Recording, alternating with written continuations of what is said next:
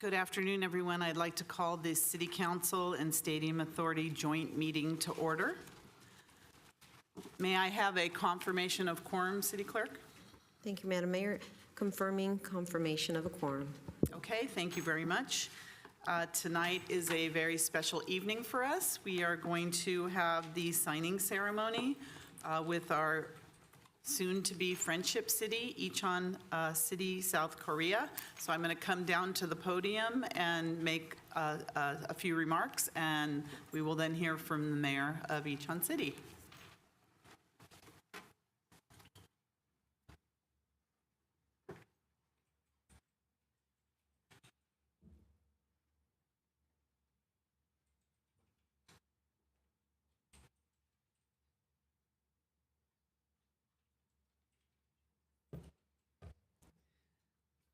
So good evening, everyone. On behalf of the City Council, it's my pleasure to welcome you to the City of Santa Clara Friendship City Memorandum of Understanding, MOU, signing ceremony with Icheon City, Republic of Korea. Does it work? Yeah. Okay. Yeah. No. 1 second. Technical difficulties. It's on there. Can she speak through here? Okay, I might as well use this one. Yeah, easier.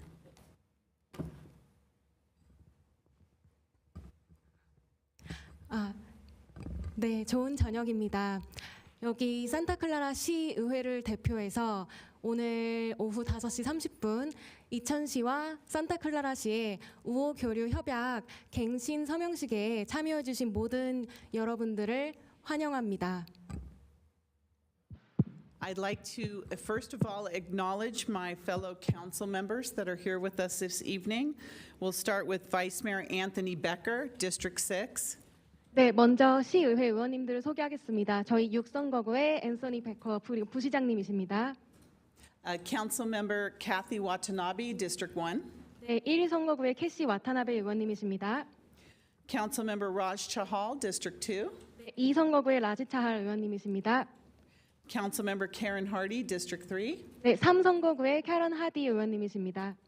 Councilmember Kevin Park, District 4. 네, 4선거구의 케빈 박 의원님이십니다.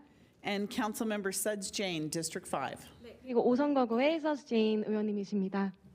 We have a very special guest with us this evening, Mayor Kim Kyung-hee and the Icheon City Delegation. 오늘 저녁 이 자리에 매우 특별한 손님이 계시는데요. 김경희 이천시장님과 이천시 대표단입니다. I'd also like to introduce and acknowledge our city executive staff. We have City Manager Javon Grogan. 네, 그리고 또 이제 시의 행정 담당관들도 소개해드리고자 합니다. 저희 이제 조반 그로겐 담당관님이시고요. And our City Attorney Glenn Guggens. 그리고 저희 시 변호사이십니다. I'm incredibly honored and proud to sign this Friendship City Agreement with Icheon City, South Korea. 네, 오늘 이 자리에서 이천시와의 협약 서명식에 참여하게 되어서 무척이나 큰 영광으로 생각합니다.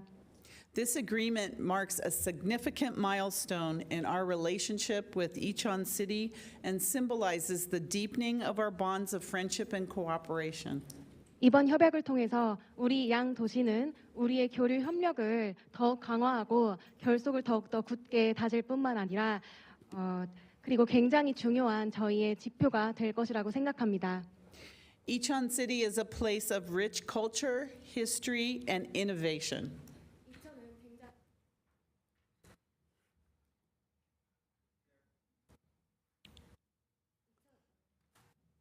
And we are the center of technology in Santa Clara.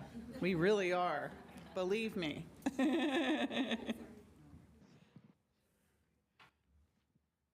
이천은 굉장히 풍부한 문화와 역사 그리고 혁신의 도시입니다. Okay, I'll find my space. By establishing this Friendship City agreement, not only are we celebrating our similarities, but also embracing our differences and recognizing the unique strengths that each of our cities bring to the table. 이번 협약을 통해서 우리는 양 도시의 공통점에 기반한 교류뿐만 아니라 서로의 차이와 다양성도 포용하고 그리고 우리 양 도시가 가진 아주 독특하고 유일무이한 힘을 활용한 그러한 교류를 펼쳐 나갈 것입니다. Through this partnership, we look forward to fostering collaboration in various fields such as education, arts and culture, technology, and business. 또한 우리는 이 협약을 통해서 문화, 교육, 과학, 그리고 기업 경영과 같은 굉장히 다양한 분야에서의 교류 협력을 희망합니다. We believe by working together, we can create new opportunities for growth and development and build a brighter future for our residents. 우리는 이번 협약을 통해서 우리 양 도시의 시민들에게 굉장히 밝은 미래를 가져다 줄 수 있고 또 상호 성장을 기대해 줄 수 있는 그러한 협력을 해나갈 수 있을 것이라고 생각합니다. On behalf of our city, I would like to express our deepest gratitude to Mayor Kim Kyung-hee and the residents of Icheon City for your willingness to engage in this partnership. 산타클라라시를 대표하여 여기 계신 김경희 이천시장님과 그리고 이천 시민들께서 산타클라라시와 교류 협력을 희망함에 있어서 굉장히 깊은 감사함을 표현드리고 싶습니다. We are truly excited about the possibilities that lie ahead and are committed to making the most of the opportunity to strengthen our ties and promote mutual understanding. 우리는 우리 앞에 놓여진 교류 협력을 통해서 강화해 나갈 우리의 관계와 그리고 미래를 향한 발걸음에 대해서 굉장히 큰 기대를 가지고 있습니다. Let's embrace this new chapter with open arms and hearts and minds and work together to create a lasting bond of friendship that will benefit both of our communities for years to come. 이번 협약을 통해서 우리의 유대 관계를 더욱더 강화하고 그리고 우리의 결속을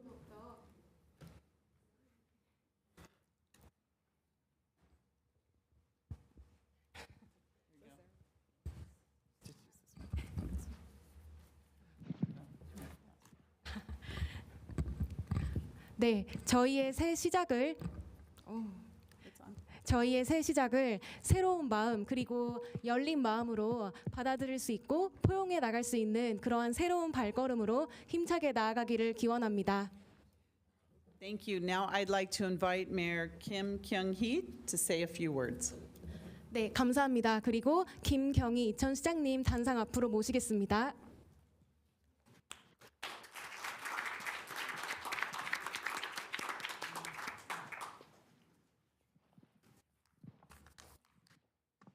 네. It's an honor to meet you.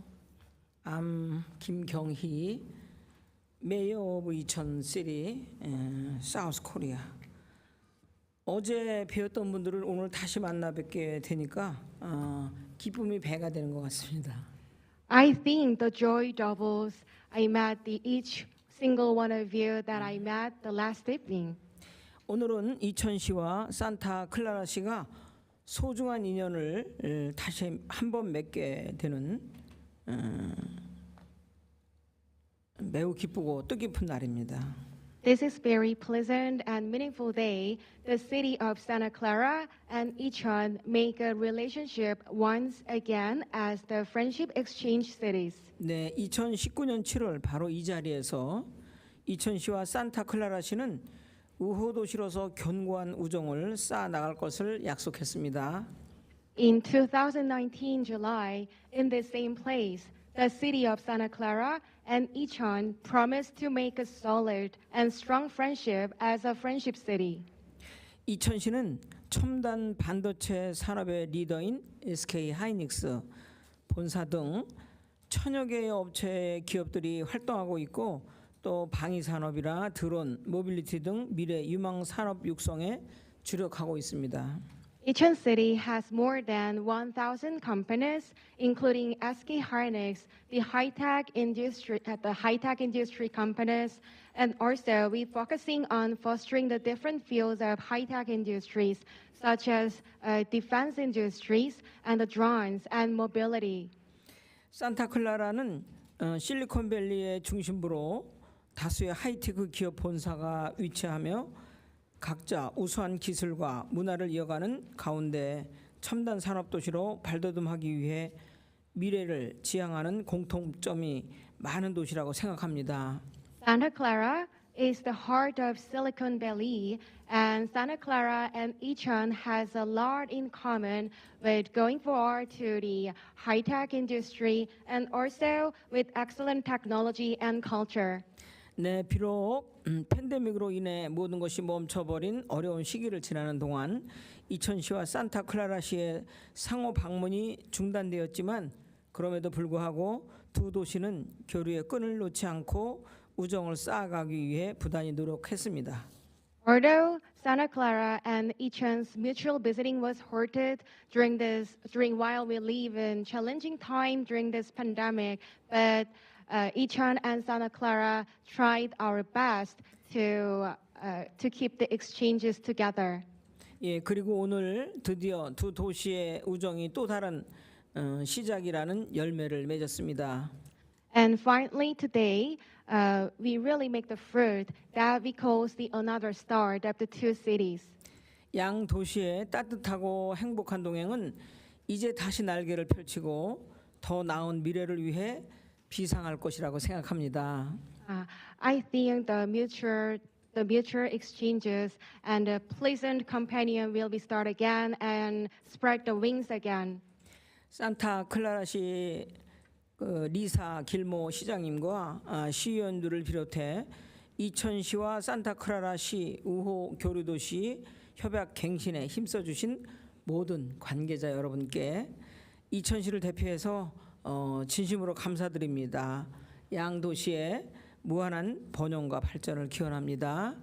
I, on behalf of the Incheon city and the Incheon citizens, really appreciate for the Mayor Lisa Gilmore and all the City Council members and the President of the Sister City Association and all the hardworking people involved in this Incheon and Santa Clara's Friendship City Exchange.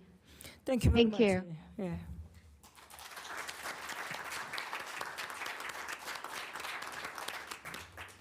Thank you, Mayor Kim, for those kind words. I also want to recognize our Sister Cities Association President, Margaret Horosco, who's here as well. So I 네, 오늘 여기 산타클라라 자매도시 협회장님인 마가렛 호로스코님이 와 계신데요. 여기 뒤에 계시거든요. 네. Margaret's going to be very busy. 앞으로 마가렛이 굉장히 바빠질 것 같습니다. So thank you so much. I'd now like to invite Council Member and Santa Clara Sister City Council Liaison Kevin Park to say a few words. 네, 그리고 케빈 박 시의원님 여기 모셔서 저희 기념사를 듣도록 하겠습니다.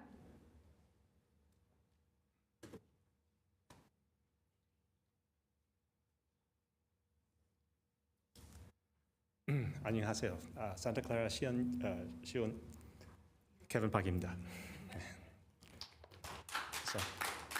And I want to thank Mayor Gilmore and the rest of the council for making this all possible. I'd like to thank staff. I'd like to thank Sister Cities and all the people that were involved in the exchange in 2019 until today. 네, 2019년부터 시작해서 오늘 이천시와 산타클라라시의 이 우호도시 교류 협약을 할 수 있도록 힘써주신 많은 분들, 여기에 관계된 모든 분들 정말 진심으로 감사드립니다. Yes. And I can tell you in my own life that having a relationship multiple continents apart is a very difficult thing. 그리고 제가 여태까지 인생을 살아오면서 느낀 점은 굉장히 다양한 인종 간의 교류, 그리고 굉장히 다양한 문화를 가진 사람들과의 교류는 굉장히 어렵고 힘든 일이었습니다. But I can tell you it's successful and it can be very, very productive as well. I'm currently married and we are here to sign a friendship MOU. 하지만 제 생각에는 이것은 이제 산타클라라시와 이천시의 교류는 굉장히 굉장히 원활히 이루어질 수 있을 것이라고 생각합니다. 왜냐하면 저희도 모두 다른 배경을 가졌지만 지금 여기에 우호도시 협약을 위해서 모여 있지 않습니까? Yes. And I know that the large Korean community here has been asking for many years for this type of Korean for what we call our mother's country relationship. 네, 그리고 제가 알기로는 지금 저희가 이 교류 협약을 추진하기 위해서 2019년부터 굉장히 많은 요구와 그리고 굉장히 많은 노력이 있었다고 알고 있습니다. And I understand that Santa Clara is in the center of Silicon Valley, but I feel that with this relationship, the people of Santa Clara and the Korean community in general will have much more to gain from the city of Icheon.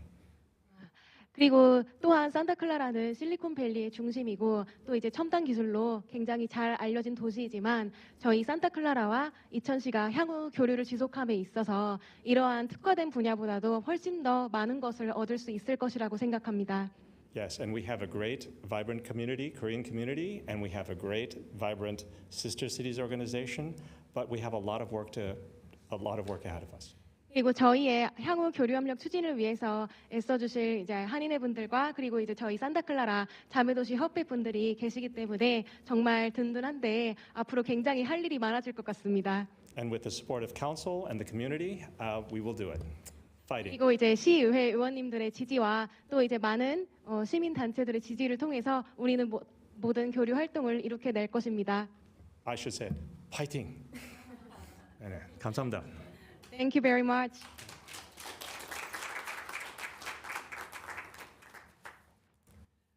Thank you, Councilmember Park. So now I would like to ask Mayor Kim to join me on the dais platform so we can start our signing ceremony. 네, 이제 여기 앞으로 오셔서 저희 협정식 진행하시겠습니다.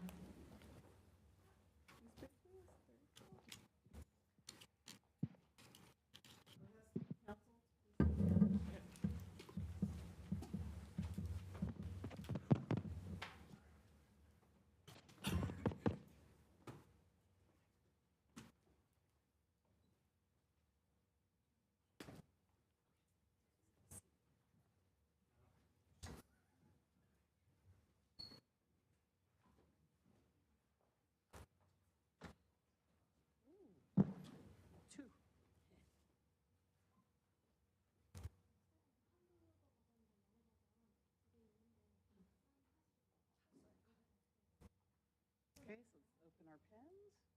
Everybody behind us? Okay. Ooh, nice.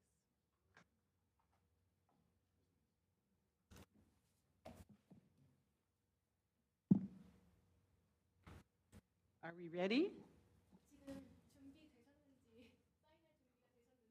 No need to read. You there, I'm here. Okay, yeah, got it? Okay. All right, let's go.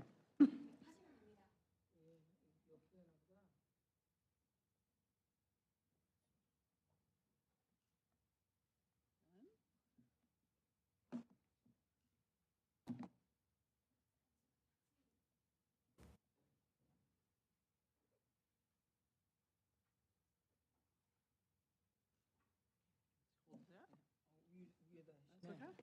Ready? Hold them up. 영문으로 들어야 되나? Yeah, good. Is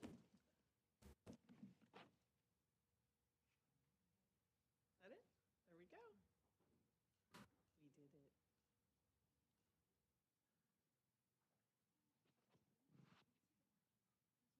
Oh, wait a minute. One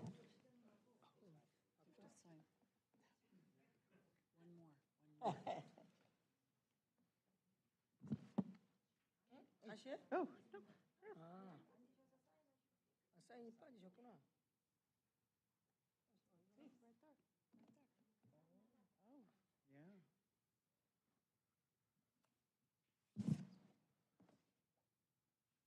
Oh, right here. One more. 다시 갖고 왔구나.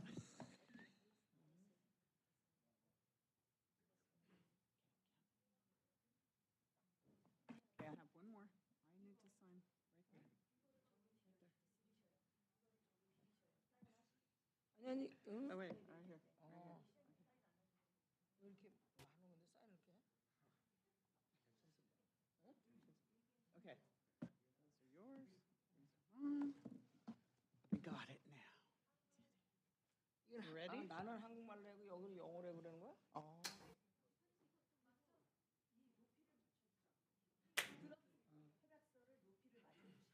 이렇게 하면 너무 높잖아. 조금 내리셔야지. Drop. Up.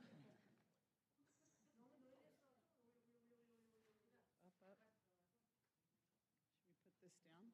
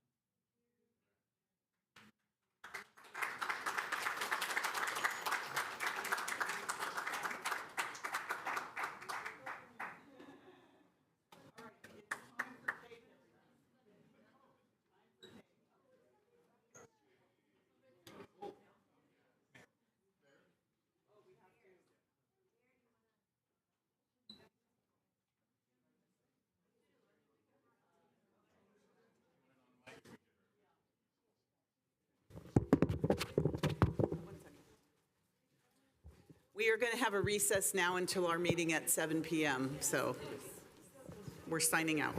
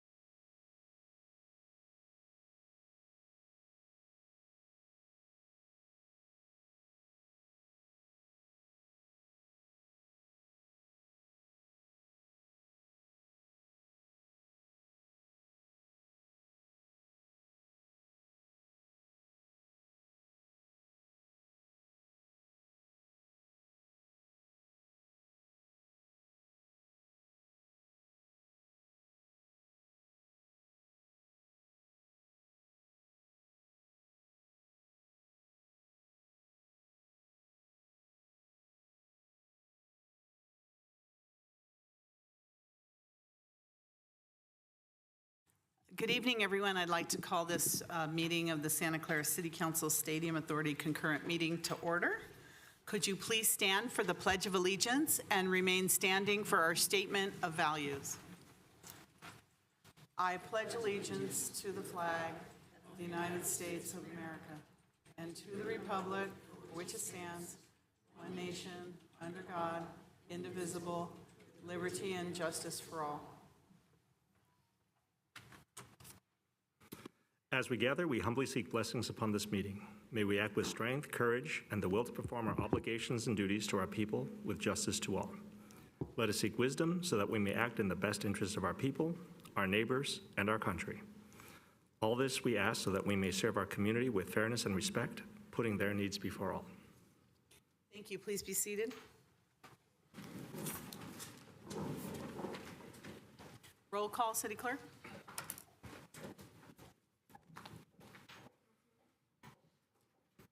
Councilmember Board Member Watanabe. Here. Councilmember Board Member Shahal. Present. Councilmember Board Member Hardy. Present. Councilmember Board Member Park. Here. Councilmember Board Member Jane. Here. Vice Mayor, Vice Chair Becker. Here. Mayor and Chair Gilmore. Here. Thank you. The AB 23 announcement. Members of the Santa Clara Stadium Authority, Sports and Open Space Authority, and Housing Authority are entitled to receive $30 for each attended meeting. Statement of behavioral standards. The City of Santa Clara has adopted a code of ethics and values and behavioral standards for public meetings to promote and maintain the highest levels of conduct. This includes mutual respect, robust discussion, and allowing city business to be done in an efficient and consistent manner. Please note that as a presiding officer, the mayor's and chair's direction in matters of process and decorum should be followed, and that use of the gavel indicates all conversations must conclude and everyone in attendance should come to order and attention. Welcome and thank you for your participation. For those attending this evening in the capacity of a registered lobbyist, we ask you to please identify yourself as such and disclose the clients and/or organizations that you represent. This is pursuant to City Code Section 2.155.110. Thank you. Thank you. Good evening, everyone, and welcome. For today's meeting, the council's back in person and is conducting its meeting in a hybrid manner. The public is welcome to attend in person, and the city continues to use the Zoom feature to allow participation from the safety of your home or office. Members of the public can still join via the link and/or call into the Zoom meeting phone number shown on the screen now. If you would like to speak on an agenda item or during public presentations, please raise your hand on the Zoom application or press *9 on your phone. Please only raise your hand while the item you're seeking to speak on is presented. Staff will enter your name or the last 4 digits of your phone number, and I will call on you to speak. As a friendly reminder, members of the public have 2 minutes to speak on an agenda item and 3 minutes on public presentations, and those are reserved for topics that are not on the agenda. Prior to each agenda item, staff will lower your hand to ensure members of the public are seeking to speak on the appropriate agenda item. So we'll move now on to the council agenda. But before we do, you may have noticed when we were citing the Pledge of Allegiance, we have Korean flags there. We have Korean flags here as well. Prior to the meeting today at 5:30, we signed a friendship agreement with the city of Incheon, South Korea. So we will now be doing exchanges for our friendship after 3 years. If we have reasonable and viable exchanges, we may be able to evolve into a sister city, and then we're going to have to make more room up there for another flag. So that's the reason we have all this right now, just in case you were wondering. So we're going to move on with the agenda now. Continuances, exceptions, reconsideration. Does any council member have any, or city staff, or public? I see none. So we're going to move on with our first special order of business. So for our first item, we recognize the donation from the Santa Clara Women's League to the Santa Clara Senior Center. This generous $12,000 donation supports public health, education services, including the Be Strong, Live Long Health and Wellness Fair, education and fitness classes, and so much more. These city programs are so important to our community. So I'd like to invite the outgoing president, Nancy Velasco, and the incoming president, Emily Adorable, to the podium to say a few words.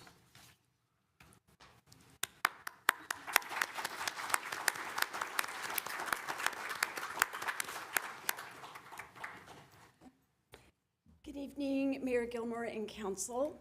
I'm Nancy Velasco, the immediate past president of the Santa Clara Women's League, and this is... And I'm Emily Adorable, the incoming president of Santa Clara Women's League. So we're here tonight to present our annual donation to the city. And originally, it was all for the health and wellness program at the senior center. That's when it started in 1983. And we have supported this program for years and years, and now we've expanded a little bit. We're also now, part of our donations are going to the nutrition program, which is the daily lunch that's offered to any seniors in the community. We're a major sponsor of the Health and Wellness Fair in May, which has become very successful. So Showtime is our big fundraiser. It happens every year in March, and we appreciate all of the council members who came last year, even had a cameo in the cast. No lines, though. I had no lines. No lines, but Mayor Gilmore appeared in one of our performances. And that is our big fundraiser every year to be able to give this donation to the city. We are increasing our membership, and last year we had over 50 members, which was very exciting because our membership was going down, but we have a wonderful second vice president who said that's not happening, and she has pushed us back up. And so also, we are still open to all new members. Anybody in the community that would like to be a member of the Women's League, just visit our website, santaclarawomensleague.org, and find out all about us. So tonight, we want to donate. Last year, we gave $8,000, but because of the success of Showtime, this year we are able to give $12,000 to the program at the Senior Center. And thank you all, city staff, leaders in the city, community members, businesses that donate to us, and our amazing members who put all volunteer, everybody's a volunteer, from, you know, the person who plays the piano, all of the people in the cast of the melodrama, all of our members, and 100% of our profits go to this wonderful program. So thanks. Thank you so much. Thank you so much to the Women's League. We have a recognition for you, and if you have a big check for us, we'll take that. We love the big checks. Invite all the members to come forward, please. Have our council members stand back here. I think it's going to be a big group, and we'll present this.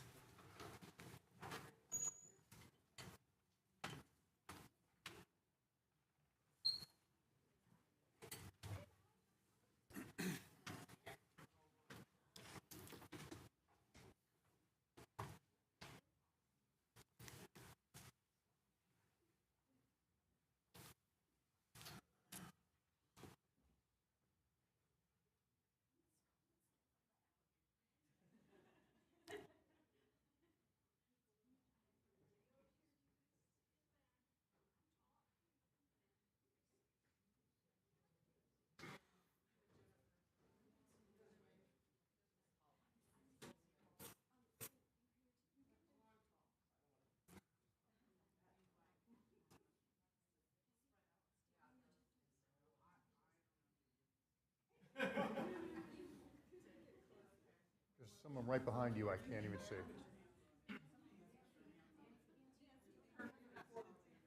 Folks, make sure you... Yeah, whoever's behind you I can't see. Yeah, as long as you can see the camera, I got you. All right. Ma'am, just a little bit this way. Yeah, there we go. I just see your eyes. There we go. There we go. Sorry, guys, just trying to get a good shot. Couple more. 1, 2, 3. One more. Thank you.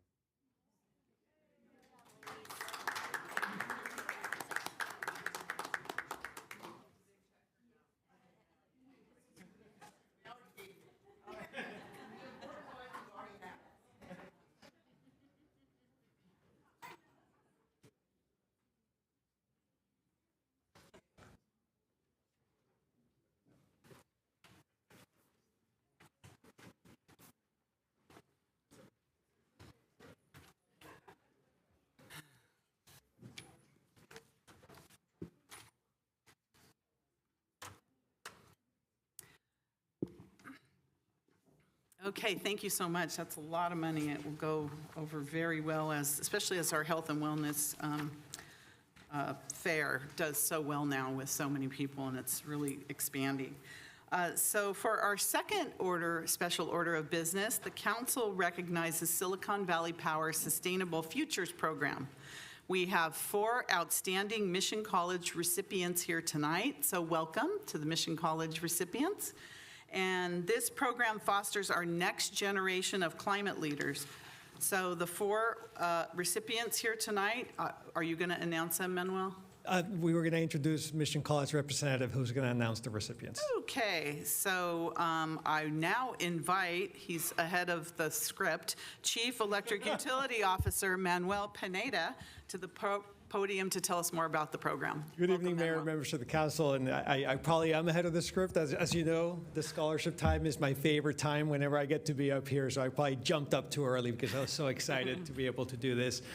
Before I start, I do want to just acknowledge Kathleen, Michelle, and Rachel, who do so much work on the scholarship program and really make this happen from the city side. So thank you so much.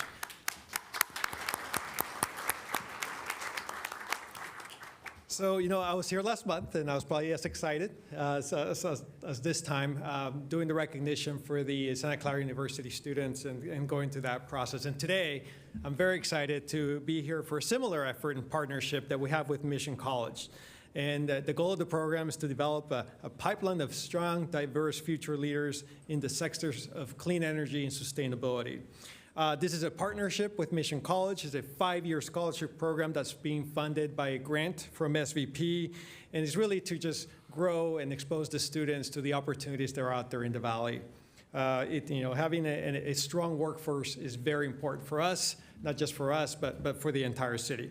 So with that, even though I'm excited, I'll be quiet and pass it on to the important people of the night, the Mission College partner representative and the students. I'm going to introduce Teresa Tran with Mission College. Very good.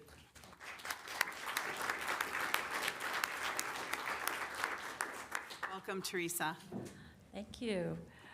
Good evening, Mayor Gilmore, City Council members, and staff. My name is Teresa Tran, and I am the chair of the Sustainability Committee at Mission College. On behalf of the committee and college, I thank you for offering this wonderful scholarship opportunity for our students. Through your generosity, you are supporting the education of 10 of our future leaders. For instance, Priscilla, back there, who is studying political science, is our incoming president of the Associated Student Government at Mission. Jay, who will study Justice Studies at San Jose State University, was voted Mission's Student Worker of the Year for 2024. Dulce is entering her 3rd and final semester of the widely respected vocational nursing program. And last but not least, Casey, who will be studying environmental science at UC Berkeley, previously served as a student trustee for the West Valley Mission Community College District Board of Trustees and is currently a student member of the California Community Board of Governors.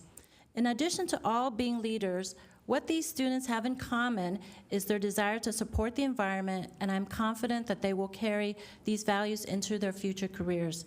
The recent intense heat wave is a stark reminder that we must prioritize the health of our environment and planet for our own well-being and those of the flora and fauna amongst us, whose survival depend on decisions made by humans. I truly appreciate the City of Santa Clara's dedication to environmental sustainability and climate action. And once again, thank you for your collaboration and support of Mission College and of our students. Thank you. Thank you, Teresa. We have some recognitions for them. I'll go down and maybe you can call them up one by one. Great. So Priscilla, would you like to come up? Over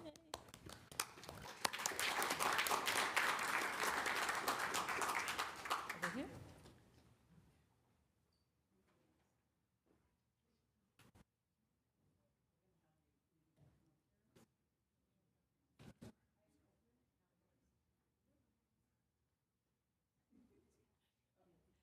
Jay?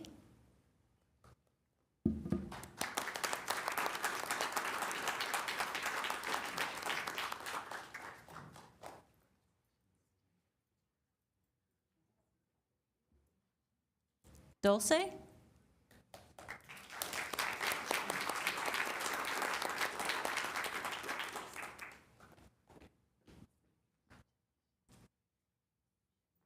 And Casey.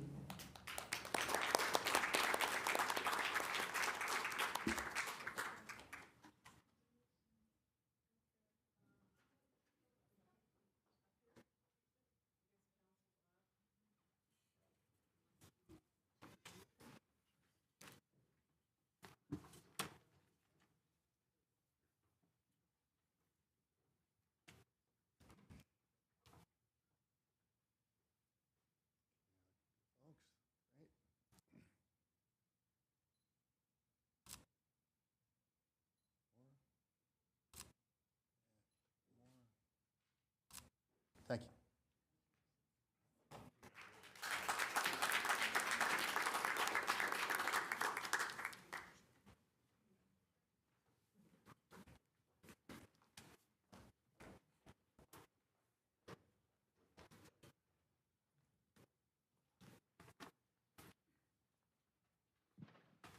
I know we have certificates for the other 6, so we'll make sure that they get them as well. Thank you very much, Director Pineda and Teresa as well. Okay, next we have a consent calendar. All items are approved with one motion unless an item's approved, pulled for discussion. I want to say for the record, I have to abstain on item 3B, which is action on award of contract for the 2024 Americans with Disabilities Act curb ramps project to ASG Builders. One of my properties is near a curb that's being done, so out of an abundance of caution, I'm going to abstain on item 3B.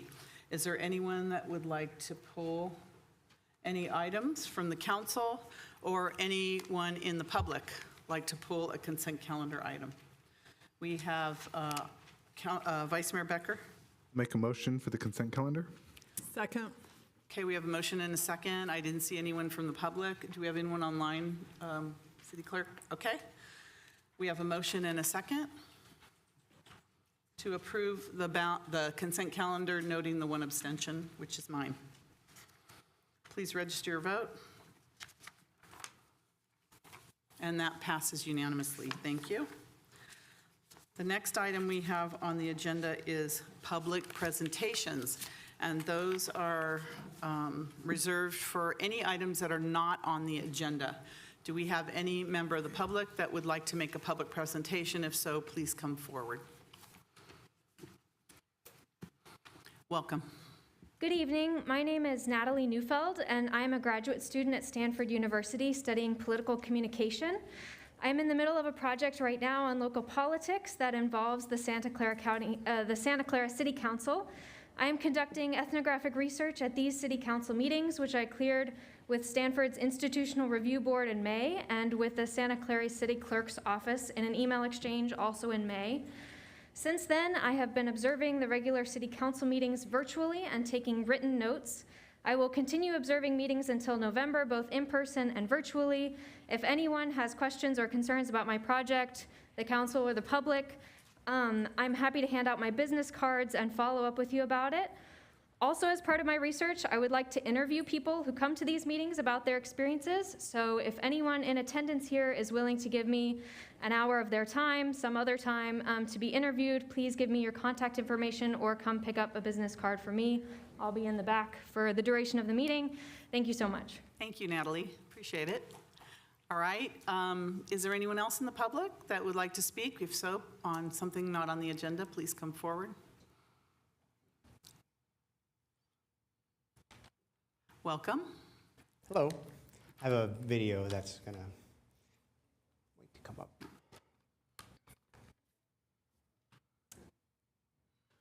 Such thing as facts, and when you talk about assumptions, suspicions, concerns, may have, could have, those are not facts. Those are 100% not facts. Facts are substantial in meaning that you have evidence and proof of that actually happening. Councilmember Park. Yeah, I just want to point out, again, Kirk Bartan, self-proclaimed advisor to the mayor. Thank you. You should buzz. You should buzz. Thank you very much. special advisor to the mayor. I feel very special. In response to Kirk Vartan, who was a self-proclaimed assistant or advisor to Mayor Lisa Gilmore, and I don't know if he has to register as a lobbyist when he speaks in here. Caller that keeps calling in consistently is self-proclaimed political advisor to the mayor, special advisor to the mayor. I do have a question for Kirk Vartan, and there's something that really stood out to me. You basically have these direct quotes from Councilmember Becker's own 13-page rebuttal. I would like to ask you, where did you get that 13-page rebuttal? Because there's only maybe a few people I sent that to. And that mainly says two things. It's either on a computer that was seized, or two, you've communicated with the San Francisco Chronicle, which then again establishes a lot of other theories. So I'm just curious where you got that from. Do you have an answer for that? Because, you know, we're all ethical up here and we're trying to do the right thing, but you and Mr. Shanks over here like to go and tell the public that things are going wrong and that we're doing the wrong thing. And frankly, that's libel. But it is one of the most egregious violations of the ethics code that I've seen in any city in the last 30 years. There's no reason ever for somebody to attack a public person from the dais. That's one thing. It violates every single one of the city's core values. And the fact that Councilmember Becker is laughing at this means he's understanding exactly what's going on. And he thinks it's funny. And it's not. It's inappropriate and it is egregious for the behavior of a council member. This is not role model behavior, which is what everyone has the right to expect from the council. But I also know that anytime you've got something on video that's a problem or something goes wrong, my response is that's how you know it's real. Yeah, this is real. It's very real. And how's that for free speech? Thank you. Is there anyone else in the audience here that would like to make a public presentation? Anyone online? We do have some, okay. City Clerk, You're not seeing now I anything? can't see them. Oh, here.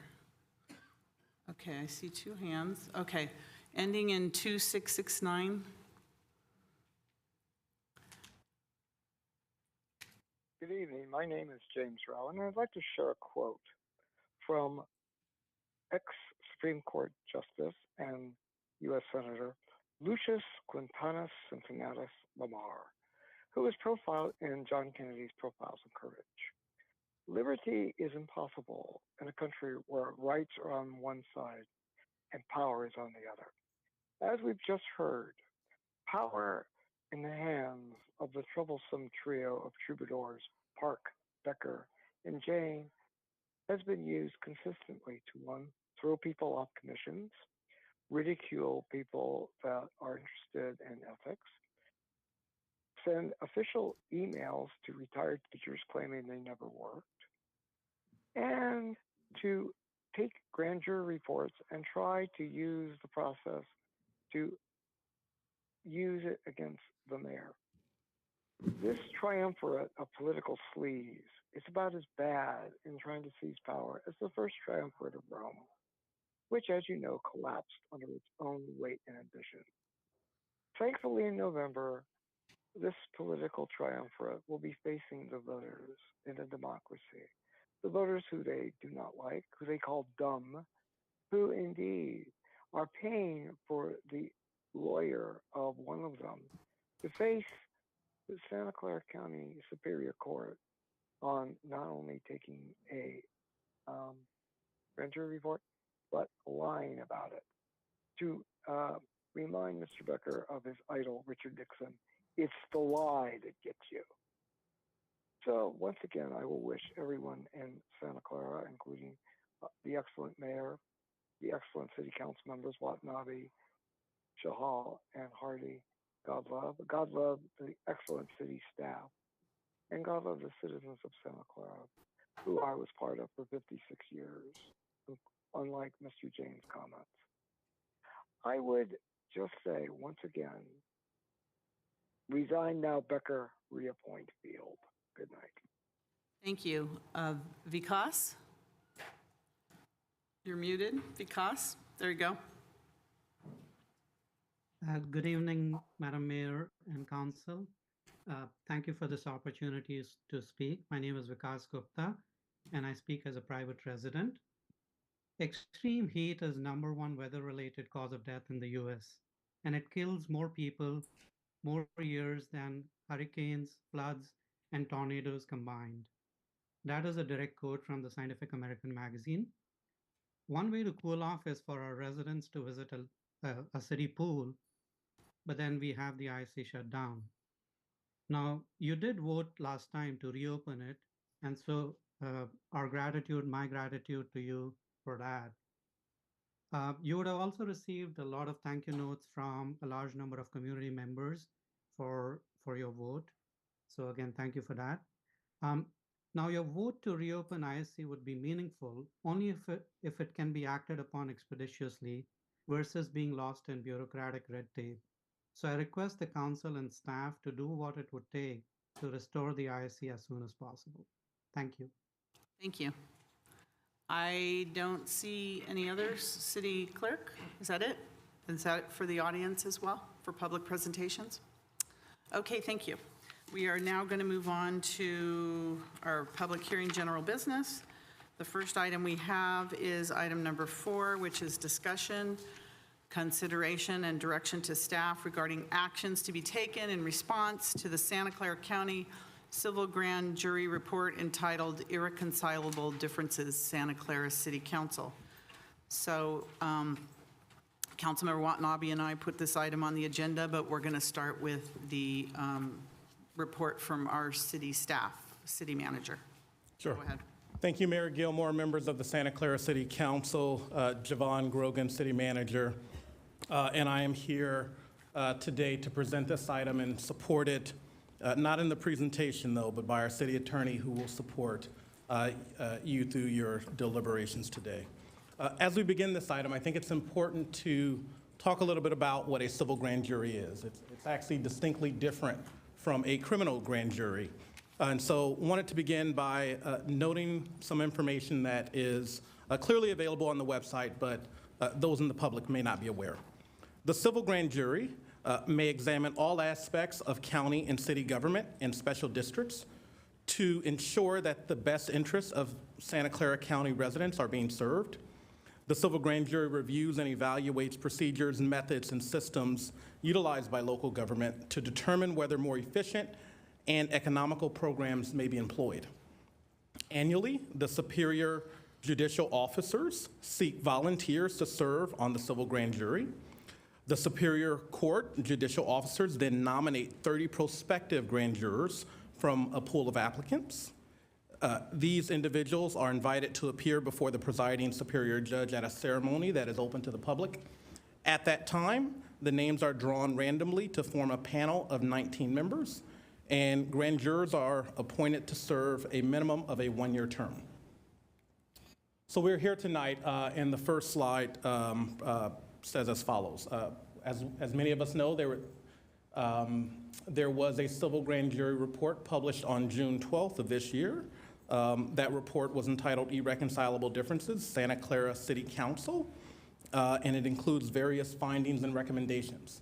Important to note, Penal Code 933C requires that a governing body, in this case the City of Santa Clara, that has been the subject of a grand jury final report to respond within 90 days on those specific findings and recommendations pertaining to the agency.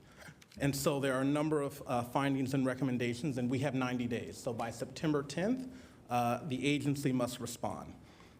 In this particular report, individual council members were also requested to provide their response to specific findings and recommendations. Those are due within 60 days by August 12th. And we will highlight those items briefly today, but this presentation really focuses on the items that are specific for the agency. As the mayor mentioned, the mayor and council member Watanabe submitted a written petition on June 18th of this year to request that an item be placed before the Santa Clara City Council for a public discussion of the grand jury report, as well as the findings and possible city council actions. That request was heard at your very last meeting on June 25th. and the council unanimously approved this matter to be discussed at tonight's meeting. And so now I will go through each of the individual findings and recommendations in this report that relate to the agency. The city's response is required for 9 of the findings and 22 of the recommendations. The city as an agency has been directed to respond to 8 of those findings and 9 of the recommendations. And so I will just simply read them as the grand jury stated them. Finding 1A, the working relationships among council members and the mayor are broken.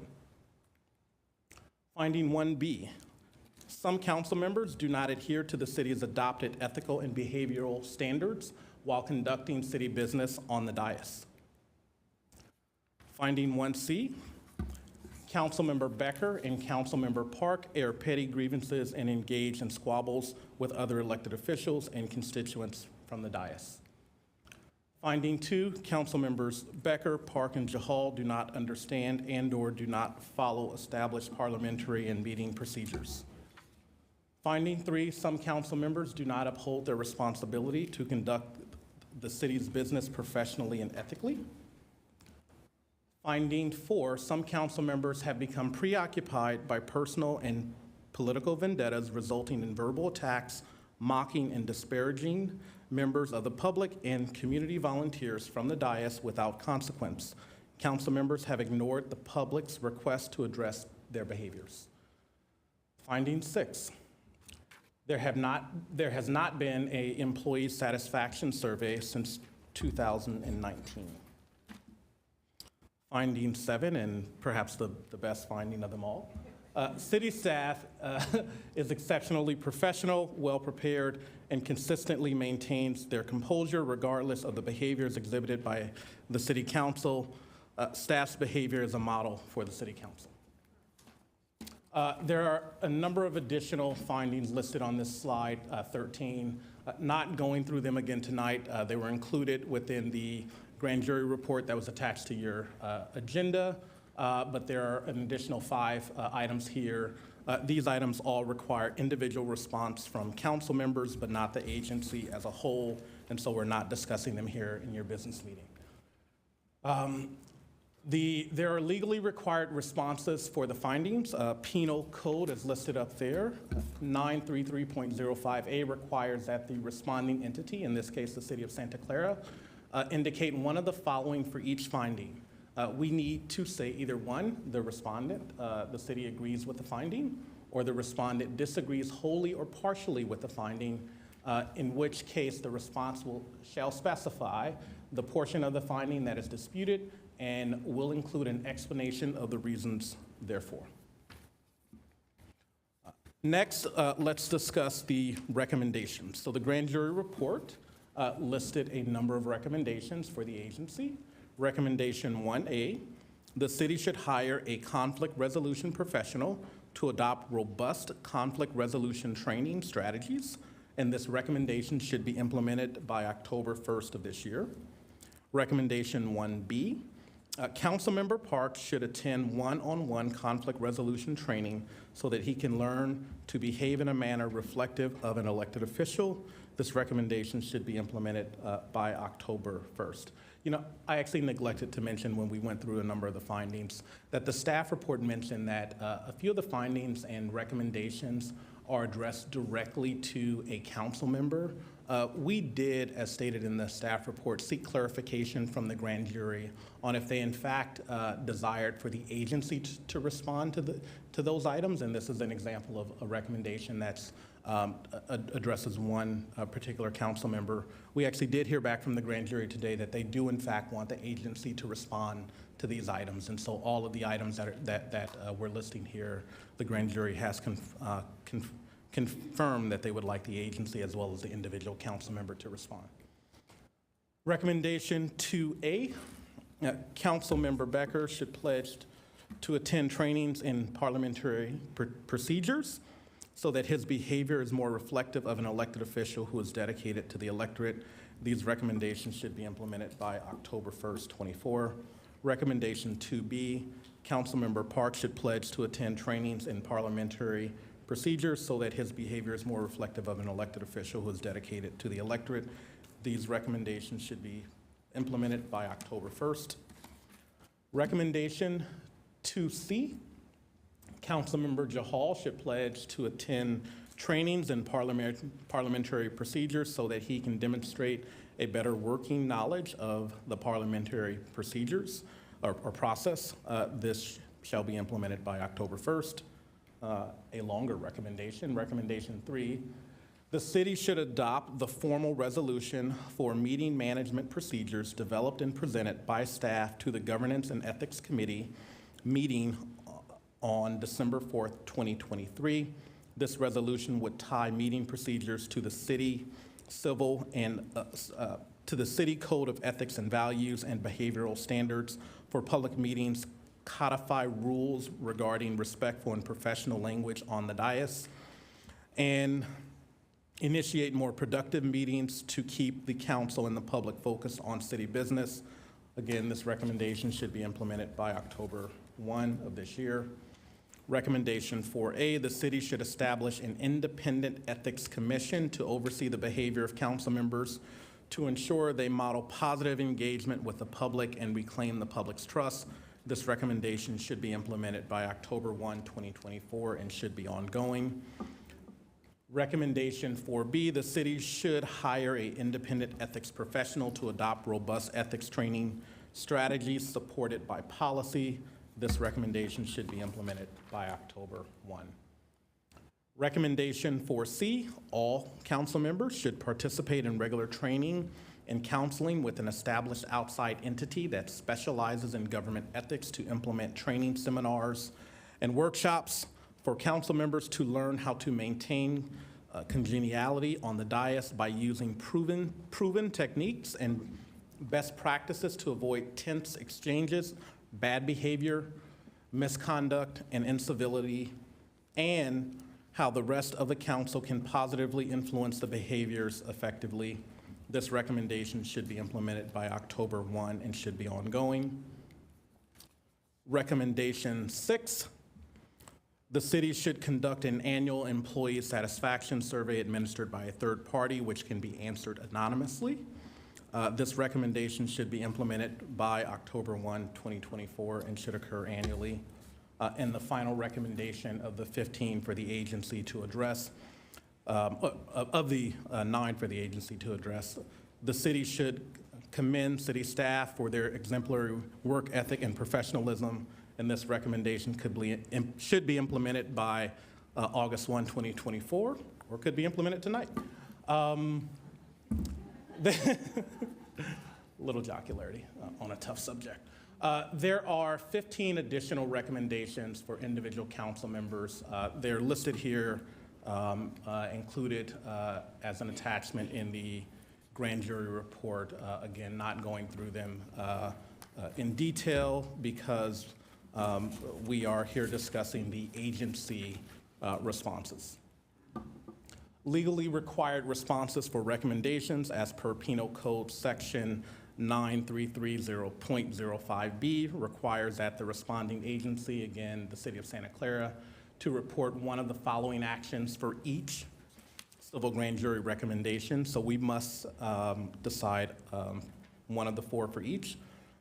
By one, either saying the recommendation has been implemented, and we are to provide a summary regarding what that implemented action was.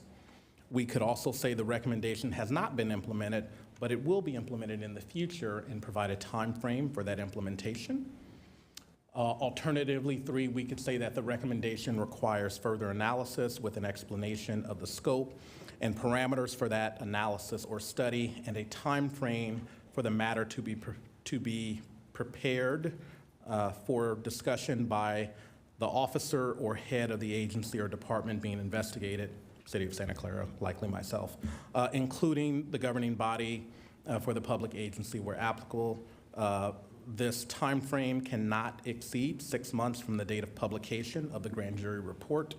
And 4, we can say the recommendation will not be implemented because it is not warranted or is not reasonable, with further explanation therefore. With that said, want to just skip to next steps. The next steps is the staff is here tonight requesting that the council provide direction on the process that it would like to follow so that we can be compliant with the civil grand juries and frankly the legal requirements to provide a response within 90 days, so by September 10th. And consistent with past practices, once staff receives initial input, we are prepared to draft initial responses for the City Council to consider on each finding and recommendation. I know every member of the City Council and some members of the public will remember prior grand jury reports, and the amount of dialogue and discussion that was necessary was not uncommon for those meetings to take 3 or 4 hours and be special meetings. And so we do envision that to fully go through and discuss all of the findings and recommendations and get detailed input, that we will likely need additional meetings. And so given the required response time by September 10th, we are envisioning that our next discussion will either happen at your August 20th regular meeting, or frankly, more likely a special meeting. As you know, the City Council has a very packed business calendar, and taking this item with the level of significance and seriousness that it requires will take some time. And so we are looking to schedule, and very likely will work with you in your schedules to schedule a special meeting so that we have enough time to dedicate to the topic. With that, again, I and City Attorney Googans are here to support you through the discussion tonight. And again, we are fully prepared to draft initial responses after your brief discussion tonight and come back to you at a later date. Thank you. Thank you, City Manager. City Attorney, did you have anything to add to that? No, Madam Mayor. Standing by, ready to support.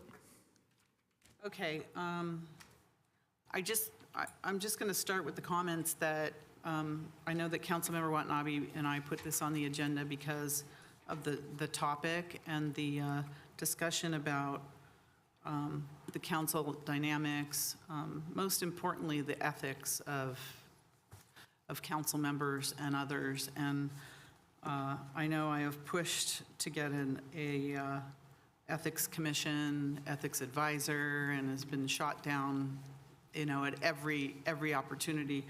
The last grand jury brought up the need for an ethics advisor in the city of Santa Clara. This council majority turned it down. And here we are a year and a half later with the same, if not worse, issues on this city council. So I didn't want to wait. I wanted to start having community discussions about this, since I have them almost daily in our community about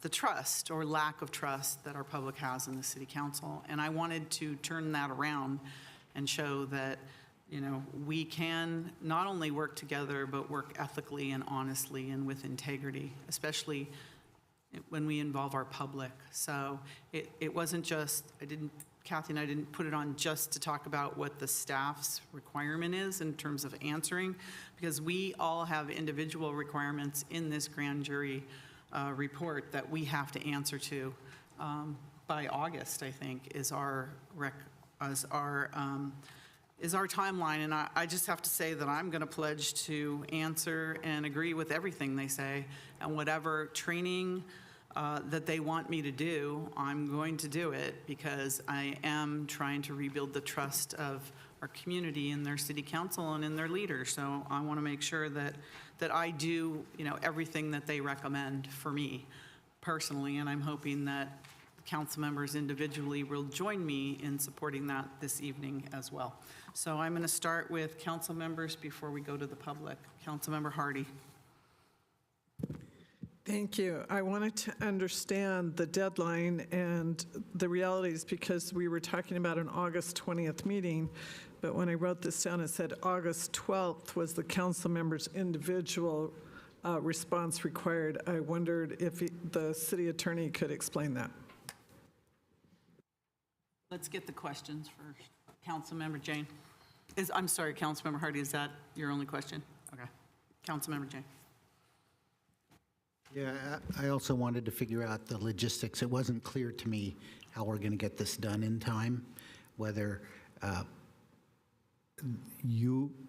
for the city's part of it, will staff be writing their responses to the items, and then we will then, in a council meeting, modify those or amend those? Is that the intent? Because I'm nervous about the deadline. Thank you. Councilmember Watanabe? Thank you, Mayor. So, City Manager, I was going to ask if you could just repeat the request that you had to the grand jury and the response that you received back today, clarifying what exactly the organization is responsible to respond to. Thank you. Any other council members with questions? I think that's it, City Attorney. I'll do a couple.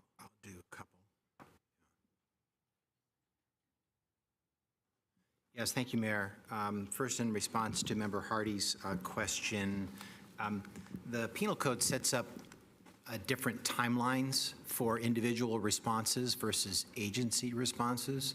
And so on this report, my understanding is that each of you received your own, report with your own response, requirements, and the cover letter in that, referring to the appropriate Penal Code section, provides you individually with 60 days, to respond. And I believe we calculated that or looked at that letter date, and the date for that is August 12th. It would be our expectation that those would be things you would do kind of on your own.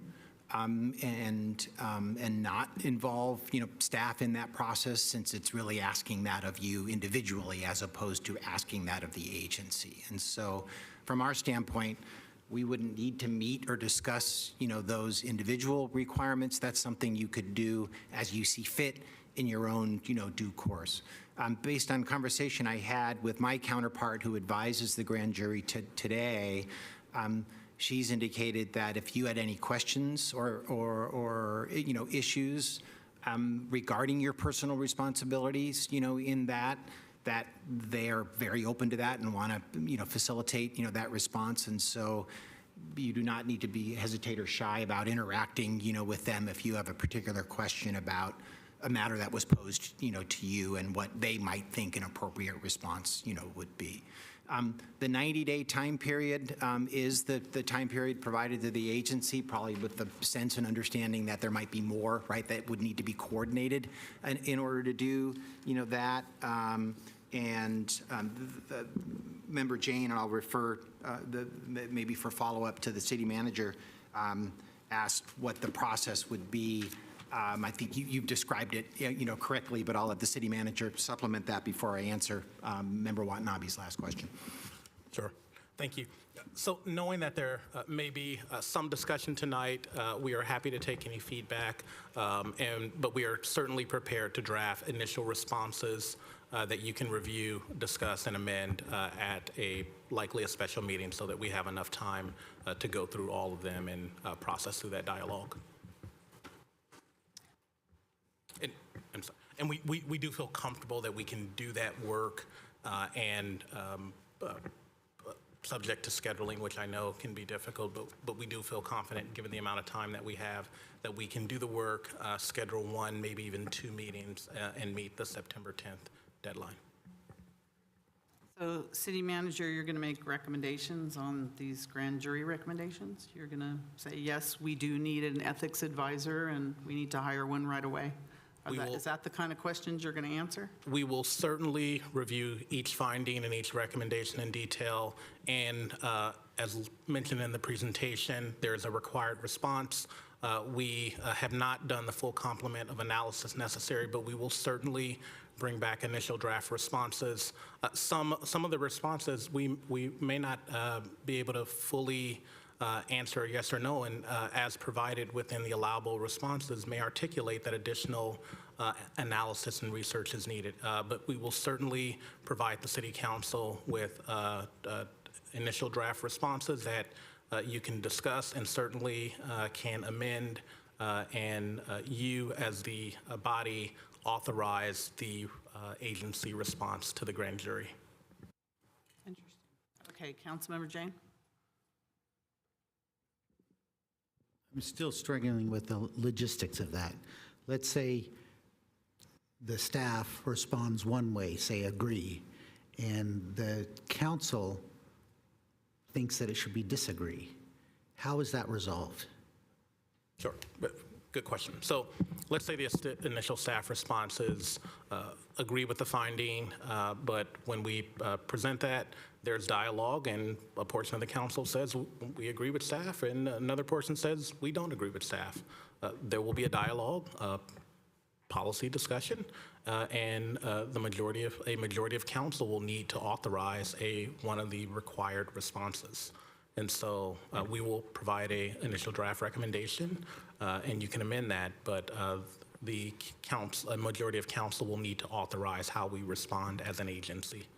And if I might add to that, Madam Mayor, there are a few of these in here, I think, as you all recognize, that clearly need direction from the council in order to reach a conclusion, and that we really can't reach a conclusion on. That's what I agree with you, City Attorney. I don't know how in the world you would draft a response. Yeah, so there's a number of to these. I mean, to me, it's really simple. The answer is yes, we agree with all of them because they're true.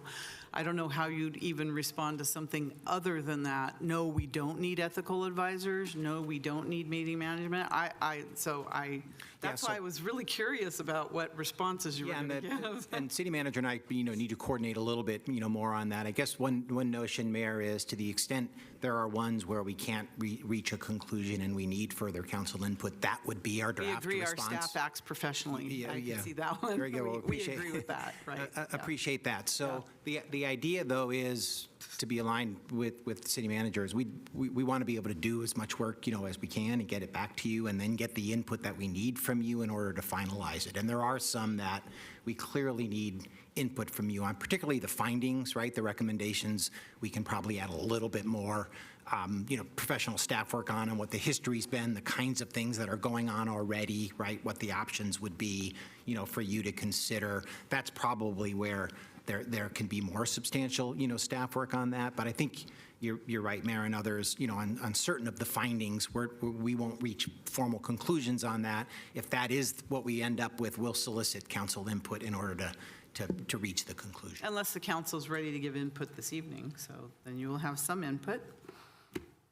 Right? Yes, Madam Mayor. And if I might, on the last question from Member Watanabe, there were a few of these findings and recommendations that were very personal and directed, to individual council members. And so my inquiry back to the grand jury was to make sure that they intended those, which appeared to be personal, to also have an agency response. So that was the interaction, I had. They confirmed that they were interested in having an agency response, on some of those. And as an example, with one of the recommendations, there's 1B, 2A, and 2B. Certain people are designated for certain kinds of training, either in ethics or parliamentary procedures or other things. We wouldn't, from an agency standpoint, say that we agree those members need that kind of training or that they're going to be directed to have that kind of training. What my counterpart explained is the appropriate agency response would be, is the agency prepared to make that kind of training and those resources available so that if those individuals designated wanted to avail themselves of that training, they could. So that's the nature of the response they're looking for on the ones that seemed personal, to us, and we'll obviously work through that. And if we need to get some additional clarification from the grand jury, we'll do that as we work forward and work on this report. Thank you, Madam Mayor. Thank you. No, I just have a follow-up. So based on that, because there was one finding that was left off, finding number 5, and so did they also say that particular finding did not require an agency response, or did they clarify that it was strictly personal? I did not ask them about that particular finding. I wasn't looking to add findings or recommendations for the agency to respond, and those looked personal. That certainly could ask if that was their intent, but they did not list that as one where they wanted the agency response. They only listed that as ones where certain individuals would be expected to respond. So it was left off from their list. I did not ask them if they intended to, if that was an omission on their part and they wanted an agency response. I could certainly follow up and clarify that from them.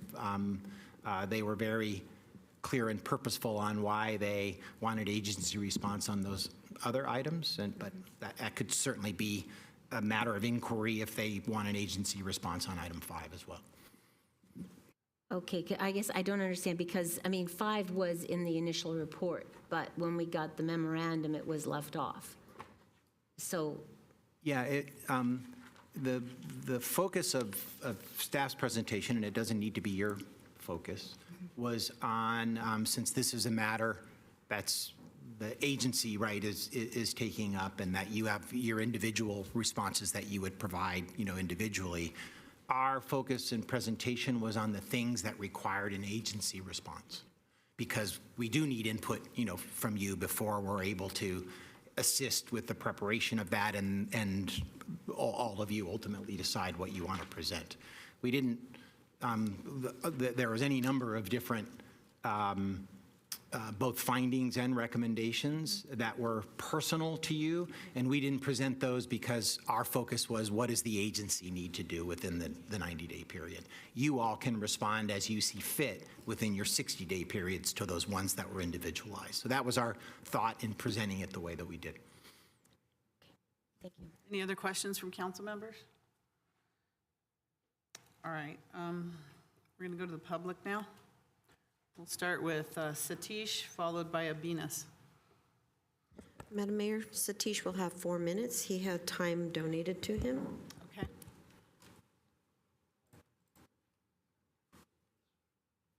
Welcome. Thank you. So I do have Abhinash 2 minutes also. Oh, that'll be 6. 6 minutes? Okay. 6 minutes, Satish, or 4? 6 should be fine. Okay, go ahead. I'll end quickly. First of all, I would like to congratulate Santa Clara Women Council. Great job. Keep it up. Awesome. And I would like to congratulate even the scholarships who has received. Thanks, Natalie, by being here. Just myself, I'm a Santa Clara resident from past probably 14 years, and I migrated to this great country probably almost 25 years back, and I feel great and to be part of this country and want to contribute, because I believe in one of the quote what John F. Kennedy said in an inaugural session, that ask not what country can do for you, but ask what you can do for country. And in the similar lines where I came from, the rich country, so we have a similar quote like Manava Seve, Madhava Seva. What it means is serving community is equivalent to serving God. So having said that, Santa Clara city is a vibrant city. We have great university, stadium, you have a Silicon here who are thriving and making trillions of dollars, and amazing things within the Santa Clara. The uniqueness is very versatile, and we have all the mentors here sitting. I really appreciate the staff, the city council being here, but from past couple of years, we are, I think, in the news for wrong reasons, and there is no intention of anything taking personal, but this is my thought process because I believe in serving the community, and whatever I see is really hurting me, and that's the reason I'm here. I just wanted to make the statement. So today we gather with sense of urgency to confront critical issues that have been brought to light by recent report for the Santa Clara County Civil Grand Jury regarding our city council. The findings underscore deep-seated divisions, rivalry, and a concerning lack of respect among our council members. These behaviors not only undermine their effectiveness, but also hinder our ability to address pressing issues facing our city, particularly in the realm of women's empowerment and representation. It is disheartening to note that these behaviors have tarnished the reputations of our city and undermine the efforts of those striving for the progress and inclusivity. The grand jury report has highlighted instances of unprofessional and antagonist conduct during public meetings, where council members have turned discussions into spectacles marked by political grandstanding, belittling remarks, and a disregard for established procedures. Such conduct not only prolongs meetings, but also wastes valuable resources, dampens morale, and discourages public engagement and volunteerism. At a time when Santa Clara faces significant fiscal challenges, including $600 million in unfunded infrastructure needs and projected annual deficits, the need for cohesive and effective governance has never been more pressing. We cannot allow personal disputes and dysfunctional dynamics within our council to obstruct progress on critical issues that impact the well-being of our entire community. Looking ahead, it is imperative that we cultivate an environment characterized by respect, professionalism, and constructive dialogue among our elected officials. We must prioritize the interests of our residents above all else and commit ourselves to collaborative efforts that yield meaningful solutions for every member of our diverse community. As we collectively address these challenges, I call upon each of us to reflect on your commitment to public service and the trust placed in you by the residents of Santa Clara. Let us view grand jury findings as a catalyst for positive change, a call to action to rebuild trust, foster collaboration, and restore effective governance for the betterment of our community. Thank you for your commitment to serve the residents and preserve the future of Santa Clara. Thank you so much. I owe a lot of respect to you all and the staff also. Thanks for this opportunity. Thank you. Thank you, Satish. No, we're going to keep it. We just want people to feel comfortable when they come up, but thank you for the clap. Okay. Teresa O'Neill, followed by Wanda. Welcome, Teresa. Thank you. Good evening, council and city staff.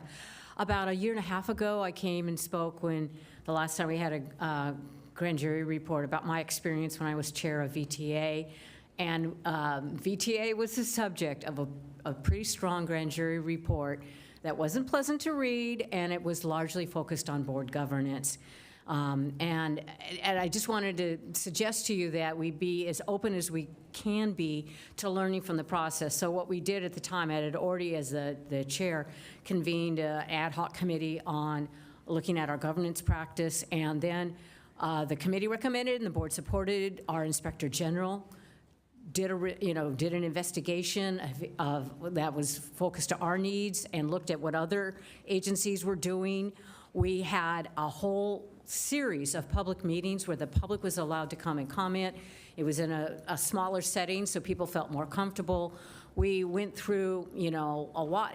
We came up with items in addition to what was in the grand jury report. Not all of them ended up being approved. We didn't all agree exactly, but we came forward with a lot of changes, and the changes at VTA continued for a couple of years afterwards as they continued to go through a pretty long list of things that we came up with. So in keeping with what Satish said, I encourage us all to be as open as to the process. I know it's uncomfortable, but when we look at issues, when we look at ourselves, it's a learning experience, and you can take something that is not very positive and make it into a positive result if everyone's committed to saying, how can we all be better at what we're doing? So thank you for your time. Thank you, Teresa. Wanda, followed by Kirk. Welcome, Wanda. Hi, I didn't come real prepared. I've been making some notes. But I do want to thank you for even discussing this evening. I think it's important. And as an older adult, senior person, I'm going to claim a little wisdom. I've been volunteering since grammar school, and I am informed. I've sent letters to all of you. But I, like Teresa said, see this as an opportunity. I understand when people say things that are negative about us, we want to defend ourselves. But I would hope that this, because there's not enough time, okay? I would hope this wouldn't be just all about defense, but instead we could look at the opportunity to grow. I'm still learning in my 80s, okay? And I learn I can do better, and I've done things wrong, and there's a better way to do it. And certainly, you can grow. I care about our city, and I know each one of you do. And so I think we need to work together on it because we're all in this life together. It's a hard political climate across the country and the world. This is a chance to show what's possible with Santa Clara. And if there is an ethics committee and a citizen is allowed to be on it, I have a lot of background, mediation, professional standards in real estate. I volunteer. Anyway, thank you. Thank you, Wanda. Next, we have Kirk. Welcome back. Good evening. He's got a video for me. That the special advisor to the mayor is here. I really appreciated the thought that you put in to getting books for the council members. Well, not to the people in particular, but to the seats. And I found a book that I thought would entertain the position of special advisor to the mayor, both now and whoever may take the role in the future. It's a book it's originally called All My Friends Are Dead, but that seemed a little dark, so I changed it. I have all these Post-it notes. It says, all my friends are termed out. And I thought that this would be good. You see, it says, it's kind of fun. It starts with, all my friends are termed out. All my friends are termed out. All my friends are termed out. All my friends are termed out. Most of my friends are termed out. What? Oh, now all my friends are termed out.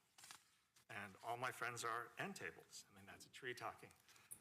So I would like to keep this for the office of special advisor to the mayor. But I think that constitutionally, I have a right to freedom of speech. And for somebody that calls me out and says that what was done was inappropriate, I'm sorry, but if somebody says something and it's funny and you try not to laugh, it's kind of hard not to laugh. And frankly, the book has a point. All of your friends are termed out because we need to set the record straight. I am tired of the lies and the misinformation that is being fed to this community just because some people can't get their way. And by the way, it's not the 49ers trying to control the city council, it's Lisa Gilmore. That was really uncalled for, honestly. When I hear that it's impossible for bodies to police themselves, I feel that's a little bit more projection than truth. I think these examples and other examples show that is truth. You've made it show that it is true and it is needed, an independent ethics commission. Thank you, Kurt. S.E. Hinton, online? S.E. Yes, I'm here. Oh, welcome. Yes, thank you. So I would like to believe that everyone can change and that taking ethics classes would make a difference. Unfortunately, it's been several years, and I'd much rather vote for new people. But I would also like to read Finding 5 that we missed. Finding 5 says, Council members Becker and Park have engaged in unethical behavior on the dais by insulting, humiliating, and intimidating constituents and volunteers. Council members Becker and Hardy explicitly encourage this behavior by laughing, snickering, or eye-rolling. Councilors Becker, Park, Hardy, Jane, and Cahal implicitly encourage these behaviors by failing to call out inappropriate behavior. Recommendation 5A. Councilmember Park should pledge to train with an ethics expert from an established outside entity that specializes in government ethics. This recommendation should be implemented by October 1st, 2024, and should occur annually. Recommendation 5B. Councilmember Becker should pledge to train with an ethics expert from an established outside entity that specializes in government ethics. This recommendation should be implemented by October 1st, 2024 and occur annually. Recommendation 5C, Councilmember Hardy should pledge to train with an ethics expert from an established outside entity that specializes in government ethics. This recommendation should be implemented by October 1st, 2024 and occur annually. Recommendation 5D, Councilman Cahal.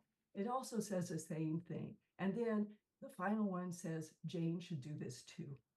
There's not been. You're welcome. Thank you, Essie. Next, we have Zoom user. Zoom user. Unmute, there you go. Yes, I'm Dr. Tom Shanks. I've been an ethics consultant for 4 decades, including 7 years as the executive director of the Markle Ethics Center. I was the person who helped set up your city's award-winning ethics programs from 1998 to 2014. Tonight, I'm calling on you to establish an independent ethics commission. It should have subpoena power, appropriate staff, and a stable source of funding. And I want to say, to do that, you have to make an agency response to commit to ethics. The ethics in government is not just an individual's decision to act ethically. It's an agency-wide decision, and the city needs to redo it, recommit to it, reinvent ethics, and begin to act only in ways that will raise public trust. There's a lot of research out there about this because these commissions have been established for 50 years. Oakland, San Francisco, Los Angeles, they have them in place, and coincidentally, they all have sports teams in those cities. Or maybe it's not so much a coincidence. Santa Clara needs a commission that has real independence and real power. As the grand jury has reported 3 times since in the last few years, the city of Santa Clara does not hold itself accountable when it comes to ethics. It thinks ethics is a political weapon. It thinks that ethics is directed at certain particular council members. That's not true. Ethics is a requirement on the part of all of the city council and the city staff. Only the residents of Santa Clara can reestablish ethics in the city. They can't count on City Hall. They can't count on the FPPC. They may have to count on themselves and on making a charter change to build an ethics commission into the future. Thank you, Dr. Shanks. Vikas? Go ahead, Vikas. Good evening, Madam Mayor and Council. Thank you for the opportunity to speak. My name is Vikas Gupta, and I speak as a private citizen. Receiving feedback can sometimes be hard. Receiving harsh feedback can be extremely hard. But feedback is a gift. Yes, a gift. And so I wholeheartedly agree with Ms. Wanda, Ms. Teresa, and others who've spoken before me. This moment can be taken as an opportunity, and greater good can come out of this. As a leader, one needs to lead by example. So let's set a good example. No, let's set a great example. I sincerely request you to take every one of those recommendations and act upon it. Thank you very much. Thank you, Vikas. Next, we have John.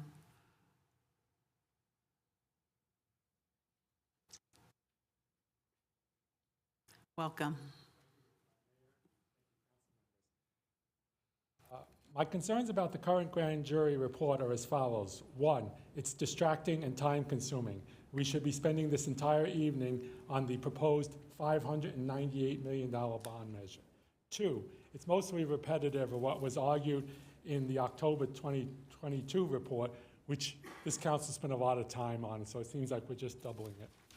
3, it seems to me that it violates at least the spirit of the constitutional principle of separation of powers, where the courts should not be interfering in the political electoral affairs of a legislative body such as yours, especially at around election time and so forth. But my biggest criticism or concern is that there are so many other more important things that our county grand jury should be investigating than the political infighting on one city council that only represents 9% of the total population of our county. They should be focusing perhaps much more on the public employee unions making huge campaign contributions to all of the city councils in our county, plus the county's own board of supervisors, and then obtaining city budget-busting union contracts that cost the citizens of our entire county hundreds of millions of dollars each year. So I would hope that the members of this council could get along better, but I don't think some outside body who's not elected by anybody should be interfering in your affairs, and I hope that you don't spend more time on this than you have to. Thank you. Thank you, John. Next, we have Lee. Lee, you're online. Unmute yourself. There you go. All right. I personally brought 2 complaints against Councilmember Park, and each one of those were legitimate complaints against Councilmember Park's behavior toward citizens of this city. I have to say that there were 5 members of you that voted to ignore my complaint and didn't even review it. And yet, and yes, maybe I didn't have the right to do it, but you know what? It should have been, you should have looked into it. Instead, they just said, oh, that's okay. His behavior is okay. Well, that's how I interpret it. Thank you. Thank you, Lee. I don't see anybody else. Unless anybody else here, please come forward if you'd like to speak. Welcome. Hi, Debbie Triforos. Are any of you embarrassed? I am. I am so embarrassed for this city. I'm so glad the Southern Korean people are gone. I can't imagine them wanting to even be associated with us after what we've seen tonight. This is just terrible. And as far as the ethics go, I understand if you have to hire an ethics person, that has to be approved. It's an HR position. But an ethics commission, and I hesitate to say this because of the charter agreement and how that went last time, the amendment, would you have to have a charter amendment to add an ethics commission like we have a Parks and Rec Commission and a library board? Could you do that and have it staffed or put on people that know what they're doing and not selected by each council person from their region, because we know how that worked. That didn't work last time. Have it where people have to apply and you can interview them, but see what their background is, what their interests are, and have a commission that can come back to you, and like the other gentleman said, not the power to hire or fire, not that sort of thing, but enough power that you'll listen and you can see what you're doing and take advice. We've got to do something. This just can't keep going on. I realize the gentleman said we're wasting time, but I don't know. I love this city, and I think we need to take all the time we can to get this fixed. So I'm not embarrassed anymore. Thanks. Thank you, Debbie. Anyone else, please come forward.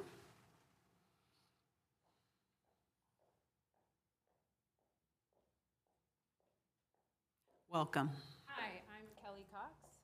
I think Teresa and Satish said something, I better throw myself in there, but I as well have tremendous hope that we would use something like this as a learning opportunity. However, I have seen 4 years unfold and I have tremendous doubt that that will happen. So I think that when we look at what's happening in our political system nationwide, we've become a little microcosm of it. Isn't that cool? You guys are above the law right now. We have this grand jury report, we're gonna ignore it for the 3rd time. Disappointing, and y'all know Santa Clara's pissed at ya. They are. And so I guess I speak to the citizens now when I say the best thing that we can do, because this will be ignored. Speak here. To the citizens here, Thanks. vote, change this system. We cannot get out of this by relying on a 3rd grand jury report to be ignored. When citizens of our county went out to do their good work, and now I guess even we have to do more research and investigation after research and investigation has been done. And I know you guys won't stand up to it. Nobody's gonna take this. I'm disappointed in it. So we can't do anything except change this system. And the underbelly is ugly right now. And the people know it. We can only change this by getting 3 people off of this council. Thank you. Thank you, Kelly. Anyone else? No one else? Oh, no one online? Okay, thank you very much for, okay, you moved and I thought you were on your way up. Anyways, all right. Councilmember Jane?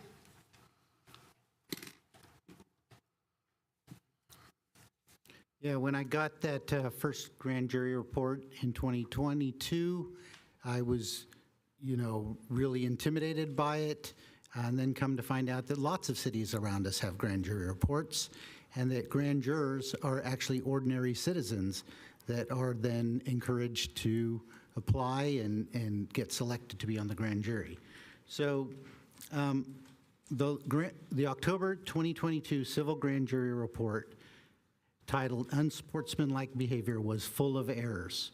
The report missed the crucial fact that we had a new financial management system in place since April 2022, which allows certain city staff to look at all bills and receipts for non-NFL games. That was a serious oversight.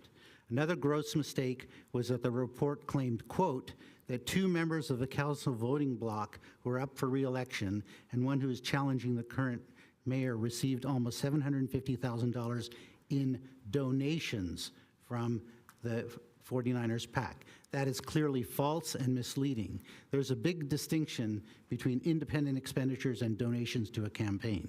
Furthermore, the report repeats this error in the conclusion, quote, but is very concerning to the grand jury that several council members received large campaign donations from 49ers backed PACs within days after the decision to settle. Did the grand jury discover these donations in the financial reports by the candidates in their Form 460s? No.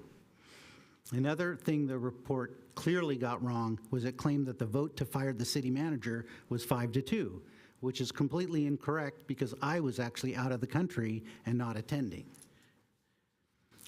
Yet another thing that 2022 report got very wrong was the claim that, quote, some members of the council voting bloc have failed to follow city protocol regarding operational tours of the stadium.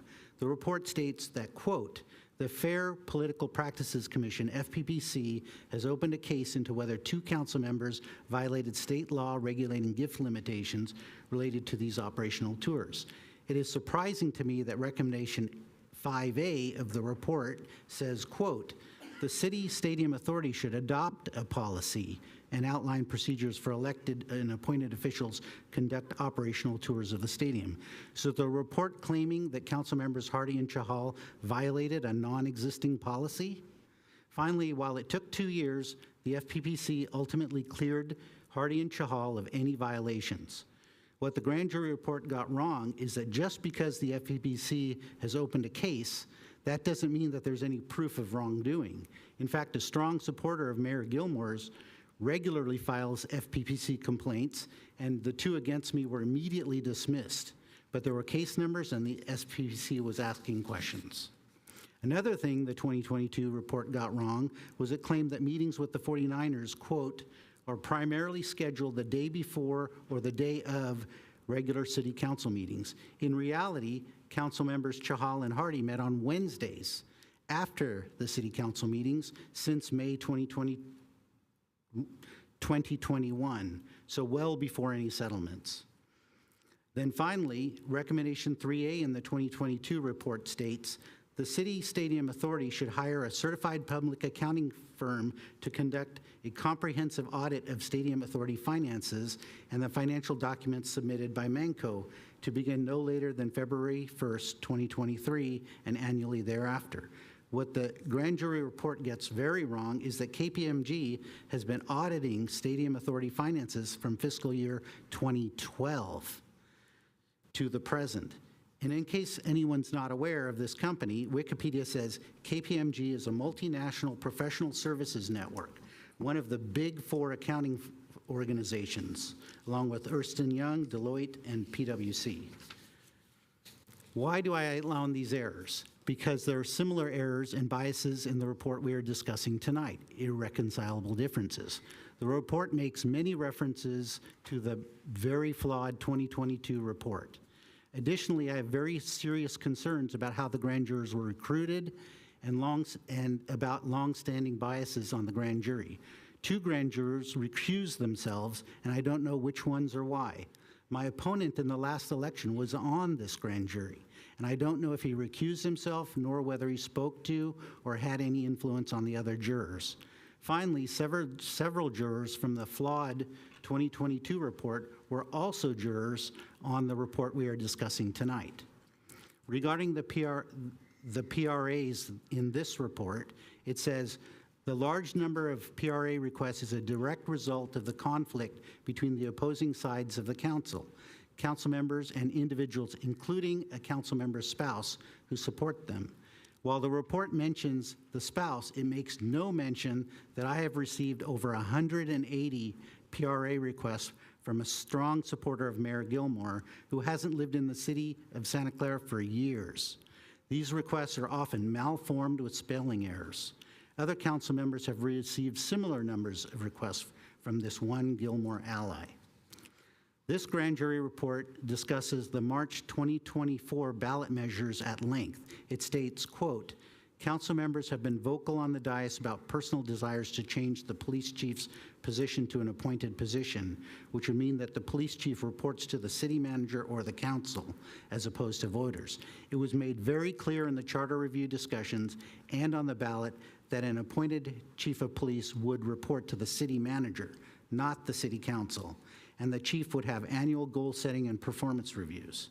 The report falsely claims that the Governance and Ethics Committee has no mechanism in place to hear the concerns of residents regarding the behavior of elected officials. The only immediate recourse the public has is to speak during public presentations at city council meetings. Like all public meetings, the Governance and Ethics Committee has agendized time for public presentations, like council meetings, and the public may comment on any non-agendized item at that time, and then they can comment on agendized items when that item is heard. So there's a lot of things that are missing. I do agree that we should have an independent ethics commission. All right. Anyone else have comments to make? Councilmember Park. Yeah, so, and I hear what people are saying about feedback being a good thing. I'm an engineer, and the one thing that I miss about being in big companies is code review. Because whether it's my code being reviewed or somebody else's code that's being reviewed, I usually learn something. This is what I look at when I see reports like this. And in most cases, even if people don't think that there are issues or they have issues, I always think it's a good idea to review what you think you know. I mean, I have no problem with that. I think that in all cases, if you've got the time, if people are making the resources available, there are some things such as behavior, because behavior and things change, because of ethics or even process, because we talked about this at the last Governance and Ethics meeting. Robert's Rules of Order, that's a huge tome. And no matter how much you know, you're probably going to find something new if you take a class on process. So a lot of these, I mean, I've talked to a couple of people, and I've done some preliminary drafts. I agree with the recommendations, and the recommendations of attend trainings on parliamentary process, attend trainings from an ethics expert, from established outside entity. I agree with all of that. What I had problems with is how this jury came to these conclusions and some of the examples that they brought up. I mean, as Councilmember Jane suggested, all the reports had tremendous errors in them. I mean, these were factual errors. These were errors where if people looked them up, if people looked at the claims, if they even tested their claims, they would find that those claims did not hold water. And as a result, it makes it hard for me to accept the reason for this. When I read the differences between the people, such as, I'll read number 1F and 1G since they're very similar. Councilmember Chahal should attend one-on-one conflict resolution training to learn more, to work more effectively for the good of the city. And 1G, even though Councilmember Watanabe has shown appropriate meeting decorum, the council member should attend one-on-one conflict resolution training to learn how to work effectively in the current challenging council meeting environment. And these kinds, there is a very big difference between how these recommendations are given. I sit here on council, and I love this position on council because it gives me full view of everyone on council.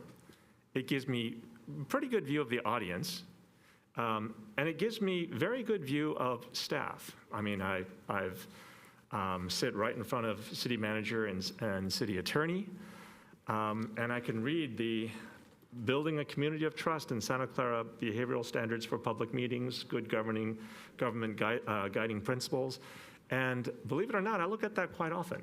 And usually I look at that because when council members are not following those, I mean, I've stated many times that there are some council members that, I mean, if you look historically, they're missing from pictures because they're standing so far away from us. They cannot even look at us. I've been greeting council members. I've stopped greeting some council members with a good evening because I've been accused of harassing them. I mean, they've stated, in response to a good evening and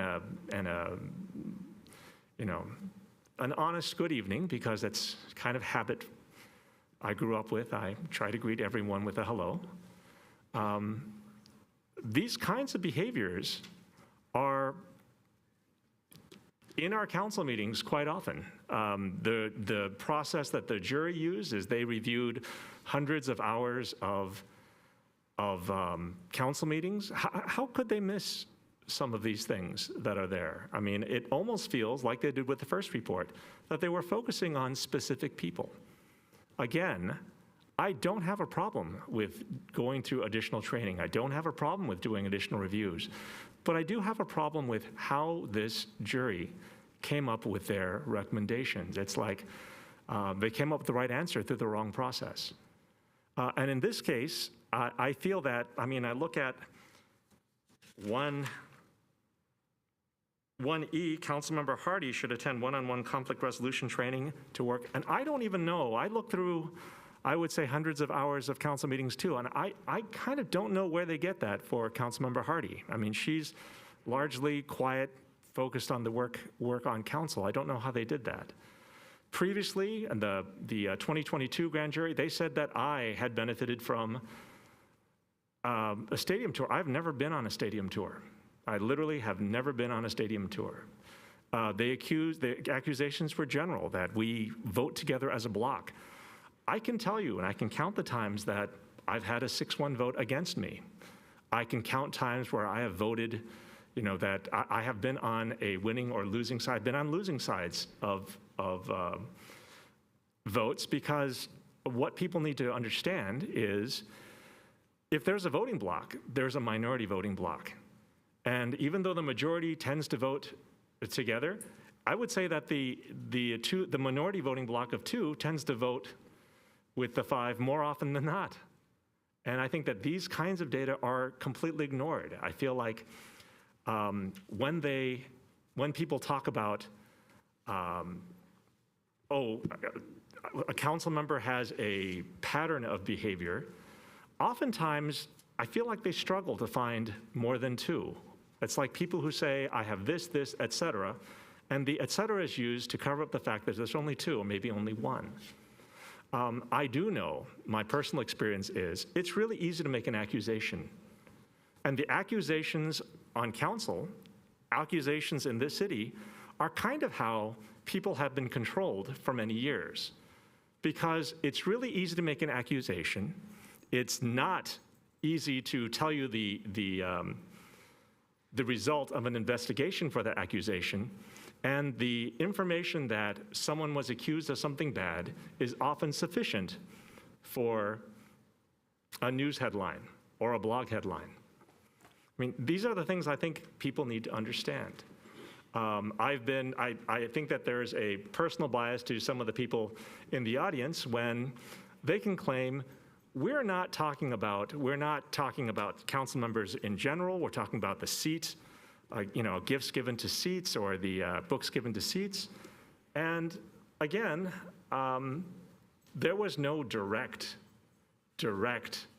attack on any individual. And the fact that people take this as a direct attack and are trying to conform this into an attack on a person is, well, it's unfortunate, but it's actually kind of predictable. Again, I do agree that every single person on council would benefit from additional training, additional information. I appreciate the people in the audience who support this city. And I think that all the things that we have been trying to do, even when we disagree, are for the betterment of some part of the city, right? But to say that we should not talk about the reasons, we should not talk about the process that got us here, I think that's the bigger story. The bigger story is not the trainings that we should or should not have. The bigger story, I think, is how did we come to these conclusions without a scientific or even a cursory review of some of the facts used to make these conclusions? They don't support. They're not supportable. Thank you. Thank you. Councilmember Watanabe. Thank you, Mayor. So first I want to say is that actions speak louder than words. So when the grand jury prepared that report, they specifically said that they interviewed 40 witnesses and they had over 400 hours of council meetings that were used to put their report together. So, your actions definitely make a big difference when it comes to how people perceive and form the impressions that people have. Anyway, Mayor, I just wanted to go ahead because of the hour, and I know we have another important item ahead of us. Go ahead and make a motion because our staff is looking for direction to, number one, to establish an independent ethics commission and per the recommendations to hire an independent ethics professional. And I agree that all of us should participate in regular training and counseling and whatever the process will be to have that implemented by October 1st, 2024, and also to follow up that the city manager has expressed that there could be responses prepared by staff by the August 20th council meeting when we return from break, and that if need be, have a special meeting to review those responses and prepare a final response from the agency that will go back to the civil grand jury on September 10th. So that is my motion. I'll second it. All right, we have a motion and a second on the floor. Councilmember Chahal. Thank you, Mayor. So we have 3 grand jury reports, and my issue is some of the same thing what some of my colleagues have mentioned. Grand juries and many times have been very political, and this is historical. It's not me only who's saying this thing. They have been very political in nature, and they have given very biased reports. And as Councilmember Jain mentioned, I brought my response to the previous grand jury report. Like, they were very glaring facts which were wrongly presented in that. Like our meetings, me and my Councilmember Hardy's meeting, whatever we held with the 49, we used to hold on Wednesdays. And they said, oh, they met a day before the meeting. How can that fact be missed unless you are really biased towards somebody, basically? And there were other things which grand jury mentioned, like take an example of operational tour. We made an operational tour for the stadium, and there was a complaint. And we stood by it that we didn't go there for the game. We were on the operational tour. And a few of my colleagues on this dais did mention that, oh, these guys took gifts from these 49ers. And when some of these allegations, which are false allegations, which is presented by my colleagues on the dais, or even presented in the grand jury report, if you, any one of you is in my shoes, when you have not done anything wrong, you will respond. And that's my fundamental democratic right. I will respond. I will respond that these things are false. It is my democratic right to respond to that. And none of my colleagues will say right now, oh, we are sorry we made a wrong allegation, because FPPC, in their letter, have cleared both me and Councilmember Hardy that yes, they were on operational tour. They just took a bottle of water over there, nothing else. They didn't go there to watch the game. But none of them will, I hope, they respond that, yeah, we are really sorry we made some wrong allegation on this dais. And I feel bad, like why these allegations were made against me. And if I make any false allegation against any one of these people sitting over here, or any resident, I will say, yes, I'm so sorry, I did a wrong allegation on you, but no. So these are the wrong allegations which were made against us, basically. And if I respond to an allegation, and let me go back to one of the instances where they say Raj Chahal need to take a parliamentary training, basically. You know what they quoted? On a meeting on 12/12, let me see, on a meeting on,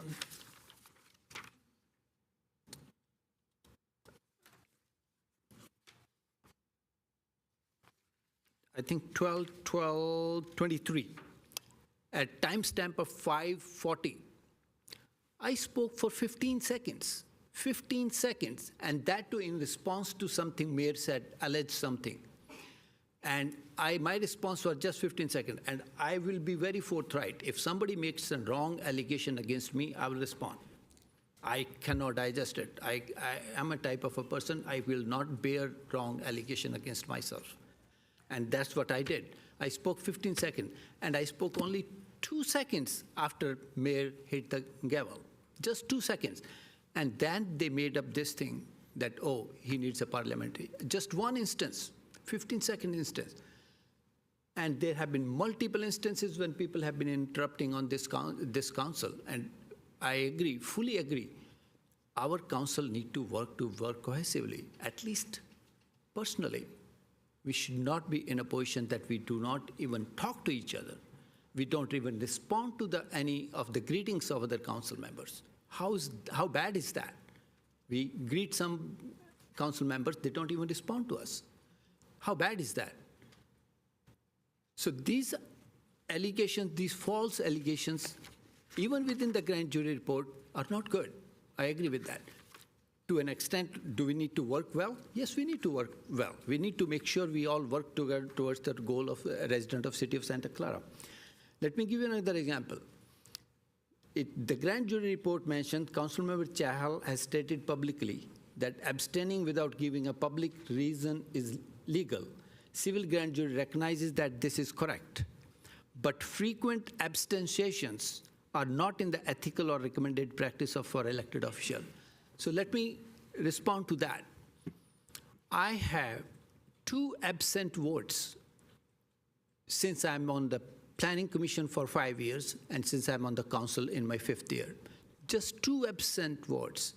And that too I made it, I thought there's an absent vote over here. I made it those things, and I made those, and they said they are frequent abstentions. How come 2 votes out of 1,000 votes is a frequent abstentions?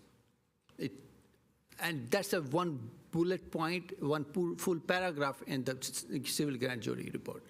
If you want me to accept that, I will not accept that. Sorry, I will not accept. Will I accept that we are not cohesive council? Yes, I will accept that. I have no doubt about it. But some things which are pointed out like this will not be accepted. Let me give another example. On page 26 of the grand jury report, if anybody can, on the attachment 1, there's on the page 32, if you can display that page 32, please, the graphics of that.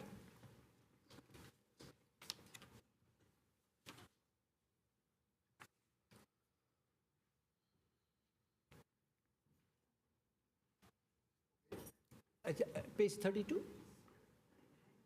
Not on the presentation. Not on the presentation. No, on the civil grand jury report, sorry, attachment 1. Attachment 1.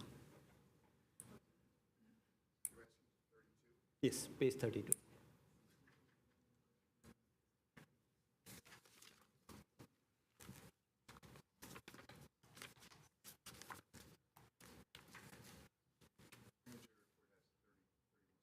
No. The attachment number 1.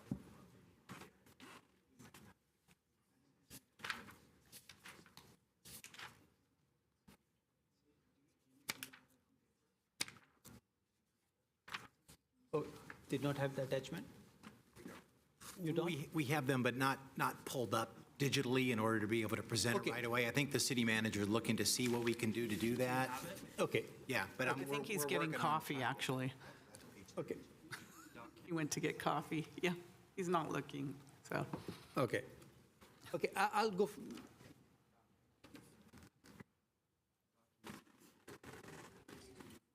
We're working on it, Madam Mayor, Member Chahal, if you can choose to proceed, or there it is.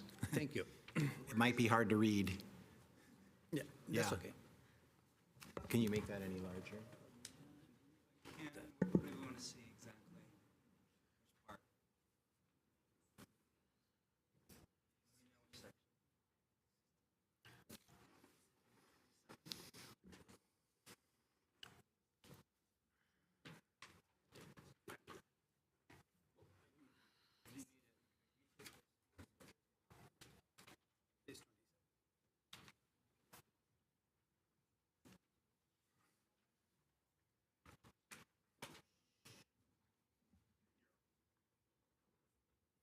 Just the graphics, please. Yes. Thank you, appreciate that. Yeah. Oh, this is regarding the fiduciary duty of the council, basic responsibilities. So we have 2 years survey response on that thing, 2018 and 2024. So the job of the city of Santa Clara doing using taxpayer dollars responsibly. Excellent, 10% in 18, 5% in 2024. Good, 39%, 32%. Fair, 6%, 33%. Poor, 29, 20, don't know, 15, 10, right? So I picked up the definition of fair from Oxford Dictionary. Impartial and just, without favoritism or discrimination. Merriam and Webster Dictionary, definition of fair. Marked by impartiality and honesty, free from self-interest, prejudice, or favoritism, conforming with established rules. So when I look at this thing, they presented that the net positive for 2018 was 49%, just the first 2, excellent and good, versus 2024, 37%. My point, fair, when you say, are you using the financials of the money of the city fairly? So that also plays a role. When I calculate that, so basically 2018, it would be 54% fair, good, or excellent, whereas in 2024, it is 70%. So basically 70% of the residents are saying, yes, this council is using the fundamentally using the financials money of the city in a 70% agree they're doing good job. And further go down on the poor thing, 29% would give that response to poor, whereas only 20% gave that response to poor. 9% reduction on that poor usage of city financials, basically. So this is again a misrepresentation of interpretation of data, basically. So that's my point. Like, we do have a report, but which is biased, just like the previous one, and I'm okay with whatever the council decides to do to fix the problem of council working cohesively. But just to label some people in a fashion which is not fundamentally true is not correct. So these are my comments. Thank you. Thank you. Councilmember Hardy? Thank you. I'm looking at the staff recommendation. It says to provide direction on the desired process to develop the city's responses. So what we're supposed to be discussing tonight is the process. This is not a specific deep dive into the report. And because of that, and we have not had that discussion, I don't feel like I can support a motion that makes specific recommendations. I would like to make a substitute motion for staff to provide direction to staff for the process, so that we'll come back here on August 20th, giving staff time to give their responses. That's my substitute motion, if I have a second. Did you say you had a second? I said if I have a second. I would. I'll second that. Madam Mayor, if I might interject here, one of the things before that substitute motion that I was going to suggest is the way this item is agendized, it really doesn't allow for the establishment of the Ethics Commission tonight. What you could do in the context of this item, which may be similar to the substitute motion, but I wanted to refer back and see if there is a way to do it without that formality, is to, in your direction to staff, to bring back, a draft, right, of responses, to include within that direction acceptance of recommendation, 4A, and ask staff to bring back options in order to implement that recommendation, 4A, with the formation of the Ethics Commission. So that's really more in order tonight, Madam Mayor, as opposed to the establishment of the Ethics Commission to communicate the collective interest, if the vote, is approved, to have that be an affirmative response, to that recommendation, with staff obviously needing to work on what that process would be and what options would be, maybe even as an alternative, to the Ethics Commission itself. So I'm not sure if that's what the substitute motion was getting at. There's a substitute motion, but I'm hoping that fails, and maybe would ask Councilmember Watanabe to just refine her motion that says to accept that recommendation and to refer the item to staff to come back with the mechanics of how this would work for the future. Would that work if this substitute motion fails? Are you all right with that, Councilmember Watanabe? I'm fine with it, yes. And I'm fine as the second. So I'm hoping the substitute motion fails, and I'm going to tell you why. Because in 2022, the grand jury recommended that we have an independent ethics commission at the time, which made a lot of sense, as everyone here in this room can see. And the council turned it down. The majority of the council turned down that independent ethics commission. Later, it was brought up at the governance committee when I was a member of the governance committee before I was thrown off. When I was a member of the governance committee, we had a actually unanimous vote on the governance committee to recommend ethics advisors to the city council. So I thought, this is great. 3 votes on the governance committee. It came back to the city council, and the people from the governance committee voted no when we got to the city council, and that also lost by the majority of the city council. So this isn't a new idea. This is one that was brought up previously several times. that we want this ethics advisor, ethics commission, something ethics on this in the city, because for me, the biggest issue is not all the mistakes that a previous report pointed out or made a mistake, or this report made a mistake. The big issue in front of us, the elephant in the room, is ethics, integrity, and public trust. And, just in listening to council members, I think underlying, I was attacked a few times in every single one of their speeches. So I'm not sure we can correct that or cure that or stop that, because it's been going on for 4 years. But what we can do is to get an independent body to look at us and help us, correct to the best that they can, because this council isn't listening to anybody. So to get a commission or a committee of people that, really care about this city, that are willing to serve. We had one volunteer this evening to help us the best that we can get through this, because my concern about this report is ethics, and it's ethics. And if we don't have that, we don't have anything, because we look at all the big decisions that this council has to make. Look at the next item, $600 million, right? Without ethics, what does that do? And I'm not saying people don't have ethics, but we're challenged up here right now. And a grand jury, different grand juries have reported it out twice. We have Dr. Shanks, who developed our award-winning ethics program in Santa Clara with Jennifer Sparacino. And that's gone by the wayside. And not only are we not, talking about that, but when he comes up to speak, he's attacked.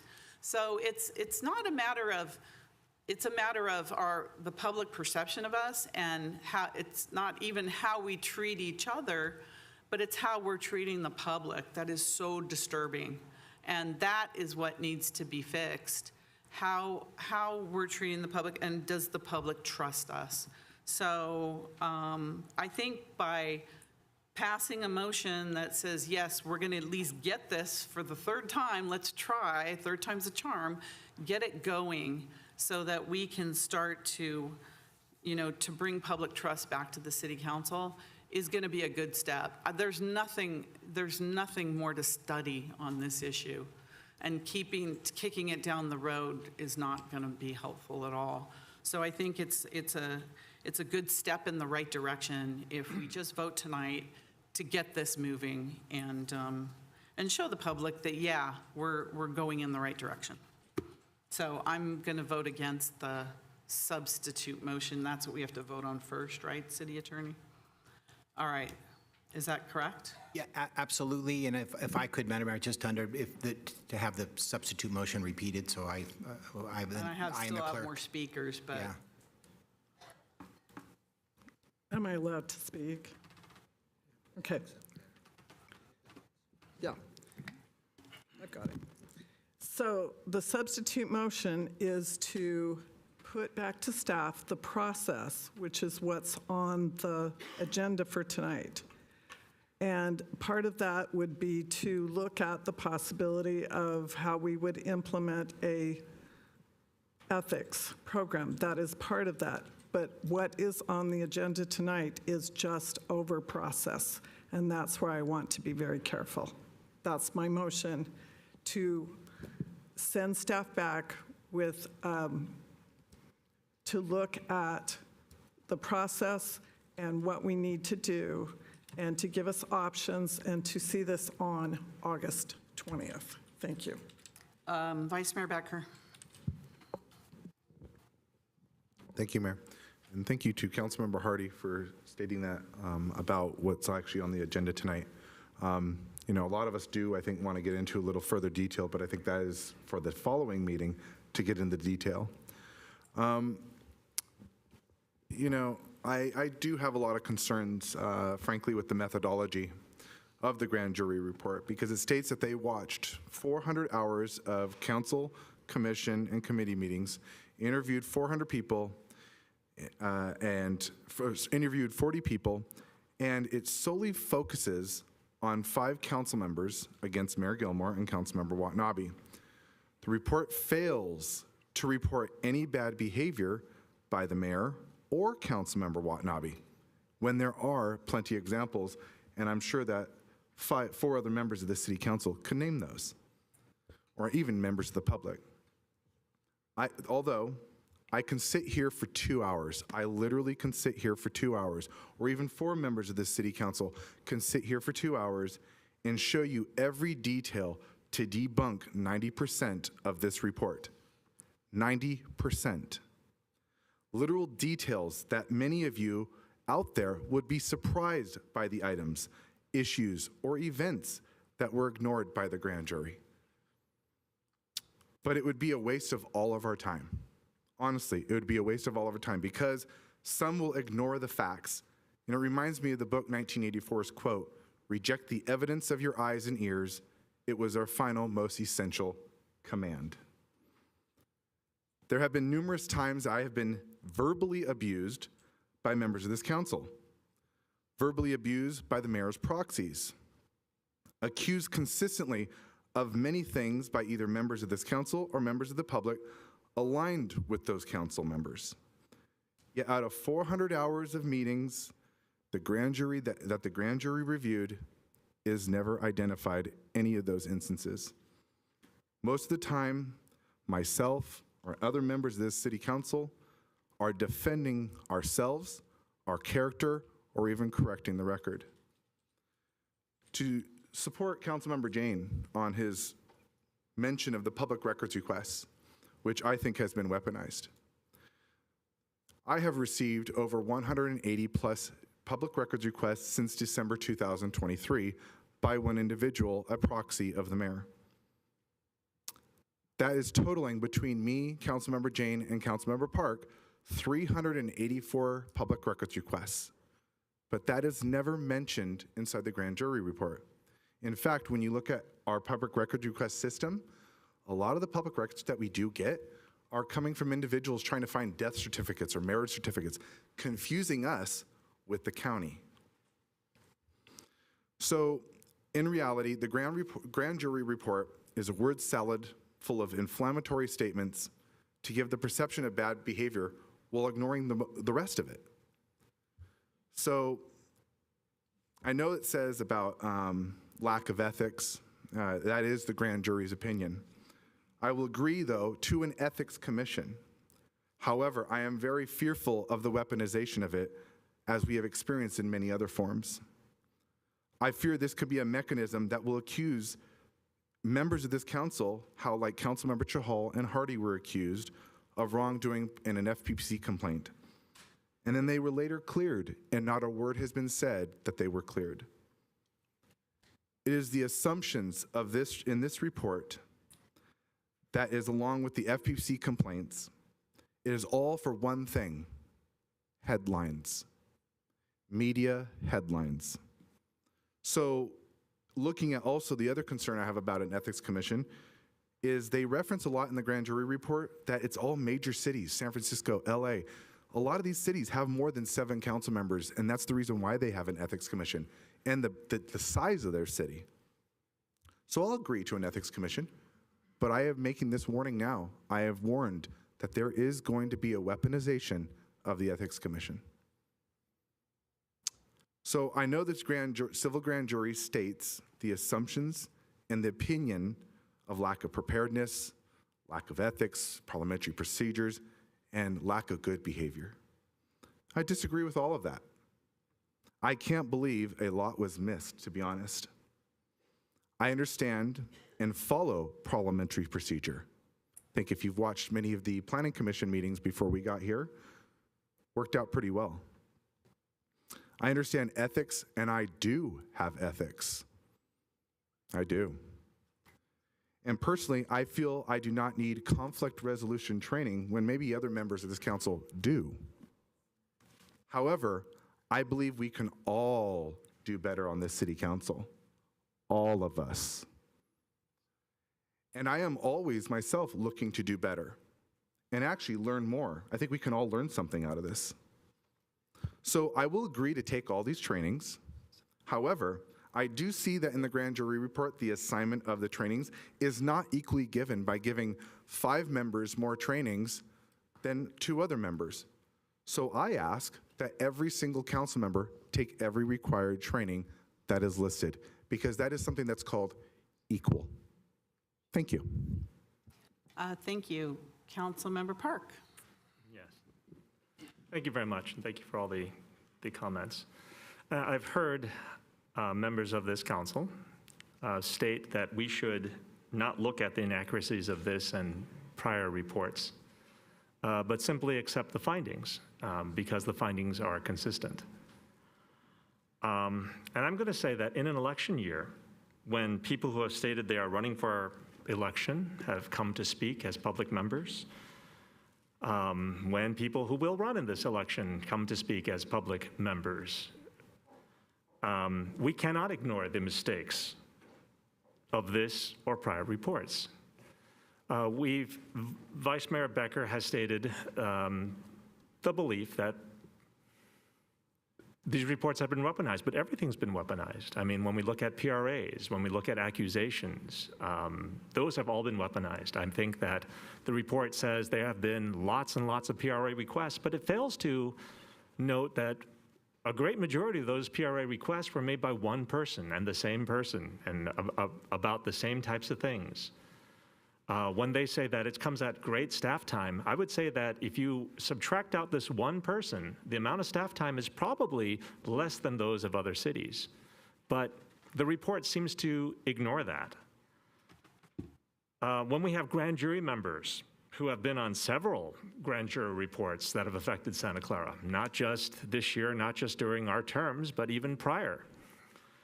And civil grand jury reports that seem to show bias, this can't be ignored, right? At least it can't be ignored by the members of this council and have the members of this council say that we did our best to make sure that the interests of Santa Clara have been preserved.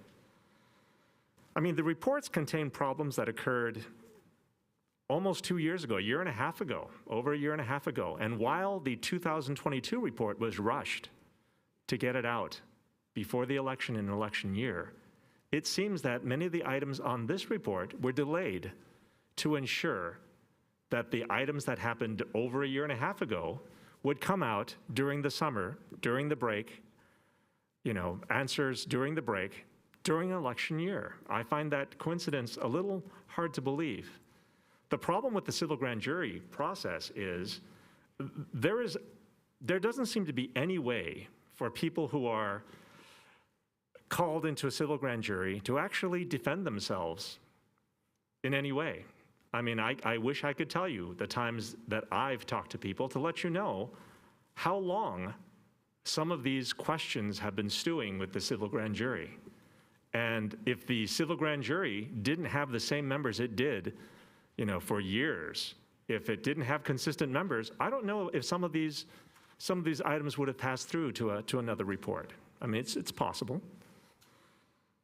I hear that, for an ethics commission, I agree with Councilmember Hardy. Like, we need a process for how we come up with a commission. We need a process for how we come up with a committee, because I think the members of the public are absolutely right. There is no good way to do this. I mean, one of the problems that I have with commissions and committees that we appoint is if we don't get enough applicants, we are almost, our hands are tied, and we have to appoint everyone regardless of qualification. And this is not the type of process that we need to get something that's good.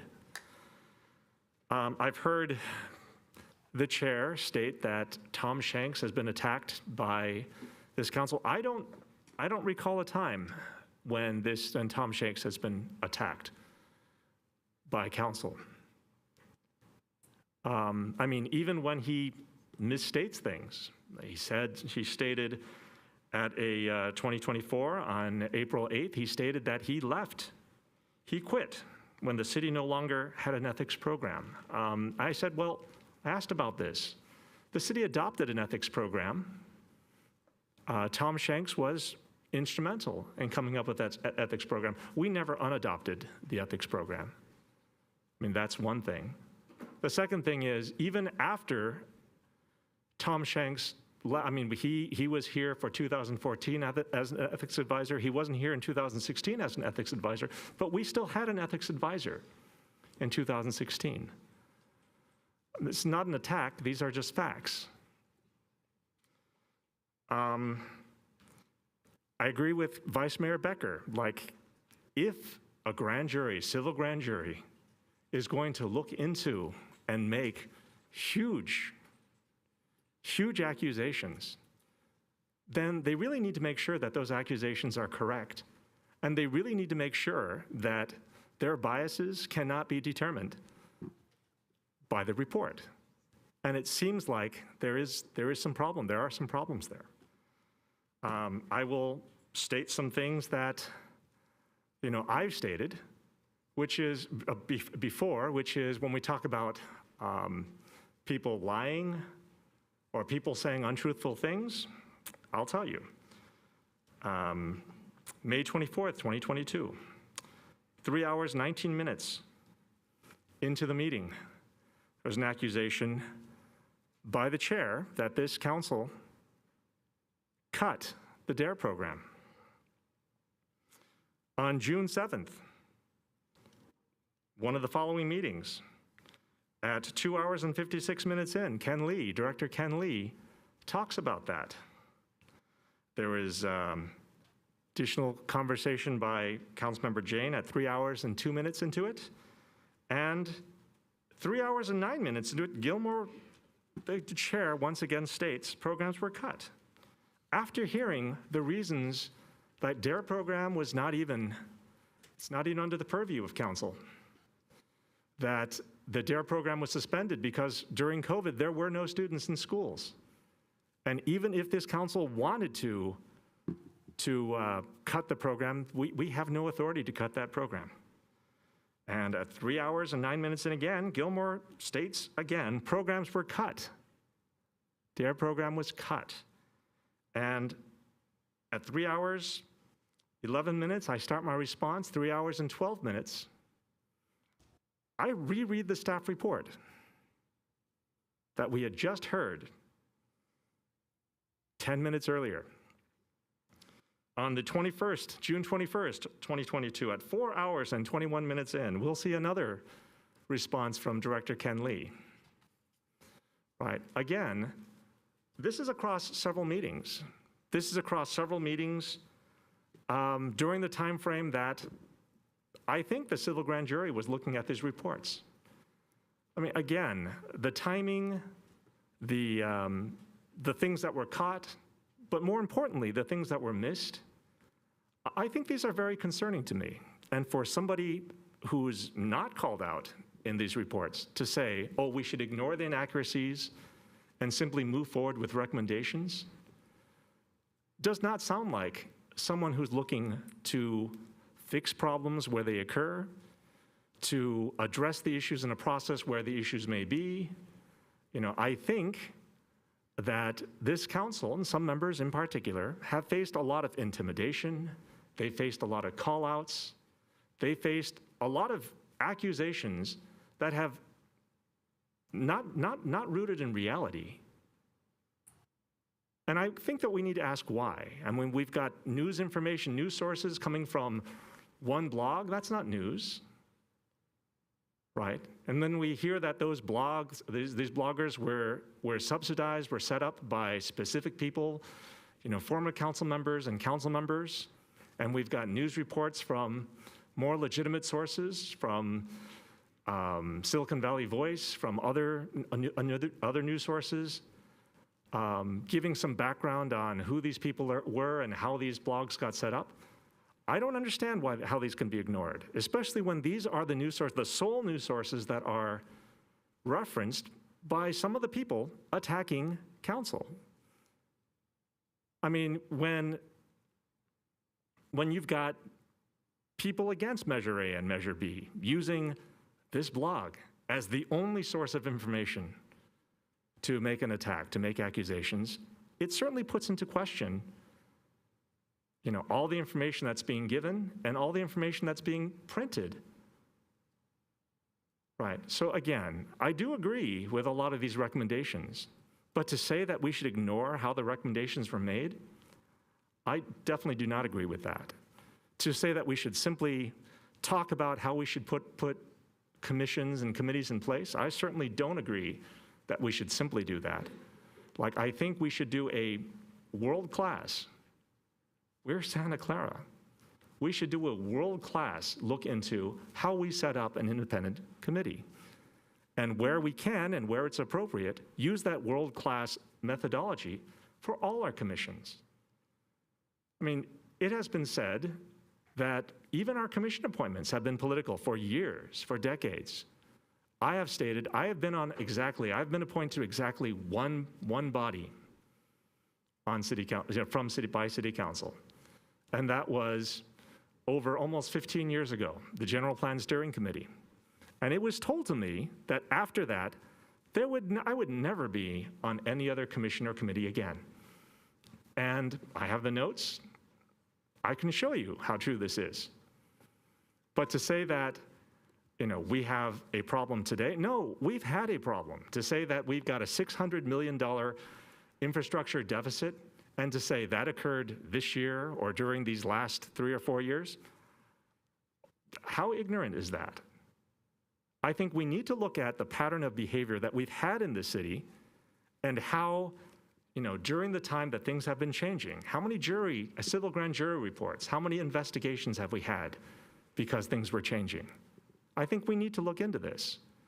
I would say that rather than simply talk about these findings, we should do our own investigation. The city should look into every single one of the allegations, that the city should look into every single one of the issues that have been brought up by the civil grand jury and respond to those as well. This is not because of requirement to the civil grand jury, but this is for the benefit of Santa Clara and any future council members, so that these kinds of repetitions of bad reports, inaccurate reports, for the simple statement of, well, we should all accept the repercussions, so that these kinds of things will not happen again. Like, I am willing to go through this. Like, I have as much stamina. I can take as much as it requires, because I believe in doing the right thing. But if we're going to make a real impact, I want to fix this problem, because there is a problem that's occurred. The civil grand jury, it's been here well before our tenures, and we need to fix this. Thank you. City Manager, do you remember your lights on? Thanks. Thank you, Mayor. Just with regard to the substitute motion, mentioned August 20th as a possible date, or as the date to come back. Staff would just like to not be as specific. Looking at your business calendar, you do have a full regular business calendar with 2 public hearings. Also would like to remind the council and the public that this is one of 2 grand jury reports that we have received within the last month. And so we will be, within the last 30 days, we will be scheduling the other grand jury report for initial discussion at your very next meeting, July 16th. But likely both of those will require special meetings, potentially one long special meeting to process through. As the maker of the motion, I had written down August 20th because it was mentioned by staff, but I am not tied to that. If the second's okay with it, to say within the appropriate time frame. I'm okay with that. Councilmember Park, your name's still up? Yes, I do. So a comment to that, which is, because of this issue, and because rather than simply respond, I think that we should do something meaningful. We should try to correct some of the problems so that we don't have to deal with this again. Like, I think some of us are surprised, but some of us are not surprised that we see more civil grand jury reports during an election year. But I would like to schedule as many meetings as we need and as soon as possible, sooner rather than later, sooner than August 20th, to address this issue in full. This shouldn't be about the time that council takes. We should take as much time in the soonest possible time. And if things can be deferred on the regular calendar, we should defer them. Like, if we don't think that this is one of the most important things, not just to Santa Clara, but to our democracy, I think we're very wrong. I think we need to look at how we prevent this from happening again. And it's not because, it's not by changing some of the members. I think at some point, this won't happen again. The only way we're going to prevent this is some of these things have to go away for generations. But I really am going to push for having as many special meetings as we need as soon as possible prior to August 20th to address the issues and all the issues until, we've talked it all through. I would like to get to a point where we can talk about all of the findings in the civil grand jury report, not simply respond to what they want, what they've asked us for. We need to respond and tell them why, even though we will take trainings and we are willing to do other things, why the report was not good, why the reporting was inaccurate, and the mistakes that were made, why this is not acceptable for future grand jury reports. Vice Mayor Becker. Yeah, thank you, Mayor. So question to city staff. Since Councilmember Park brought up about, as soon as possible, I mean, I'm all for as soon as possible, but we do have a council recess between July 16th, after July 16th, until about almost August 20th. So has there ever been a time where we are able to have emergency meetings during council recesses? I've never seen that, but I think I was even said it was a possibility before too. It is totally possible to have a special meeting during the council recess. We will certainly poll the city council for availability to have a special meeting. I mean, that would be great because I know it's a recess. It's not like it's school or anything, but we're working all the time. I mean, we've worked probably, Councilmember Jane, myself, and all of us, we've been working so hard the last couple of weeks. So it's like, I'm fine with that. I'm fine with having to, if we had to call a special meeting in that meantime. I know people might have vacations, but maybe that's something we should all clarify maybe tonight beforehand so then staff can discuss that. So there is a substitute motion on the floor. I guess naively thought that this was going to be a simple issue tonight, and we would move ahead because ethics and public trust should be at the forefront of everything we're talking about. I'm not going to belabor the point because I don't want a lot of more speakers talking and about how wrong I am, so we want to move on with the agenda. So all I'm saying is that I'm hoping the motion fails for the substitute motion because I think we need to start acting right now and get the process rolling for an ethics commission and have our staff start working on it, especially over the break. So that we can get moving with that. I don't think there's any reason to wait. So right now, City Clerk, we have a substitute motion that we have to vote on first, and I won't be supporting it. Right, so And Madam first Mayor, you're I need to work on that a little bit more so I understand what the substitute motion is again, if I might, Member Hardy. I think you're including direction to staff to prepare draft responses, right, as well to the grand jury report. So direct staff to prepare draft responses to the grand jury report, including a process and options for developing an ethics program, I heard Yes, was the yes, verbiage that you used. Exactly. For further council input and direction at a meeting to be scheduled, in the near future, but certainly in time for a timely response to the grand jury report. That's Correct. what I kind of That is correct. understood the totality of it to be. Thank you, Madam Mayor, Member Hardy. Thank you. And City Clerk, for the record, I want to say that I want this ethics program started right now. I want that in the record. Thank you.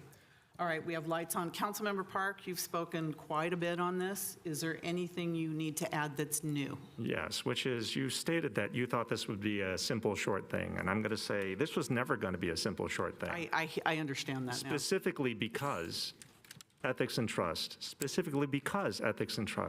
are so important.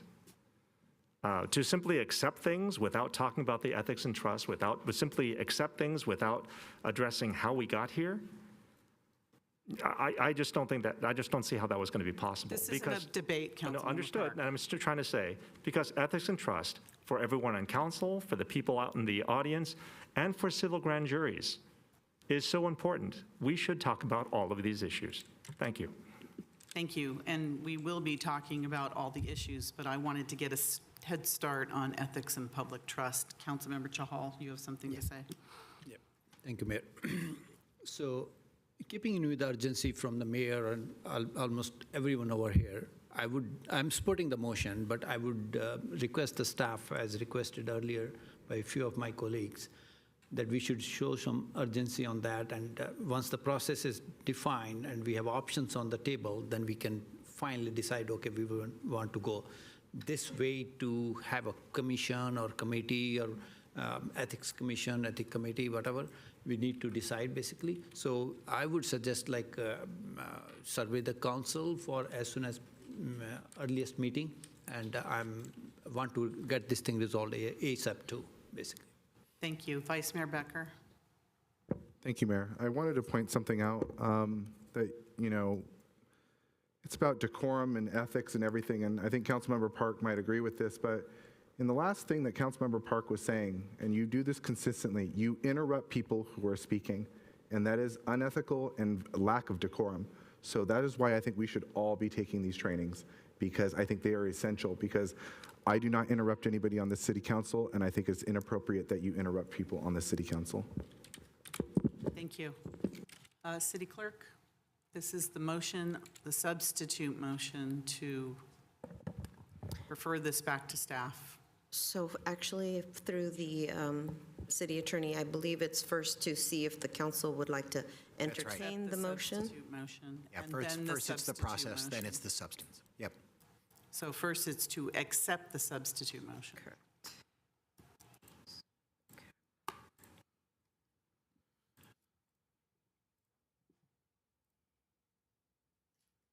Please register your vote.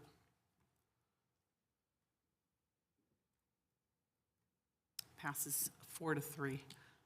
So the next item is the actual substitute motion. So I'd like to read it into the record just for clarification if needed.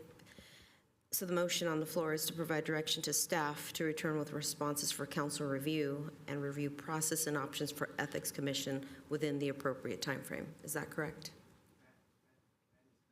That is not what I just said and what the maker agreed to. What I said and I thought you agreed to was to direct staff to prepare draft responses to the grand jury report, including a process and options for developing an ethics program for further council input and direction at a meeting to be scheduled as soon as possible, but no later than in time for a timely response to the grand jury report. That's what I had said that I thought you nodded to. Yours was meaningfully different, so sorry, I wanted to make sure that that was No worries, understood. I just can't type that up as fast as you're speaking, so I will get that from you after. Yep, very good. Thank you. Vice Mayor Becker. Yeah, sorry, I missed that. I wanted to get clarification. Does that mean any, as soon as possible is what we're looking at? Just curious if that was able to be in the motion. Go ahead. Appropriate, okay, same thing, okay. Through the mayor, can I Yes, respond? go ahead, very City briefly? Manager, sorry. Absolutely. Every time we attempt to schedule a special meeting, I know you're well aware that there's a polling process. Certainly, council availability is an issue, but also I just want to note staff availability. It takes a lot to put on a city council meeting. All of our IT personnel, your city clerk, and I know some council members have pre-scheduled conferences and other things that they're going to, and so we totally understand as soon as possible. I just want to set the expectation. It takes some real work to figure out when we can actually coordinate everything to occur, but we will certainly make every effort to have it as soon as possible, but certainly in time where you can have multiple meetings to discuss this, right? I think we're going on 2, maybe even 3 hours just discussing the process here. And this is one of 2 grand jury items that we need to talk about. And so we're going to need significant time, and we want to make sure that we can prepare for that. We have staff, and we're doing it in a cadence that meets the legal timeframes that we have to meet. Thank you, City Manager. I know that traditionally the council has taken a summer break from mid-July to mid-August-ish time period. And that's a lot of time too that the staff take their vacations or summer vacations as well.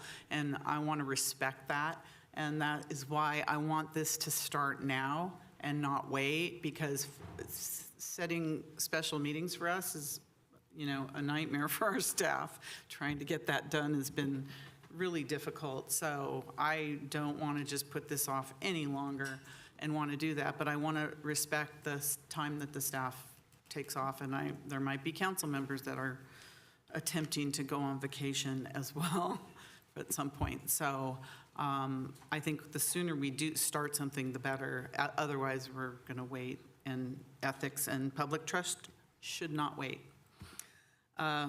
Vice Mayor Becker, your light's still on? Nope. All right, so for the record, City Clerk, I'm saying I'm voting against this motion because I want the Ethics Commission process to start now. All right. Please register your vote. And that passes 4-3. Thank you very much. Do we need a 5-minute break? Staff, 5-minute break, everyone. It's 9:35, we'll say 9:45. Thank you.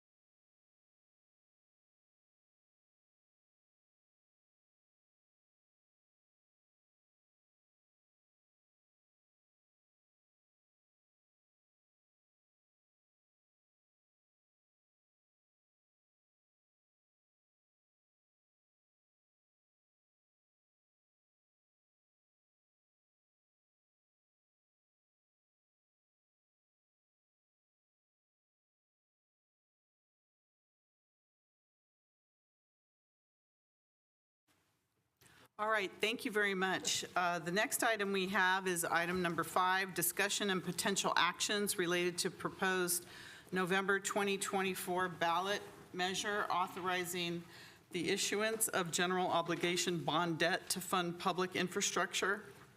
Such actions to include the following: adoption of a resolution of necessity, introduction of an ordinance ordering the submission of a measure incurring bonded indebtedness to the voters at the November 2024 general municipal election, direction on a draft expenditure plan to be included with the measure.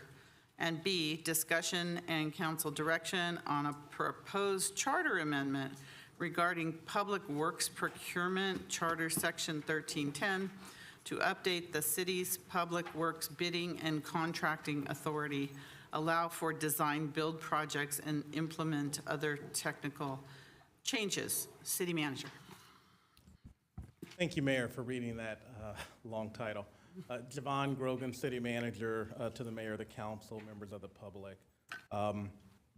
Here with you on a very important item. And we have a number of individuals supporting me tonight. We certainly have Glenn Googans, our city attorney. We have Jeremy Ray, Deputy Fire Chief. We have Craig Moback, your Director of Public Works. We have Cynthia Bojorquez, our Assistant City Manager and Interim Director of Parks and Recreation. We also have Manuel Pineda, our Chief Electric Utility Officer, Ben Tolchin from Tolchin Research, our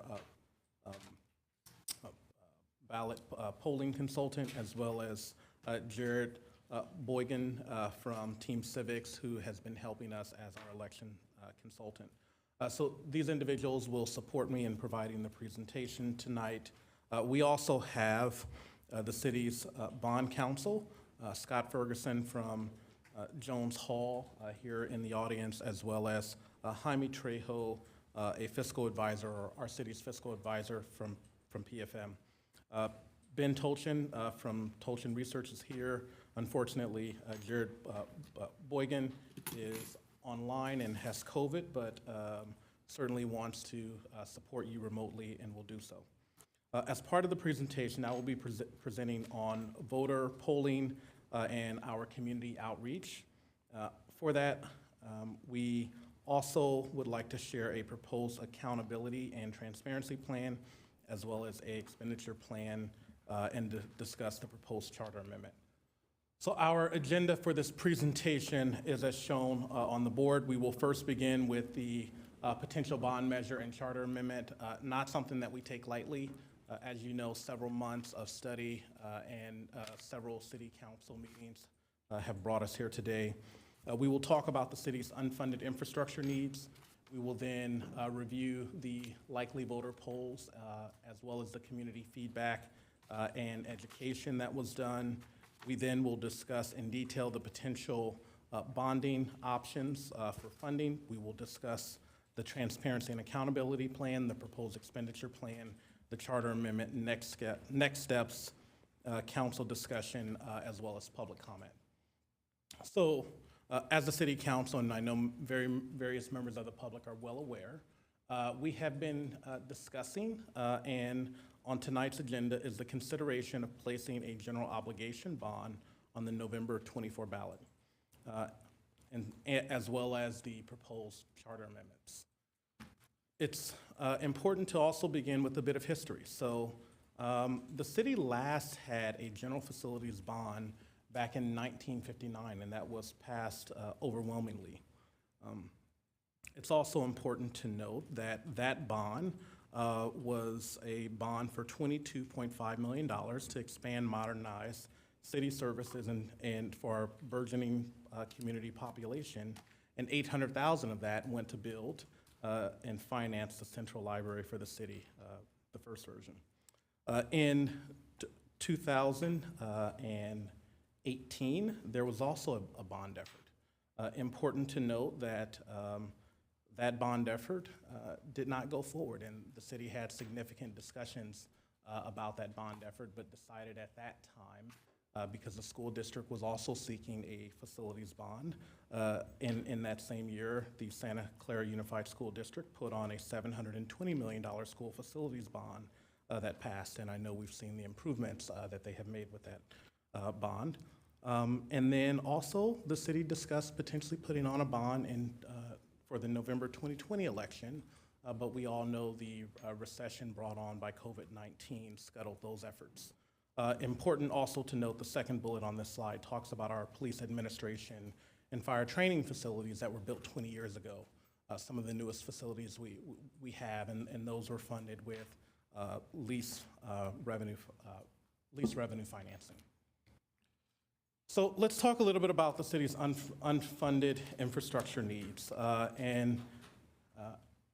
As background, Santa Clara's infrastructure challenges and the need to upgrade our aging facilities are of critical importance.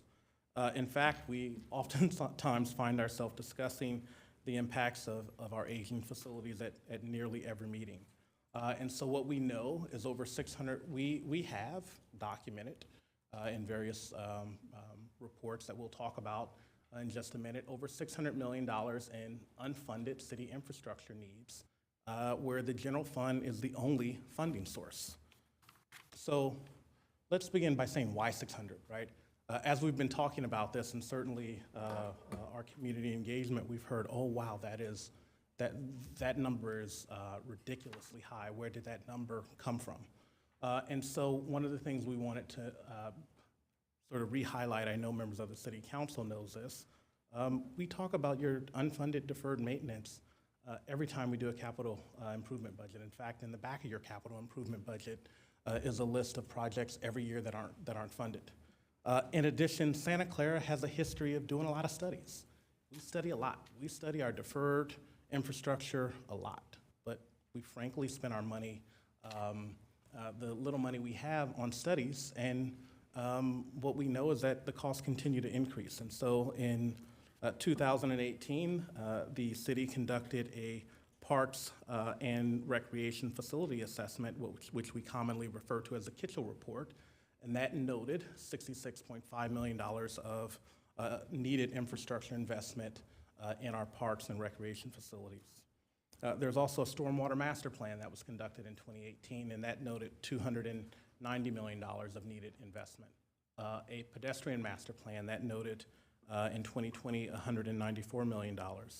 A creek trail master plan, and that noted $37 million, as well as a bicycle master plan, and that noted $40 million. And those numbers just alone add up to over $600 million.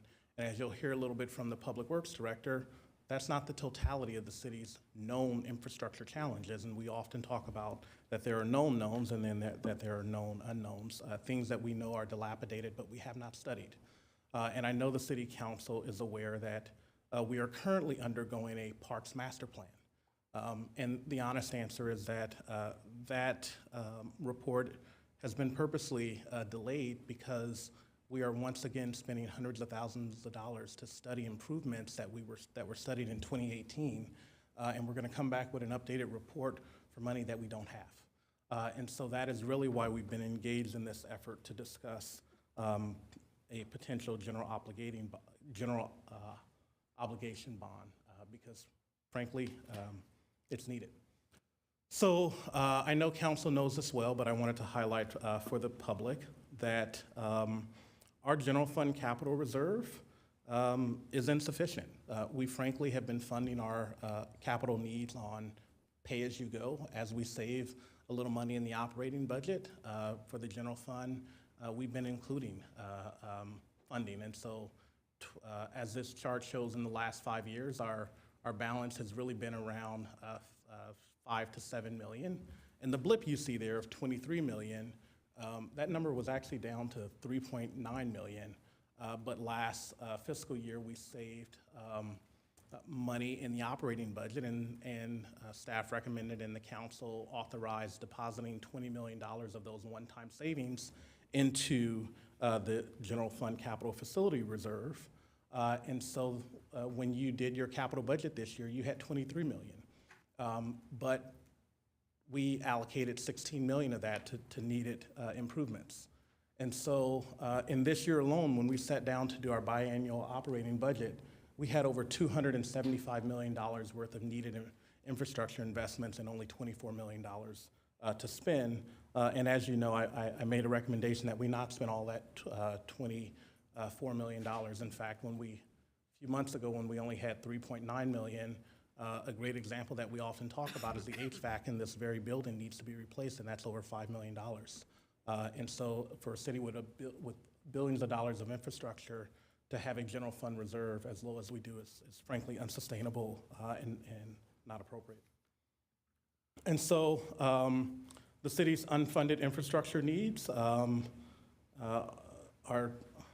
dedicated and wanted to talk about a few categories. And so certainly it's repairing our aging streets and fixing potholes, fixing our underground storm drains, pipes, and to prevent flooding and sinkholes, maintaining our roads so that they're safe for drivers and pedestrians, and to create safe routes and intersections for kids to go to school. We know we need to upgrade our 911 communications, police, fire, and emergency response facilities, as well as repair our aging parks, playgrounds, community facilities, recreation facilities, and libraries. And we've been talking about this for years, right? In fact, this didn't build over the last year, didn't build over the last 5 years. It's been decades in the making. And so as we proceed, our consultants will be providing the City Council and the public with a recap of the results of 2 rounds of voter polling that was geared towards understanding what Santa Clara voters think about our infrastructure challenges and what they would like to see the city prioritize for a bond measure if one were to be placed on the November ballot. With that, I will now pause and turn the presentation over to Ben Tolchin from Tolchin Research to provide you with a high-level recap on the likely voter polling that was conducted. Welcome. Thank you, Javon. Thank you, City Council, for having me here tonight. I will walk you through kind of the summary of what we found the last several months of our polling research. So just as a reminder, description of our methodology, we call a multimodal survey of likely voters, likely November 2024 voters in the city of Santa Clara. We interviewed folks by landline, calling them on cell phones, texting them on their cell phone to do an online survey, and then emailing them as well. We did 2 rounds of survey research, one in April, one in May. We did interviews in English, Chinese, Spanish, and Vietnamese, and the margin of error for the 400 interviews that we did is plus or minus 4.9%. So broadly speaking, there is a lot of support in the city for providing additional investment in public infrastructure. Specifically, 80% of voters in the city say they feel that City of Santa Clara could benefit from additional investment in public infrastructure, such as fixing streets, potholes, and underground storm drains, and improving 911 emergency and disaster response. So overwhelming support for the need for additional investment in public infrastructure. And then when we asked a specific ballot measure question in the latest round of survey research, we asked, you can see the specific language we tested to simulate what would be in the ballot. We asked a $598 million bond amount. Now recall, in the first round of research, we tested 2 different amounts, $298 million and $598 million. We found there was no difference at all in support for either amount. So given that, that voters are willing to support a bond measure, regardless of the amount, up to a certain point, in this second round of research, we used the $598 million amount, using the priorities that the city manager laid out that tested really well, but also that the city needs. And we found a solid majority of 55% support the $598 million bond, with leaners at 61%. Now, current law is you need 2/3 support to approve a local bond, but there is a ballot measure that will be on the ballot this November, Proposition 5, which, if it passes, will lower that 2/3 threshold to 55% for local infrastructure bond measures such as this one. So that would be the strategy for this to pass. That would need Proposition 5 to pass statewide at 50+1%, for a local bond measure to pass in Santa Clara and other cities at 55%. Now, in terms of what messages work best with the voter respondents, number one is accountability. You all have talked about accountability. The city manager talked about accountability. Clearly, voters are telling all of us, pollsters and elected officials in Santa Clara, that they want to make sure the money is being spent properly. So laying out the fact that the measure has strict accountability requirements to ensure our tax dollars are spent as intended, including independent annual financial audits, a Citizens Oversight Committee, and requiring all funds used locally and money spent on specific projects and not on salaries, benefits, or pensions. That was the number one testing message, followed closely by needs for the fire department in terms of the demand that the fire department has, and the needs upgrading 911 emergency medical and disaster response so the fire department can respond to calls more effectively and save lives. Improving streets, fixing potholes, repairing, maintaining, improving local roads throughout the city. That did quite well, and noting that cities throughout, in every neighborhood are going to benefit from this. Fixing storm drains, there's been a lot, after the really heavy rains we had this winter, a lot of coverage on storm drains, sinkholes throughout the Bay Area. Got a lot of news coverage. Voters are concerned about that, as well as making the city safer, including improving emergency disaster response rates, making roads and sidewalks safer for drivers, pedestrians, seniors, and people with disabilities, and kids going to school. So all these did quite well. You see the relative order of them, but and this list is culled down from the initial survey where we tested a much longer list. In terms of most trusted sources, so if you do go forward with the ballot measure, these are the folks voters should be hearing from. Local firefighters, who tend to always do well, emergency dispatchers. Given that the bond would fund fire emergency services and emergency dispatch and improving 911 emergency response times, it's good to see that these entities have a lot of credibility, because to talk about the needs that the bond measure would fund. And then your family and friends. So if you're our experience in passing successful local revenue bonds like this, infrastructure bonds, is you need support in the community, right? You need to get the word out there, have the firefighters, have police officers out in the community, spreading the word, the need for it, and telling your family and friends. And once that's a reliable source of information, you can build support to pass a bond. So that's the summary of what I have today. Thank you. So, thank you, Ben, for the summary of our polling results. Between the results that we have heard, voters agree, right? 80% of voters agree that the city needs to spend more money on infrastructure, and that was confirmed by our poll. I know that the council sees the need for infrastructure. We routinely have these discussions, and the fact is we have not been able to invest in our infrastructure, and we know that the cost is only increasing as the facilities continue to age. And our ability to make the needed improvements are going to get further and further out of reach. And so, in addition, we conducted in addition to the voter research and the 2 likely voter polls, we wanted to seek additional community feedback. And the council will remember that we issued a community survey with a tear-off portion that could either be mailed back or people can respond online. And I know that we have Jared Boygan from Team Civics on if he wants to talk a little bit about the community mailer. Sure. Thank you, City Manager, Mayor, members of council. Thank you for having me. I would love to be there in person. I am feeling quite better now, but I'm still testing positive, so wanted not to bring that into the chambers with you tonight. Thank you. Thank you very much. Yeah, I appreciate that. So we did send out, as the city manager mentioned, this mailer in cooperation with city staff with the tariff postcard. It also had a QR code and a website for people to respond. Over 800 residents took advantage.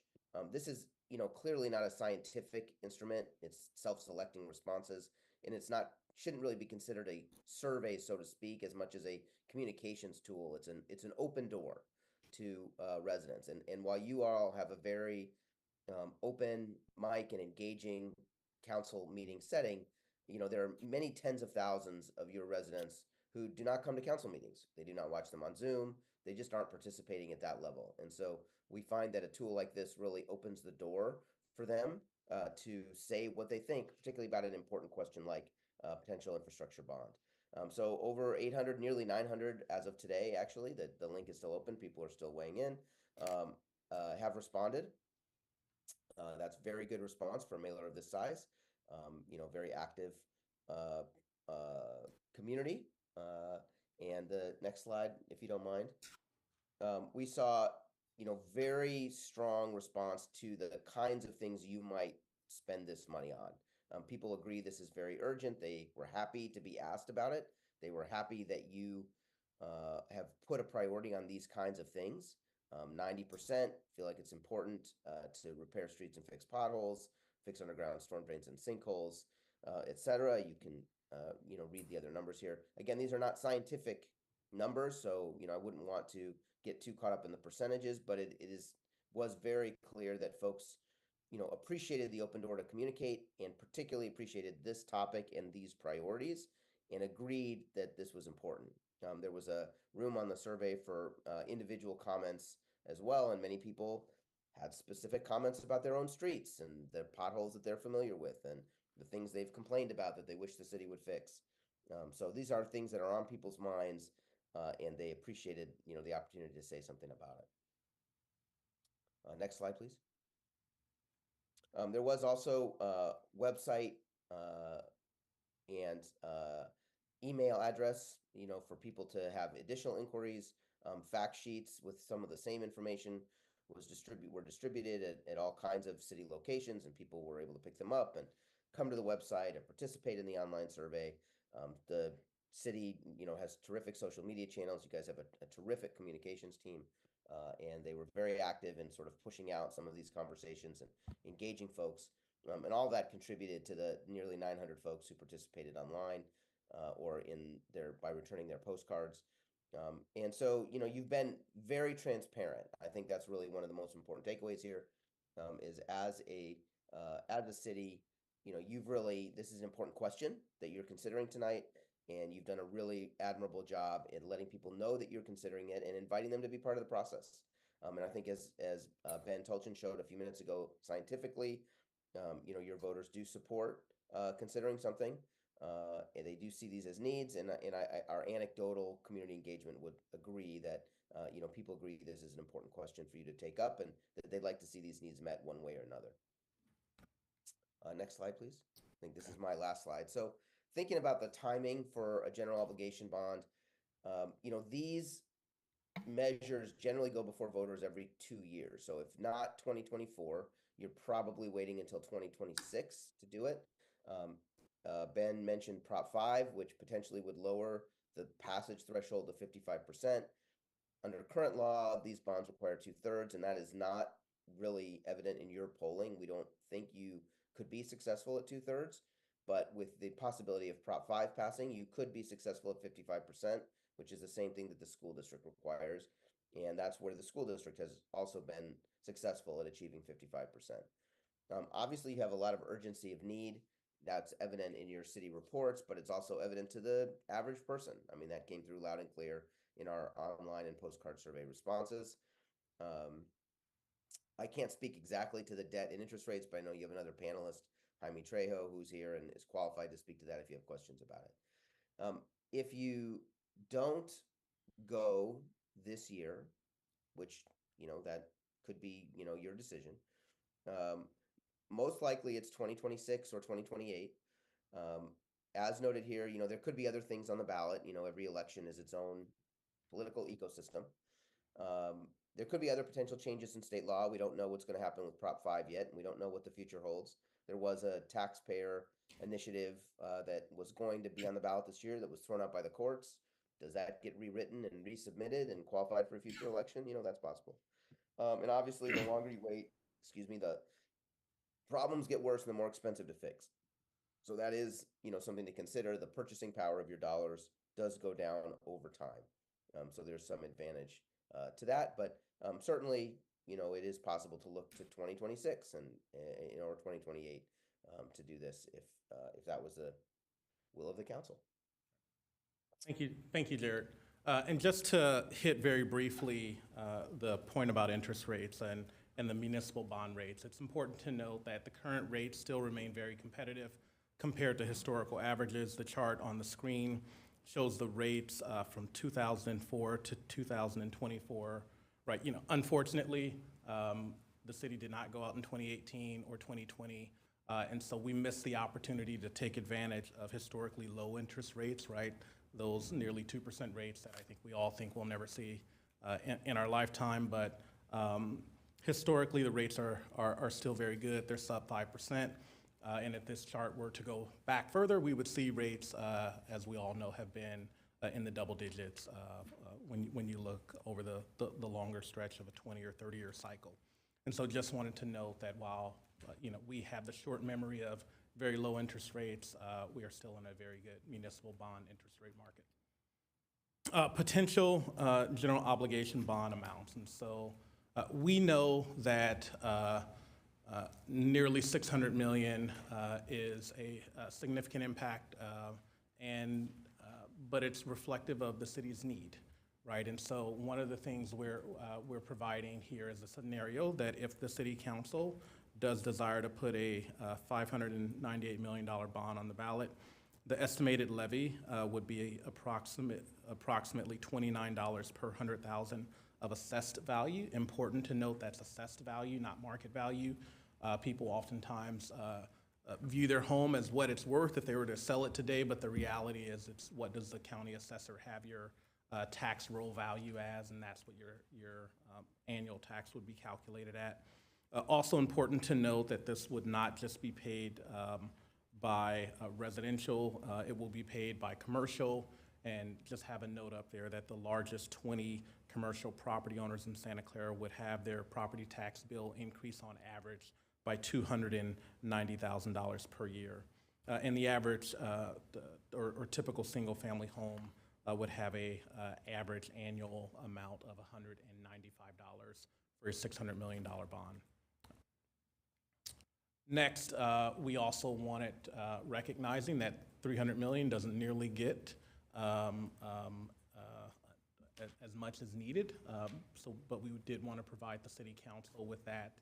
So that would have a $16 levy per $100,000 of assessed value.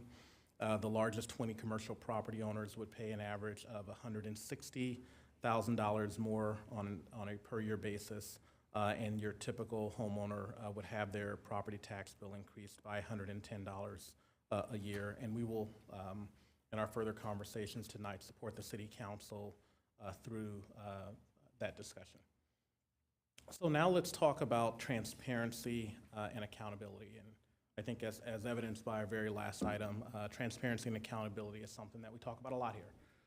And so one of the things that staff wanted to proffer or recommend that the city council consider is to frankly go above and beyond what's legally required. And we, from the voter polls, voters agree that we need to spend money on infrastructure, but voters are also concerned about the city and have trust issues with the city. And so we recognize that. We hear council members that have expressed that, and we hear the sentiment from voters, but also being reflected of the city's, frankly, urgent and mounting infrastructure needs. Wanted to proffer, should the city council decide to put a measure on the ballot, a transparency and accountability plan that has 11 measures, and I will discuss them now.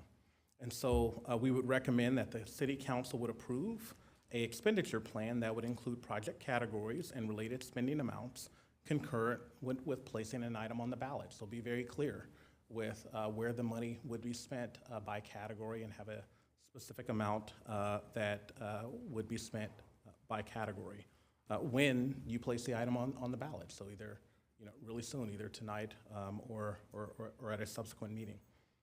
Two, to have a process that we know history can create or the future can necessitate a change. And so if in fact there needs to be a change to that expenditure plan, be very open and transparent from the beginning of how that may change. And so we are recommending for your consideration that you would establish a process that if in fact the expenditure plan does need to change, that it would begin with the staff recommendation, that there would be a community oversight committee that would review that request and provide input, and then a very high bar that there be unanimous council support for that change. It's a high bar. State law requires a majority. We could go supermajority, but we thought given some of the concerns that have been expressed, having a unanimous approval from all 7 city council members is a appropriate high bar, that if in fact a change does need to occur, every member on the city council would need to agree. Item 3 in the Transparency and Accountability Plan is that there be a community oversight committee that would be formed to ensure compliance with the bond measure requirements. And that committee would consist of 9 members selected by a lottery system. I'll pause there. And we've heard members of the community and we've heard members of council to say, you know, having a committee that's appointed by individual council members or the majority of council members may reflect a sentiment that where you have a majority minority. And so one of the things we've heard is that the city had a lottery process before and that worked well. And so we're recommending that the committee be set up in a lottery process where people would apply and there would be a lottery system to determine who serves on this committee. It would be made up of 7 residents with no hard criteria on the residents outside of no current council members, no former council members, or no one serving on a current city council board or commission, meaning that the oversight committee would certainly consider parks and recreation projects, and it may not be fair for the committee to be made up of individuals on the Park and Rec Commission. But then also have 1 small business and 1 large business representative. And both of those business representatives, there would be criteria that they have experience in accounting, budget, finance, or auditing. And they would not need to be Santa Clara residents, but they would need to work for a business in Santa Clara. We are also in the staff report discussed that a prohibition that none of those business representatives could work for a professional sports team or an organization that supports a professional sports team. And the role of the committee would be to ensure to ensure project implementation is consistent with the bond requirements and the expenditure plan, to review and report on annual audits, to review and provide recommendations to the city council on any potential amendments to the expenditure plan. Next in the Transparency and Accountability Plan, all bond expenditures would be subject to independent annual audits with public audit presentations to both the Community Oversight Committee as well as the City Council Audit Committee. Item 5, there would be a strict prohibition on the use of any bond proceeds for improvements to Levi Stadium, any projects for the sole benefit of Levi Stadium, any improvements within 1.5 miles of Levi Stadium, so not, you know, anything that would solely benefit or nothing within a half a mile, with the exception of improvements for existing residential neighborhoods or business districts where that benefit would exclusively benefit that residential community or that business district, but not Levi Stadium. And the direct or indirect benefit, and no expenditures could either directly or indirectly benefit any professional sports teams. Also wanted to note that there are a number of legal prohibitions, such as it would be illegal to use any of these bond proceeds for public safety costs for Levi Stadium, but just being very open, honest, and transparent about that, and know that such concerns have been raised. Item 6, all funds could only be used for public infrastructure projects in the city of Santa Clara. Item 7, all bond proceeds are to be deposited into separate accounts and tracked on a project-by-project basis to facilitate project oversight, legal compliance and audits. Something that we would, of course, do, but wanting to be very open and transparent that these funds would not be commingled with the general fund and they would go as intended. No money could be used for employee salaries or benefits, of course, with the exemption of normal and customary personnel charges related to project management and the delivery of services to build the projects, right? And project administration costs shall not exceed 5% of proceeds from the bond sale. Item 9, annual public presentations on the expenditure plan and status report of the projects to both the Community Oversight Committee as well as the City Council by the city manager or designee. Item 10, for projects requiring a mail notice, we would increase the requirement beyond the 500 feet, that is the state minimum, to 1,000 feet. And then there would be communications on all bond-funded projects, the city website, as well as signage at the projects. And so we're proffering those 11 items. Those are in addition to the ordinance and the potential measure that's before you being consistent with ACA 10, and again, above and beyond what's legally required to just be very transparent. Proposed expenditure plan, and so I will go through this at a high level, but really you have a complement of your Public Works Director, your Chief Electric Utility Officer, as well as your Interim Parks and Recreation Director and Assistant City Manager, Cynthia Bojorquez, that will provide details, as well as your Deputy Fire Chief, Jeremy Ray. And so just at a high level, what we are proposing is that at whatever bond level the City Council supports, that there be a expenditure planned that would be developed and adopted. And the one that we are proposing for the $600 million level has been informed by our voter polling, as well as the supplemental community priority survey, and frankly, the city's significant list of unfunded capital needs. And so just as a high level, and we'll talk about more details through the individual presentations. At $598 million, roads and street and repairs and transportation, which we know are critically important and high on the list for voters. We are proposing $125 million be spent there in project categories for pavement maintenance and rehabilitation, safe routes to schools, our pedestrian, bicycle, and driver safety improvements, our ADA improvements, sidewalk, curb, and gutter improvements, as well as median island improvements. We are then also proposing $175 million be spent on fire stations and public safety, a long list of fire station replacements and renovations, a police training and emergency operations center, and other expenditures related to disaster response, a renovation of our fire training tower, as well as standby emergency generators.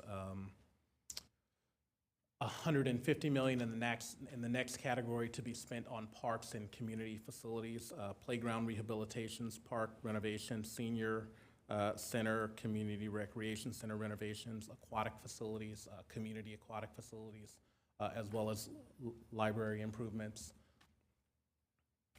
The next category rated also significantly high by voters, storm drain and flood protection, so $100 million would be spent on our storm drain system, storm water retention basins and remediation, green stormwater infrastructure design and construction, as well as our pump stations preventing flooding, and $45 million on other infrastructure, our ADA transition plan for our public buildings, stabilization and preservation of our all-important historic properties, improvements at City Hall, not a new City Hall, improvements, new public parking lot and energy efficient renovations, and of course there's the cost of the bond issuance. And your staff report packet included both the expenditure plan as well as sample projects for the $600 million as well as the $300 million. And with that, I will turn the presentation over to Craig Mobeck, your Director of Public Works. Thank you. Welcome, Director Mobeck. Good evening, Mayor and Council. So next, just wanted to run through the streets and transportation component of the $598 million bond scenario. The expenditure plan would allocate $125 million to the following proposed project areas. And some of these are items that we've come before you to get approval on plans, but we have pavement maintenance and rehabilitation. We do annual projects. Certainly we have funded projects and there's unfunded ones. We have safe routes to school projects to help get the children to school safer, as well as people driving motor vehicles. We've developed pedestrian bicycle plans that help with those areas, as well as people driving. ADA improvements, we've talked to you in a study session recently about the ADA transition plan and what's required to implement that. And then there's sidewalk, curb, and gutter improvements. We have annual maintenance associated with those, and we work a lot with the residents to field those complaints and take care of that. And then lastly, median island improvements. A lot of our median islands were constructed long ago. As we deal with drought, we look at native landscaping and irrigation to accompany that. So I wanted to spend a little time on our pavement maintenance and rehabilitation program. As you know, we have annual projects that come through, and our goal is to maintain the pavement condition index at 75, which is fairly good for a city our size.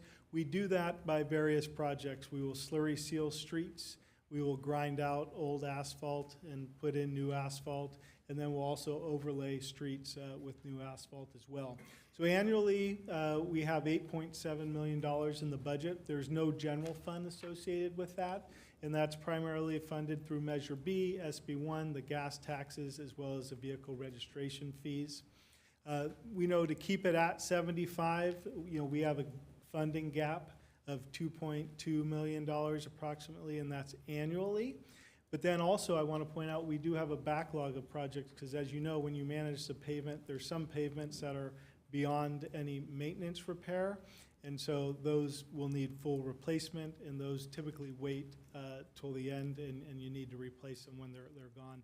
There's about $90 million of the backlog projects. So next, on our sidewalk and curb ramp repairs, that's a program that's managed by our Streets Division. Residents typically call in, have complaints or questions about any of those facilities in front of their homes, businesses. We send staff out there. Sometimes it's a quick grind to remediate the issue. Other times it's a temporary fix, and then it goes on a list for a permanent repair. We've got a budget annually of about $700,000. But we know based on the volume of complaints that we get annually, we get just under 100, and the backlog, the permanent repair is many years out, 4 years at a minimum, and we estimate to, catch up with that backlog. It's about $3.9 million, knowing that all the time we are getting new complaints coming in every year that we have to deal with. Uncontrolled crosswalks is another one we've discussed. Those are the crosswalks that typically are found at mid-block. They're not controlled by traffic signals or any PED signals or any rapid flashing beacons. We did a program to prioritize those and come up with what are the, based on street volumes, speeds, what are the ones that are higher priority. And we estimate, in working with consultants and staff, that addressing all those locations are in the $20 to $30 million range, and those projects are unfunded as well. Next, I'll move over to the storm drain and flood protection category.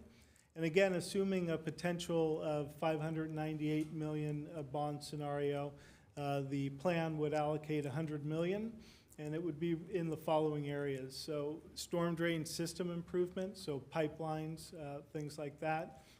We have 2 stormwater retention basins. One was rehabbed several years ago. We have another one on the east side which requires rehab. We also have green stormwater infrastructure design and construction. There's new mandates in the municipal regional permit that require us to do improvements over the next 5 years to treat 5 acres. And then we know we have pump station rehabilitations, and I'll get into some of that in the next few slides. In terms of our storm drain systems, those collect the water as it enters our streets. It goes through the catch basins into a large network of pipelines. We have approximately 200 miles of pipelines in the city. We also have 22 pump stations, and you can see on the graphic to the right, those are primarily located on the north end of the city. And that's to pump the water, at the lower levels into the creeks and that eventually go into the bay. We also have approximately 8,400 manholes, catch basins, and outfalls. So a lot of things to maintain, things that have been built, many years ago. Some of it by developers, some of it by the public, but is now the city's infrastructure to maintain. As we look at the flood protection in our area and looking at our storm drain master plan that was developed, its primarily goal is to rebuild deteriorated stormwater infrastructure. And the master plan made recommendations about replacing stormwater pumps and generators, upgrading wet wells, structures, and buildings, as well as increasing pipe size to avoid water that ponds or any potential flooding. And so based on the 2018 estimates, there was approximately $290 million associated with that master plan. The highest priority was approximately $60 million. And some of those projects, as I've referenced, were retention-based remediation, but there's also some of the pump stations in Lafayette Street and Bowers Avenue are there as well. And also, we know I mentioned some of this pricing, and some of it is based on prior years, but just on general escalations, if you look at 3.5% a year, when you take projects, say you take a paving project that was $10 million, and you wait and you wait, and it's 10 years later, that's going to be now in the neighborhood of 14, 15, potentially even more, depending on what the market does. So certainly, we deal with that when we deal with plans and estimates. Those continue to increase as we do not build anything. So next, I'm going to turn it over to Deputy Fire Chief Jeremy Ray, and he's going to talk about fire stations and public safety. Thank you. Hi. Welcome. Mayor and Council, Jeremy Ray, Deputy Fire Chief. Talk a little bit about the age of our fire stations. We have a number of fire stations that are more than 50 years old at this point. If we look at the $598 million bond scenario, it gives us an opportunity to do some work and replace a couple of those stations and do some significant renovation to the other two that may not need to be replaced. Also, police department made me promise I would talk a little bit about what they want. They'd like to see some upgrades to both the Emergency Operations Center and the training facility for them. So currently the Emergency Operations Center is adjacent to the Fire Department Training Center in Station 2. Emergency Operations Center dates back to the 1960s as well. So there's an opportunity there to both upgrade and have a modern EOC as well as a more modern police training facility. Our training tower, we did a study a couple years ago that you may be familiar with. Our training tower needs about $1 million to refurbish it and get it back to its original condition and functionality. And then stationary emergency generators. The city's been on a multi-phase, multi-year project replacing emergency generators all around the city. There have been a few fire stations that have already been completed, but there are several more that haven't been. So some of our facilities here that I just talked about. The top picture, that is the interior of Fire Station 5. Fire Station 5 is currently our oldest remaining station, built in 1962. The major problem with Fire Station 5 is really not just the condition that it's in, it's that it is no longer large enough or positioned, oriented to the street in a way that allows us to use it the way that we should be using it. One of the things we found out when we went through our accreditation process a few years ago, we did a standards of cover, which you look at everything to do with where your resources are placed around the city. Going through that process identified that Fire Station 5 would be an excellent location for an aerial ladder truck. An aerial ladder truck is too big to fit inside that station, in that apparatus bay that you're looking at. The construction of the roof makes it such that we couldn't even expand and make those doors larger because then we're right into the structure of the roof. So you take that you have a more than 60-year-old building that is in pretty bad condition, that also is not oriented on the site the way we need it to be, and not large enough to house the apparatus that we need to have there, and that points to replacement. So as you may remember, in 2017, we funded an analysis and a renovation versus replacement plan for Fire Station 5. Architectural firm did a very comprehensive study on whether it made sense to renovate or replace, and they came out with a recommendation to replace it. In 2017 dollars at that point, the cost was going to be $9.3 million. The bad news is if we were to use that same cost per square foot and escalate it forward in time to now, we would come to a cost of around $18 million to replace that fire station. However, our Public Works Department also thought that it would be more realistic to look at actual bids for stations that are being built now. So they looked at the bid process for San Jose Fire Station 32. If we base the replacement cost of Fire Station 5 on the actual bid cost of Fire Station 32 and escalate it to 2026 when it would actually be built, we're looking at $28 million.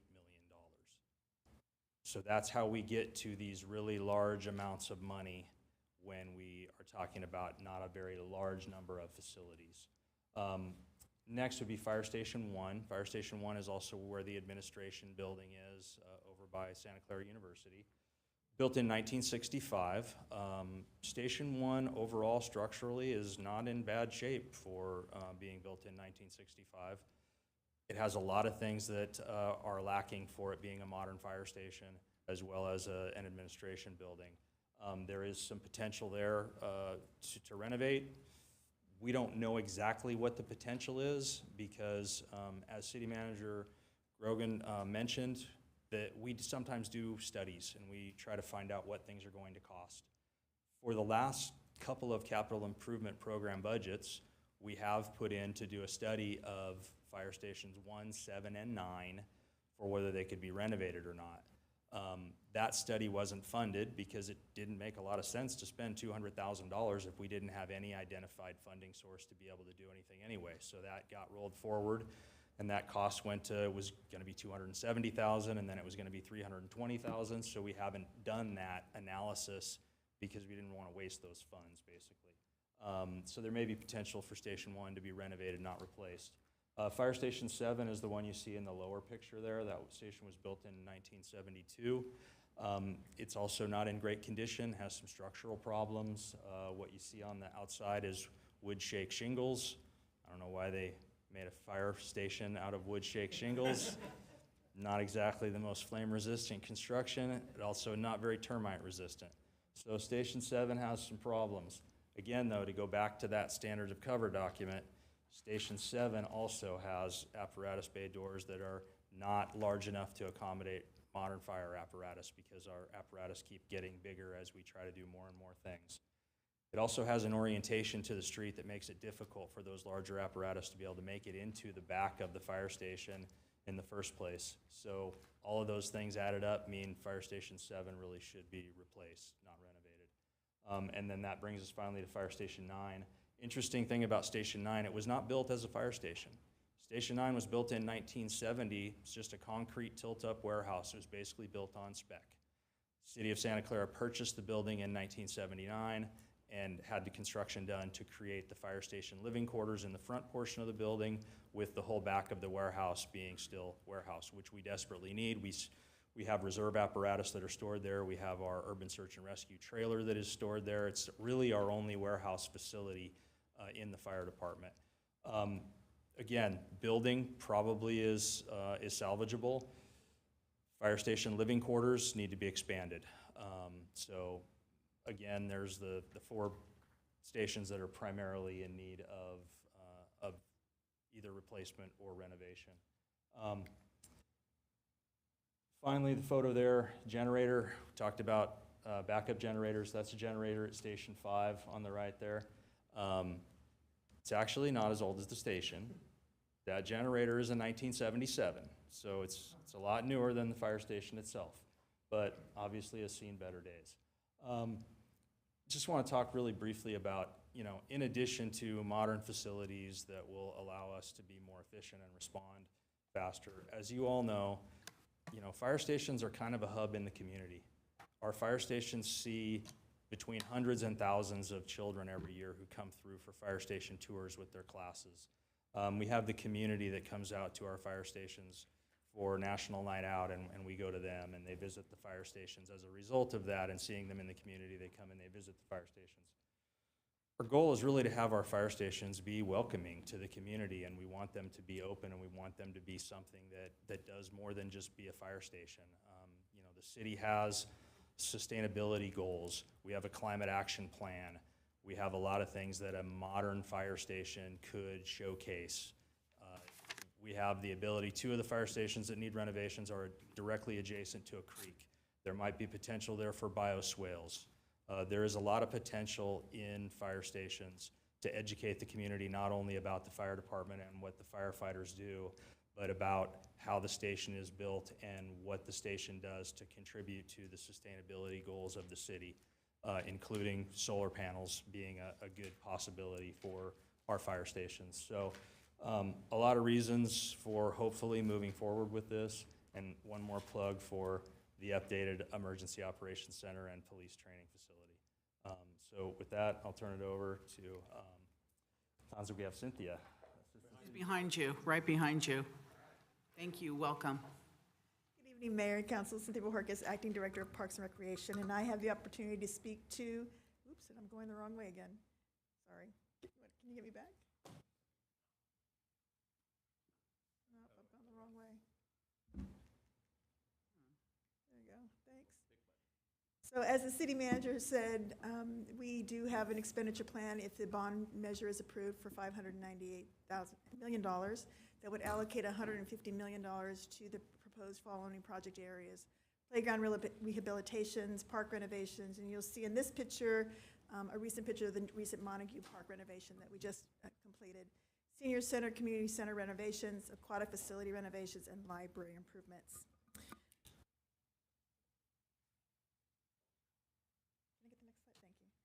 In 2018, as the city manager said, the city commissioned a facility conditions assessment of city parks and park report referred to as the Kitchell Report, evaluated each asset and assigned a rating of either critical, poor, fair, or good based on the condition of the facility. Critical condition was defined as being in a state of immediate imminent failure, in need of investment to correct a cited safety hazard, or needed to alleviate conditions that were not hazardous then, but could become hazardous if not remedied. Poor rating was defined as an amenity in decline requiring expected maintenance in order to avoid further predictable deterioration, potential service downtime, and associated damage or higher cost if deferred. That study, commissioned over 6 years ago, identified 22 parks that were either in critical or poor condition with an estimated dollar value investment needed of $12.4 million in the first 5 years, with an additional $6.6 million needed in years 6 through 10, for a total of roughly $19 million. It's important to note that that dollar value did not account for escalation. Moreover, the report also identified 10 buildings that were rated in either critical or poor condition with a needed investment of approximately $27.4 million, with an additional $3.1 million needed in years 6 to 10, for a total of approximately $30.5 million. Together, the need for investment in city parks and park buildings that were either in critical or poor condition 6 years ago was approximately $49.5 million before escalation. And that figure does not include the improvements needed for the remaining 25 parks and 31 park buildings that were rated in either fair or good condition at that time. As noted on this slide, should a bond be approved by the voters, the recommendations would be that additional investments be made to the senior and community center, the city's aquatic facilities, as well as the city's Central Park Library. Next slide, please. On this slide, you will see some specific examples of unfunded needs in the parks and community facilities area. While the city has made good progress in terms of playground rehabilitation projects, having just recently reopened Montague Park, and tomorrow, commercial here, we will be having the ribbon cutting for Westwood Oak Park Playground Rehabilitation Project, and everyone is invited to join us at 10 a.m. tomorrow morning. There are still some very important playground projects that are unfunded. The middle picture on this slide is the beloved Henry Schmidt Park. While funding is available for design of this playground, there is no funding for construction. Same is true for Warburton Park Playground Rehabilitation. As the council is aware, the importance of investing in the city's neighborhood pools is critically important, especially in light of the closure of the ISC. For that reason, we have included in the design analysis a component to evaluate the pool. Should funding become available, we would be looking to expand the playground rehabilitation project to address some of the needs to improve the aquatic experience in the park as well. Another critical unfunded project is the Bowers Park building, which is currently closed and cannot be reopened without funding. As you can see from the picture in the lower right-hand corner, there has been significant water damage to the structure. What we thought would be a simple roof replacement will now become a rehabilitation of the entire park building. Like Warburton, that project is only funded through design. The final example I want to highlight is the need to resurface our tennis courts and identify locations for pickleball, one of the fastest growing recreation programs in the country. The weather in this past year wreaked havoc on our courts, creating a need to improve our facilities citywide, and we just do not have enough pickleball courts to meet demand. These are just a few of our unfunded needs that we hope voters will approve for bond funding. COVID taught us the value of play, of being outdoors and gathering community for our physical and mental health. We believe our facilities make a difference in the quality of living here in Santa Clara and appreciate consideration of this revenue opportunity. At this point, I'll turn it back to Public Works Director Craig Moback. Thank you. Thank you, Cynthia. And so on the next slide, we'll go through the other critical infrastructure category. And so under this category, assuming a $598 million bond scenario, the expenditure plan would allocate $45 million to the following proposed project areas. And they include the ADA transition plan implementation, and I'll go through a couple slides next to covers the cost estimates of some of those. Historic building renovations. As we know, we have a number of historic buildings here, obviously very old, Morse Mansion, various Adobe, in need of some work. Improvements here at City Hall. City Manager Grogan mentioned HVAC systems, different mechanical systems. As we, stay here longer, more needs are required to make these buildings suitable. Public parking lot improvements. As we discussed a while back, we went through a process to identify plans and all the public parking lots and what needs to be worked on in terms of pavement, sealing, and rehab. There's unfunded needs with that. And then energy efficiency renovations, most recently with the changes in law regarding purchasing light bulbs and LED lights. We're going through a process where we're going to need to upgrade lighting in all of our buildings. Just wanted to touch on ADA transition plan. We did go through it in a study session. It's going to come back to council within the next couple months to just show the magnitude of this. We did the studies with our consultant and went through various aspects of the public right-of-way that included all the curb ramps, the ped routes, the crosswalks, rail crossings, as well as the ped signals. We ranked in terms of priority the high, medium, low. And as you recall, under the high category that's bolded there, about $165 million of projects identified there. And then in the ADA transition plan for facilities, as you recall, we went through the public facilities that provides program to the public. Those included also some of the park buildings. And so upgrades needing, from when visitors reach the site, the accessibility pass, the areas in terms of counter heights, restrooms, and things like that. Total estimate of about $13.3 million to upgrade those facilities. And so next, we will discuss implementing ordinance, and I will turn it over to the City Attorney, Glenn Googans. Very good. Thank you, Director Mobeck. Madam Mayor, if you don't mind, I'll stay here to try to be more efficient in my piece of this. Small role for me in the presentation tonight, but as you might imagine, a substantial role for the legal group in both getting us here and in going forward should you decide to proceed in this. I've been very expertly assisted by Liz Klotz of my office and Scott Ferguson of the Jones Hall firm, which, as City Manager has indicated, is available tonight for any questions you might have. Staff seeking council direction on a number of matters in connection with the bonds. But there's really two definitive actions being asked of you tonight. Both require 2/3 vote of the City Council. The first of these doesn't have a slide, but it is in your packet. It's the adoption of a resolution of necessity. This is required by state bond law. The resolution, in very technical terms, states your need to issue the bonds to finance the proposed improvements. And it also includes provisions that allows for reimbursement of costs out of bond proceeds, and in this case, appoints your outside professionals who we currently have contracts with. Jones Hall, of course, as bond counsel, and PFM as your financial advisor. The second major action, which does have a slide, next slide please, is the implementing ordinance. This is also required by state law. The ordinance includes the object and purpose of the bonds to finance public infrastructure. It establishes the maximum amount of the bonds, which is proposed by staff at $598 million. This is also equivalent to the total estimated cost of the improvements. It establishes a maximum interest rate and other legally required terms. The ordinance also includes, probably most importantly from your standpoint, the transparency and accountability requirements that were presented to you tonight. They're included in the ordinance in two separate categories, 13A and 13B. 13A are the legal requirements under state law, and 13B are all the local requirements. After we went to print on the ordinance and our review of this, the legal group determined that some additional technical changes were advisable in order to assure the alignment of the ordinance with requirements of the state accountability requirements. We were particularly interested, as you've heard tonight, of making sure we were consistent with the requirements of ACA 1, now converted into Prop 5, which is the measure that as has been described to you, would allow approval of this measure by a 55% vote if adopted, which school districts have enjoyed for some time, but those changes did not extend, to local counties or cities. Next slide, please. These next few slides highlight the technical changes that we made in order to assure this compliance with ACA 1.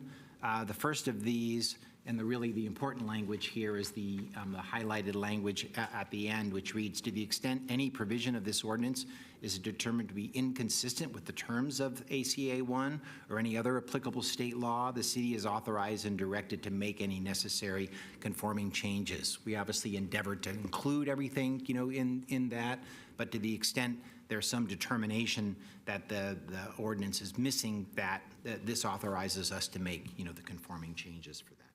Next slide, please. The couple of items here, also technical provisions. The first item listed relates to the COC selection process. As described in the primary presentation on the transparency and accountability measures, the COC would be selected by a lottery process. That selection process is preserved. However, ultimately, the ACA 1 requires those individuals to be appointed by the city council. So while the selection process will be by lottery, it would come back to the city council for final, in effect, ratification of the lottery process. We wanted to make sure that language was in there, again, so no one could make a technical argument that we didn't have the requirements of the ACA 1 because it calls for appointment by the city council.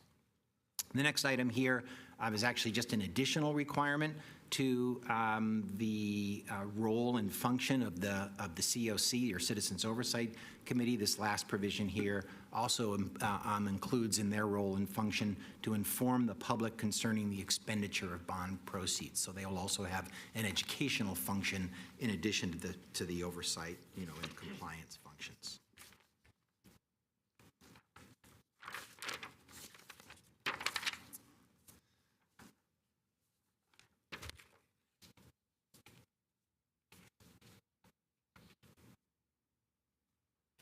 Next slide, please. Oh, no, I'm sorry, you've got it.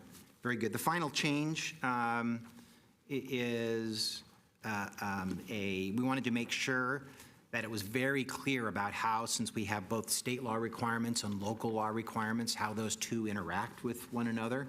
And so we've added this language to the local law requirements. It says these local accountability requirements are intended to supplement and not replace the ACA 1 or any other applicable state law, and to the extent of any duplication or inconsistency, the requirements requiring the greater degree of transparency or accountability shall govern. So it reconciles them, but it defaults to the greater degree of what would otherwise be required.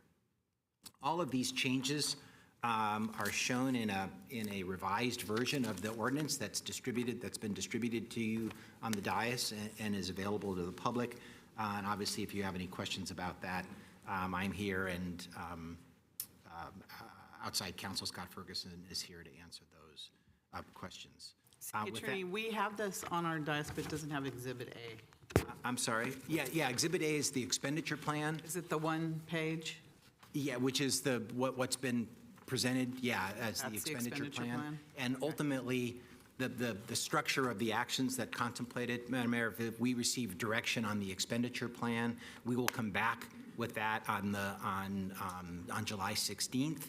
And with whatever final changes you make to that, the final version of that will be attached to the ordinance and will be included as the expenditure plan that the ordinance requires compliance with.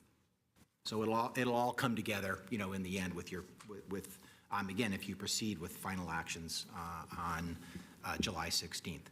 With that, Madam Mayor, I'll turn it over to Director Pineda to discuss the companion item that staff is also proposing, a proposed charter amendment to the Public Works procurement sections. Thank you. Thank you, Glenn. Good evening, Mayor and Council again. Pleasure to be back. So I'm discussing with you a proposed charter amendment to modernize contracting process for public works projects. And there's 3 elements associated with that. One element is related to the design build process. The other one is related to the bidding contracting process. And the other one is to modernize the contracting process for public works projects. And I'll touch on 2 of those, and the city manager will touch on the final one. So the first item that I want to talk about was the design build process. So currently we don't have that available to us, and this amendment would allow the city to integrate both the design and construction, design build services into a contract for public works projects. From a benefit perspective, it does provide the ability to accelerate certain projects that kind of fit the right criteria from a schedule and timing perspective. Specific to SVP, looking at where we would use this, we look at things like substations, where we work either with our developers or our own substations to be able to do projects, whether it's a new one or to expand one. Those would be good proposals for design build and will help us achieve that a little faster. If we're looking at new power plants in the city, that would also could be an option, as well as battery energy storage projects where you can work with a design build process to try to get those a little faster and more efficiently. Regarding the bidding thresholds, so as you know, the city charter requires anything over $1,000 to a formal bidding process. And what we're proposing to do is to go from $1,000 to $250,000. The 1,000 limit was set in 1951 and has not increased in over 70 years. So there's definitely some benefits related to that, especially for smaller projects where we can move those a little faster. And specific to SVP, which you see often, if not every time on your agendas, is when we use the use of city forces to complete work both for fiber and electrical infrastructure work. I think last year we did about 14 council reports associated with that. This year we're up to 13 council reports, probably do 30 to 50 locations a year. Those would be able to be done without having to go to that process to come to council because there are over $1,000. So that would create some significant benefit from staff from a work perspective and just be able to get the work done faster. And regarding the manager authority, I'll pass it to the city manager. Thank you, Director Pineda, and I'll bring us home on these last few slides so we can get to the council deliberations. And so also one of the things we're proposing is a differentiation to change the distinction between major and minor projects, again, to increase our ability to accelerate the delivery of projects. So allow the city manager to accelerate and approve projects that are below $500,000 in value. And as you know, through your capital improvement program, all the projects are approved by you, all the funds are already budgeted. This is just an item to accelerate, and because it's in our charter, it requires a voter process. And so then we wanted to provide a few examples of, Manuel talked about a few of the Silicon Valley power type projects that require formal bidding. I wanted to provide a couple other samples projects that would be under $500,000. Our annual ADA, American with Disability Act curb ramp improvement project, that was $214,000 in 1920. The library gazebo project at Mission Branch, $195,000. A gate, $200,000 and $217,000. So just wanted to provide you with a quick sample Also included on this slide is just some benchmarking, just so you know, when we talk about our threshold being 1,000, it really is low compared to where some of our other communities are. We did provide the state general law example. We know that we're a charter city, but we also provide an example from Milpitas, Mountain View, Palo Alto, San Jose, and Sunnyvale, but won't go through all the amounts, but significantly higher than our $1,000 limit, and recommending that we modernize to provide for greater efficiency. So with that, want to discuss next steps and the staff recommendation. And so next steps would be council questions on the presentation, and then council deliberation. And I want to just take a moment to say that the items that we're talking about, and a lot of these capital improvement items, we know they've been building for a long time. We presented a lot of dollars that were in 2018 dollars or 2020 dollars. We know that if we simply inflate those for construction cost increases, at $600 million, that's not all of our unfunded needs. Our unfunded needs are well over $1 billion, right? And so we know that $600 million is justified, and we have the likely voter polling. Also, just want to take a moment to talk about the long lead times. We're talking about major capital improvement projects that have to be designed. So if a measure does go on the ballot in November 24, the first point for us to sell bonds will be first quarter 2025.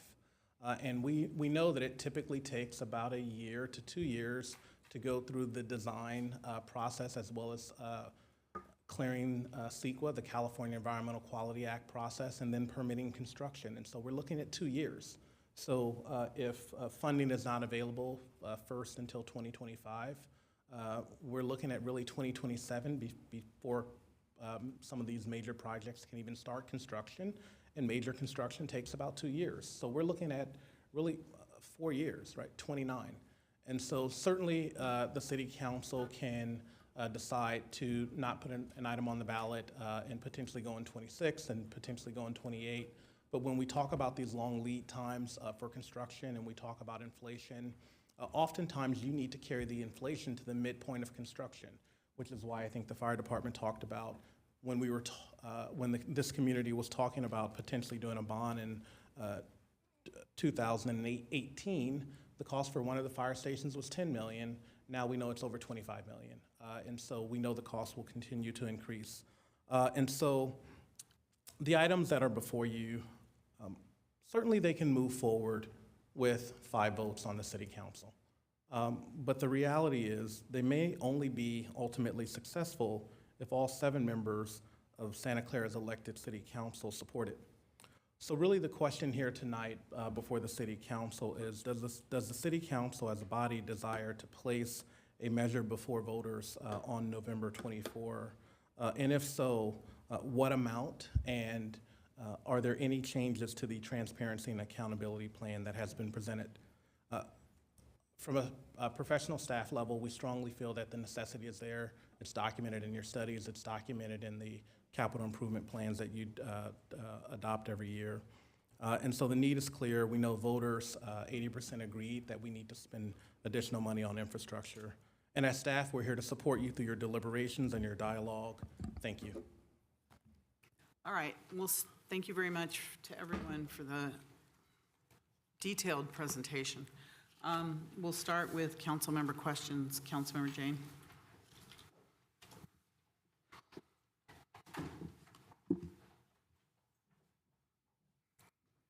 Thank you. That was a lot of information. I have some questions. The first one is that I know that we talked about ACA 1 is now Proposition 5, but when I look at the ordinance, it references only ACA 1. Is that a problem? Does that have to be updated? The second is, what is the actual timeline to meet on November 5th? When do we have to actually decide on the actual details? If we don't decide on the ordinance today, what is our final deadline to decide on the actual wording of the ordinance? And then finally, I had heard that there are, and this is probably for our consultants, there are issues with being too specific about what you put into a bond. And I actually just got a bond request from Denton, Texas, and they didn't put any specifics in there. It was just general road repairs and things. So, so what I'm trying to understand, sort of the rationale about when you want to be specific and when you don't want to be specific. Thank you. Councilmember Hardy. Thank you. I too took very specific notes. There's a lot I like about this.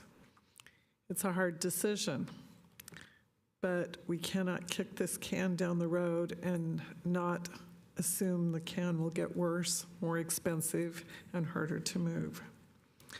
I really like the idea of design build. Our water treatment plant that we own 20% of with San Jose has gone to this process, and it has helped immensely as we keep our water treatment plant going while we're rebuilding it. So a design build makes a lot of sense. Also, the amendment for the $1,000 amount to be raised, since it's been a while since 1951. So what I'm seeing here, if I understand correctly, we're looking at a bond and an amendment. So there would be two items on the ballot for our residents to understand. It is important that, if I remember right, I made a note, I know it's over 80%, but fire calls, 85% of calls are medical. And when we talk about our residents' needs, that becomes very important that our firefighters be able to respond to that. But I personally was on a city council call when we were remote, and there was a fire behind my house, and I got to watch firsthand the fire department take care of that and make certain that all the homes behind where the arson was were saved and did not have negative results. I want to make certain I understand the accountability. I think I took good notes on that.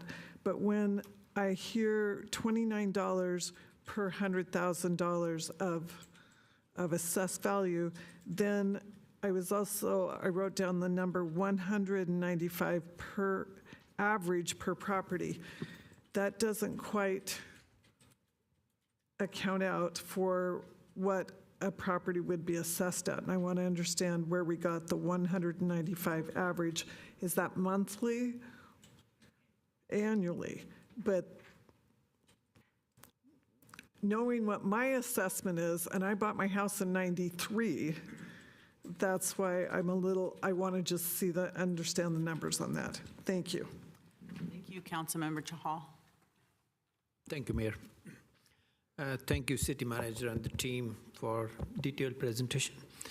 A few questions, like for the Community Oversight Committee, you mentioned that you will prefer to have a lottery system.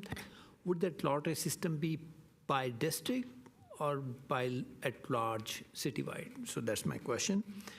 I have another question is, I know the interest rate we are looking at right now is between 4 to 5%, and we touched historically low at 2%. But let's hope if the interest rate goes down, do we have a process of refi without any bureaucratic process? Because we are going to the residents voting on this thing, but I didn't see that refi process. If we can define that, that would be great. If the interest rate goes down, what would be the refi process for these bonds? Third one is slide number 64 and 65 related to formal bidding threshold, like 1,000 to 250K and minor projects of 500K. I like the numbers you gave us, but would it be possible not to have those numbers and absolute numbers rather linked with inflation, so that otherwise we'll have to go back to charter amendment again, but if we can include the inflationary numbers on that, 250K plus the inflation every year, whatever, and 500K for the minor plus the inflation, that would be great. Can we do that or not? Thank you. Thank you. Vice Mayor Becker? Thank you, Mayor. When you're presenting about the oversight committee, I heard about small and big businesses that they would be out of Santa Clara. So I wanted to confirm if that was right, and if so, why would they be from out of Santa Clara? Shouldn't it be just Santa Clara businesses? So I just want to confirm that. Thank you. Thank you. Councilmember Watanabe? Thank you, Mayor, and thank you for the very detailed presentation. So let's see, my first question has to do with the proposed design build, and which is a charter review. It's a charter amendment. And so when we as a city make any changes or propose changes to the charter, there's a charter review committee involved. And that makes the decision is, this is something that we want changed in our city. So I'm wondering why we are not, why this has come about like when it has, and not with the ability to be able to have a charter review committee in place to make sure that this is something that the citizens want. My second question or point, it has to do with the guarantee of these projects or proposed projects, and which is why I would prefer having a specific geo bond as opposed to just a list with categories and items mentioned.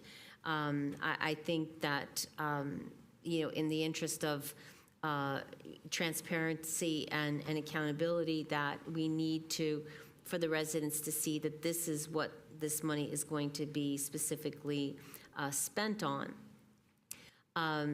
The other thing, last, is the amount. This would be the first, the city's only had one bond measure in the past. This would be the second one, and $600 million. I mean, based on what we were looking at in 2020, we were looking at a $200 million bond. Now, in 4 years, we've jumped to $600 million. And I understand that there are unfunded projects out there that have been accumulating. I understand. But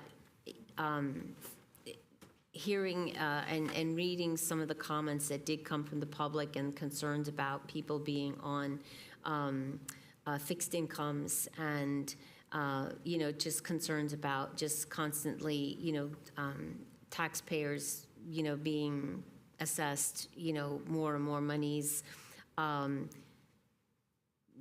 Wouldn't it be better to go with a lower amount and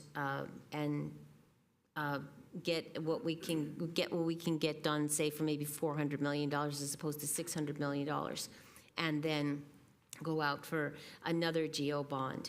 But right now, I think $600 million is too much, and that we need more specific projects as opposed to just an Exhibit A.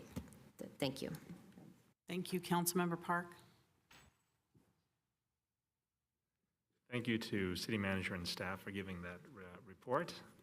Learned a lot of things. I appreciate also being able to go to some of the firehouses to see the issues firsthand that were talked about, and also some of the facilities. I think the question that the city manager is asking is, what objections, if any, do council members have to a bond measure? Because without unanimous decision, without full approval, we're already have a consultant who says that at 2/3 it will not pass. We basically need a Prop 5 to pass this bond. My concern with that is if and when Prop 5 passes, how many other bond measures will come about, because it's easier to pass a bond. And over time, there may be eroded support for bond measures, depending on how people decide to issue bonds or put bonds on the ballot measure. And I can see how a bond measure could help master plan projects that could be implemented over time or in stages. But I don't know how this would change how we can save up for larger projects where more money than can be acquired in a year needs to be spent. And on accountability, like I understand, having a list of these other projects, but I think that the other thing that a lot of my constituents have asked me about is accountability when it comes to managing spend and controlling costs, which is you can't simply say we've got new source of revenue and we're going to start spending those new sources of revenue. At some point, we've got to address how we got into this position. And one of the things that we have to address is responsibility in how we spend our money. On prohibitions, I've got a question. I mean, it says that a project for the sole benefit of Levi Stadium, which we own, but what is a project that would be for the sole benefit of Levi Stadium versus a project that could be used to support Levi Stadium? I think about things like maintenance, but I don't know if there's a little bit, more to that. On a charter amendment, how did we arrive at $250,000? I mean, I would like some examples of projects that cost around $1,000 in 1951 compared to their current costs. I'd just like to know what $1,000 limit prevented or we had to get authorization for. I mean, the number $250,000 seems really high if we compare it to $1,000 even in 1951, but I could be wrong. But I think a better view would be what kinds of projects did $1,000 pay for back in 1951?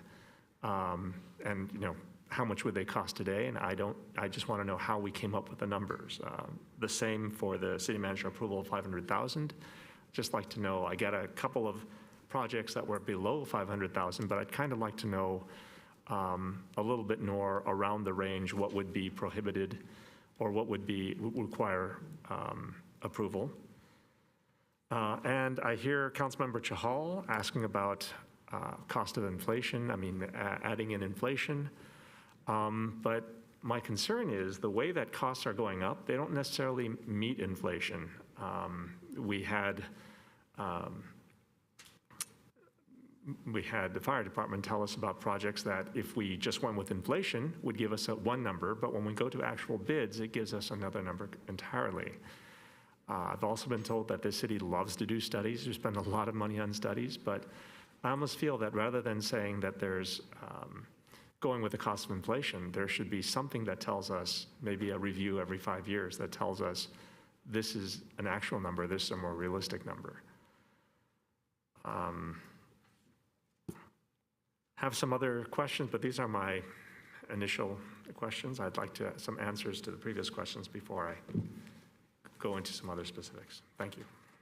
Thank you. Councilmember Watanabe, did you have another? Thank you, Mayor. Yes, I had so many notes, I skipped over some of them. And then getting back to the safe routes to schools, I know it's part of the street plan. However, I believe it was a line item in one document that I saw, and it was for, I think, $15 million. And so I'm wondering how we came up with that, because currently in the budget, I think it's $165,000 that's dedicated to safe routes every year. And there was actually money left over from last year, so it's $172,000 going into the next fiscal year. So I would like to know what exactly why safe routes is listed at $15 million in one document that I saw. The second thing, regarding the assessed values and what the residents will be charged.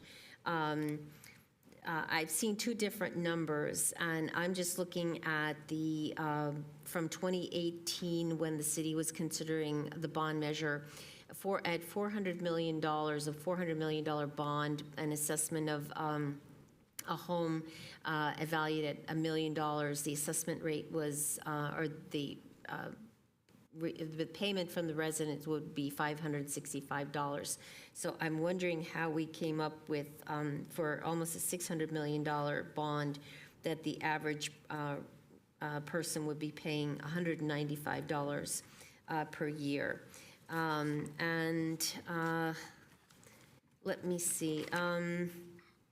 Yeah, going back to the design build, I'm sorry, I had more questions. And my concern also, the fact that, aside from the fact that a charter review committee, is usually commissioned, by going with the design build, isn't there the possibility that we would not be getting the lowest bid, or that the possibility of the city being taken advantage of? And so that gives me concern because, again, of the trust issue, that some of comments that I've heard from some residents about the bond measure. And so we, again, in the interest of openness and transparency. Thank you. I have just a couple questions. One is, I want to know what happens if the bond is approved. What happens then? How is the amount of bonds determined that they're going to be called? Which projects are selected?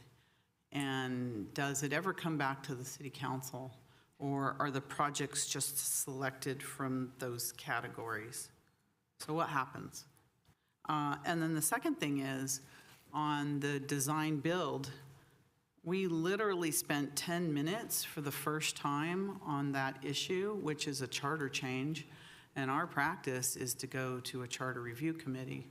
There are definitely pros and cons of design build. And our community hasn't had any opportunity to weigh in on this at all.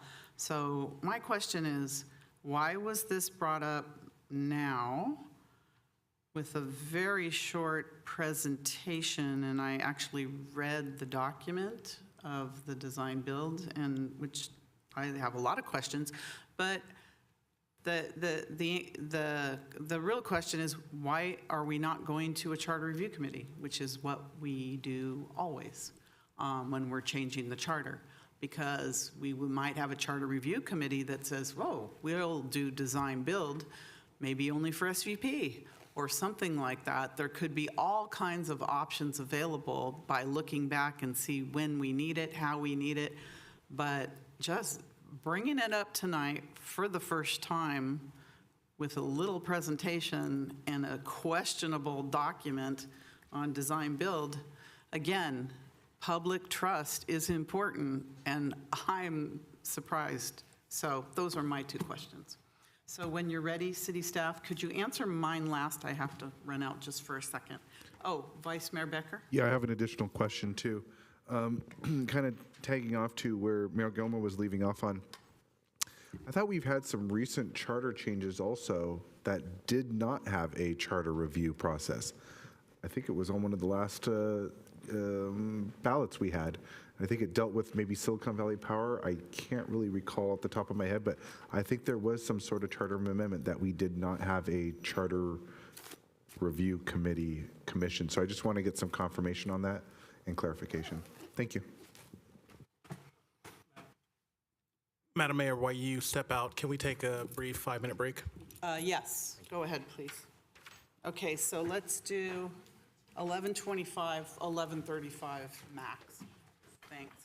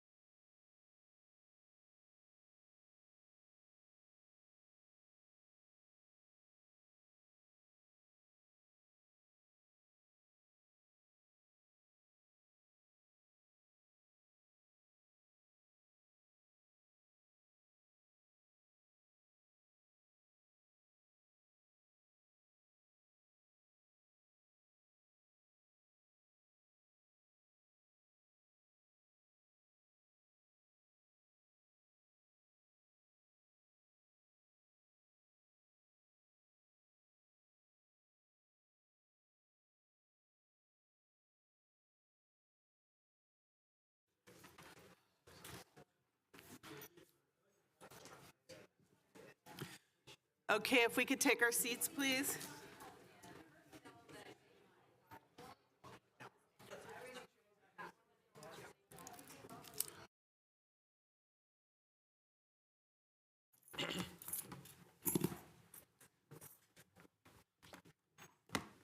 So, City Manager, when you're ready with the questions. And then we'll go to the public. Sure. Thank you, Mayor and council members, for the questions. As you know, you have a full complement of staff and consultants that are here to support you and will certainly support in responses to the questions. Taking them, there was a question from Councilmember Jane about Prop 5 and ACA 1, and I will turn that to our city attorney. I always appreciate council member sensitivity to language in ordinances. We looked at this and I talked with outside counsel. We're very confident that as drafted, it's fine. When you actually go to Prop 5 and you click on it, it refers you to the ACA 1 ordinance. So we're comfortable with how it's drafted works. There was also a question about what is the final deadline to submit a city-sponsored ballot item to the county. That is August 9th. And so your last day for action is not August 9th. We certainly need to do work to prepare what if you adopt something. And so, again, as we talk about the meetings and the special meetings that we may have in July, want to make sure that we can balance everything. And City Attorney, anything to add to that? No, I would just emphasize that last point. Ideally we get a go, no-go sooner rather than later because there's a fair amount of work that needs to be done to put the full package together and make sure it's in proper form. Right. So not August 9th, clearly sooner than that with directions so that we know what we need to prepare. Right. And what is proposed is an action tonight if you decide so, and then the second action at your next regular meeting on July 16th. There was a question about specifics in a bond and when do you discuss specific projects versus you discuss the project types and give sample projects. Certainly there are bonds that I think when we think of a bond, some bonds could be for $500 million for one project, right? Or two projects. This is a general obligation bond, which is fairly common, where you talk about the totality of your needs and you provide transparency on the type of projects. But for example, we're talking about our various ADA projects. To list every individual ADA improvement would not be possible. But I could also turn to Jared Bogan, our ballot consultant, to talk about how these general obligation bonds are structured, where every specific project, and to talk about it, if every specific project is listed or if you in turn provide a expenditure plan and articulation that way. Jared? Sure. Thank you, City Manager. And I'll also note, I know that City Attorney and that their special counsel from Jones Hall, I believe here, who's got experience with specificity. I mean, school districts have done a lot more bonds because they've had this lower threshold for 20 plus years in California, this 55%. So there's a lot of history there. And there's been, some problems that jurisdictions have run into when they've been too specific, where they have found themselves unable to do the kinds of things that they wanted to do, because a project may change shape over time, right? You may find, for example, that if you identify, you need to resurface a particular street, but then by the time you get around to doing the project, you find that resurfacing is not an adequate solution. You've been too specific. You're limited to resurfacing and you can't actually do the thing you wanted to do. Or if you decide, oh gosh, instead of just resurfacing that street, we'd like to tear it up, fix the storm drain that's underneath it, and then do the street, which is the most efficient way to do it. But we said resurface. We can't spend bond money to do that. So there are some downsides to being too specific. I think the general balancing act is to be specific enough to give an idea to the citizens in a transparent way of your priorities, which is to fix potholes, maintain streets, meet your ADA requirements, ensure that your fire department can, provide rapid medical response, emergency response, et cetera, fix park, playgrounds, et cetera. And then you'll also find that council will have individual approval of each project.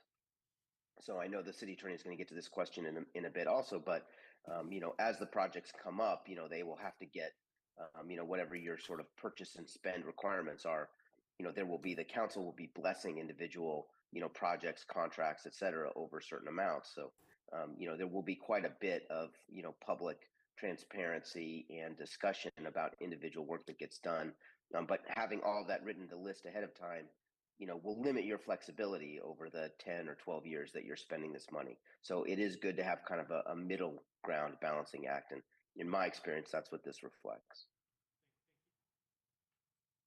Thank you, Jared. And I'd also like to call up Scott Ferguson, our bond counsel with Jones Hall. Good evening, Mayor, members of the council. I would just echo what Jared said. In the school district context, there's a kind of common wisdom to stay as general as possible because priorities change and it preserves flexibility. I think in what I'm hearing tonight is the desire for more accountability, transparency with the community was such that the thought was a more specific project list would make sense, and it would provide the community and the city with a roadmap for how the bond proceeds are going to be spent, and some confidence that these projects are on the list because they are priorities, and that work and that study has already been done, as we heard in the presentation earlier. Thank you. And Scott, while you're up, there was another question by Mayor Gilmore about it, exactly how the process will work. And so can you talk a little bit about bonding and series bonds and the requirement to spend 85% within 3 years, and then we can elaborate on that. Okay, I'd be happy to. So once a bond measure is placed on the ballot, first it has to be approved by the voters. And then the planning starts for staff to determine, all right, what projects do we have that are far enough along that it makes sense to issue our first series of bonds. And the bonds won't be issued all at once. If the $598 million is approved, those could be issued in 4 or 5 or more series over 10 or 12 years. As capital needs come in, as projects are ready to be financed, and importantly, the IRS for tax-exempt bonds requires that the city expect to spend at least 85% of the proceeds within 3 years of when you issue your bonds. So that kind of creates a natural staggering of how much in the way of bond proceeds you can issue at any one time. Only as much as you can spend within 3 years, generally speaking. And each bond issue would come back to this council with a specific list of projects to be financed. And it would be, and the bonds could not be issued unless we come back and have a resolution adopted. And we'll do that, for each series throughout this whole bond program. Yeah. The second part of my question was really who selects the projects to be financed, to be included? Sure. So just like our biannual capital improvement budget development, staff will develop an initial recommended budget to fund all capital projects within that cycle with bond revenue as well as other revenue. We will then go through all of the required public meetings that we do now, which includes for capital improvement projects going to the Planning Commission. For bond projects, we would also go to the Community Oversight Committee that is proposed to be established, and the City Council would be the final decider on projects that are funded, but they would of course need to be consistent with the expenditure plan. So I'm going to ask, so staff selects the projects to be prioritized? Madam Mayor, just like all of CIP projects, staff makes an initial recommendation, right? You have professional staff that take a look at the available funding, that take a look at timing, the ability to deliver, contracting process, makes a recommendation to the city council, but the city council is the ultimate decider, right? The most important policy document you develop each year is the budget. And so staff will certainly make a recommendation because that needs to be informed with the ability to execute, our ability to manage contractors, but the council is the ultimate decision.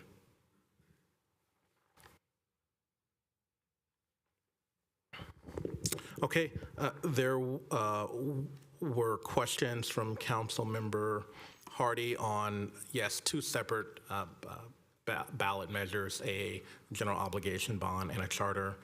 There were also additional questions with regard to the assessed value from a number of council members and the calculation for both the $598 million and $298 million. And so I will turn that over to our financial advisor from PFM, Jaime Trejo, who's on the phone. Hi. Good evening, I guess at this point, good night, Mayor and Council. Hope everyone can hear me. I'm going to talk about the assessed value and the tax rate.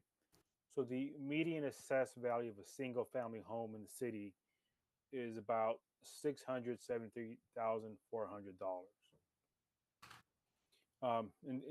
And doing the math, let's say the assessed value was $100,000. So at $100,000, your tax rate for the year would be $29. And let's say the median assessed value was $700,000, pretty close to it, and this is as of fiscal year 23-24, then you multiply 29 by 7, you get roughly, the 195 or $200. So that's how we get to that number. It's you take the median assessed value divided by 100,000, multiply by 29, and that gets you your tax levy, or how much the median assessed value homeowner would have to pay based on fiscal year 23-24 prices. And you asked a question prior also about the 2018 measure where that tax rate was $56. I didn't work on that. I didn't run those numbers. So I'm not quite sure how that was structured. But one thing that goes into the tax rate is the overall assessed value of the city. Back in 2018, the assessed value was about $40 billion. The assessed value in fiscal year 2024 is roughly $61 billion. So if you have a higher assessed value, you need a lower average tax rate to kind of get you to the same place. Thank you, Jaime. Next, there was a question about interest rate drops. If interest rates drop, do we have the ability to refinance? Two components of that answer. We talked a little moment ago about we would not sell the entire bond amount at any level at one time, and so it will be a series bond. And so when you go out for each series, you would take advantage of the interest rate at that time. However, specifically with regard to the refinancing question, I'll turn that over to Scott Ferguson, Bond Counsel. So just like each issuance of the bonds to finance new projects will come back to council, your consultant team and staff would also bring back any refinancing opportunities. Municipal bonds are generally issued with a lockout period before they can be called or redeemed or refinanced. Could be as short as 8 years with a premium. The norm is 10 years. But after that 10-year period, your consultants will be looking at interest rates and seeing if any of the bonds could be, any of the outstanding bonds could be refinanced at a lower interest rate, just like you would your mortgage. So that would come back to the council as just a savings that would get passed on to property owners. And it's one, and it doesn't require any other, any voter approval or anything like that. The voter approval was to issue the bonds in the first instance, and then any subsequent refinancing, that's all just subject to the approval of this city council.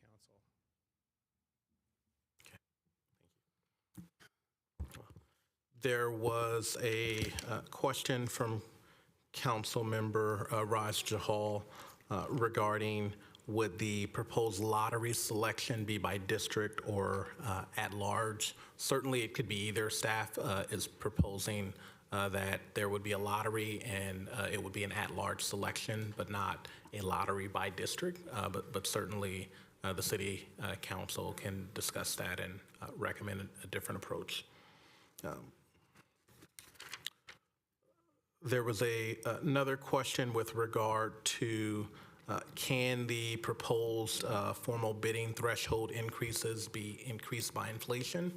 Certainly that can be written in the charter.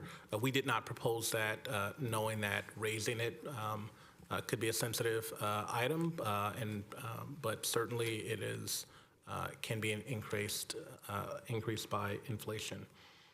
There was a question with regard to design build, as well as I also think that the question was with regard to the bidding thresholds and the major and minor project amounts, why there was not a charter review committee. I'll say that the city has not always done a charter review committee.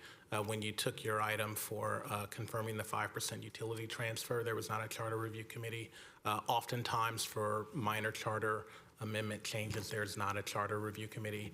This came up and is being proffered and recommended by staff as we consider if an item to significantly increase the amount of money that the city has to spend on capital improvement projects. We know design build can both save money as well as speed up time, and being mindful of inflationary increases.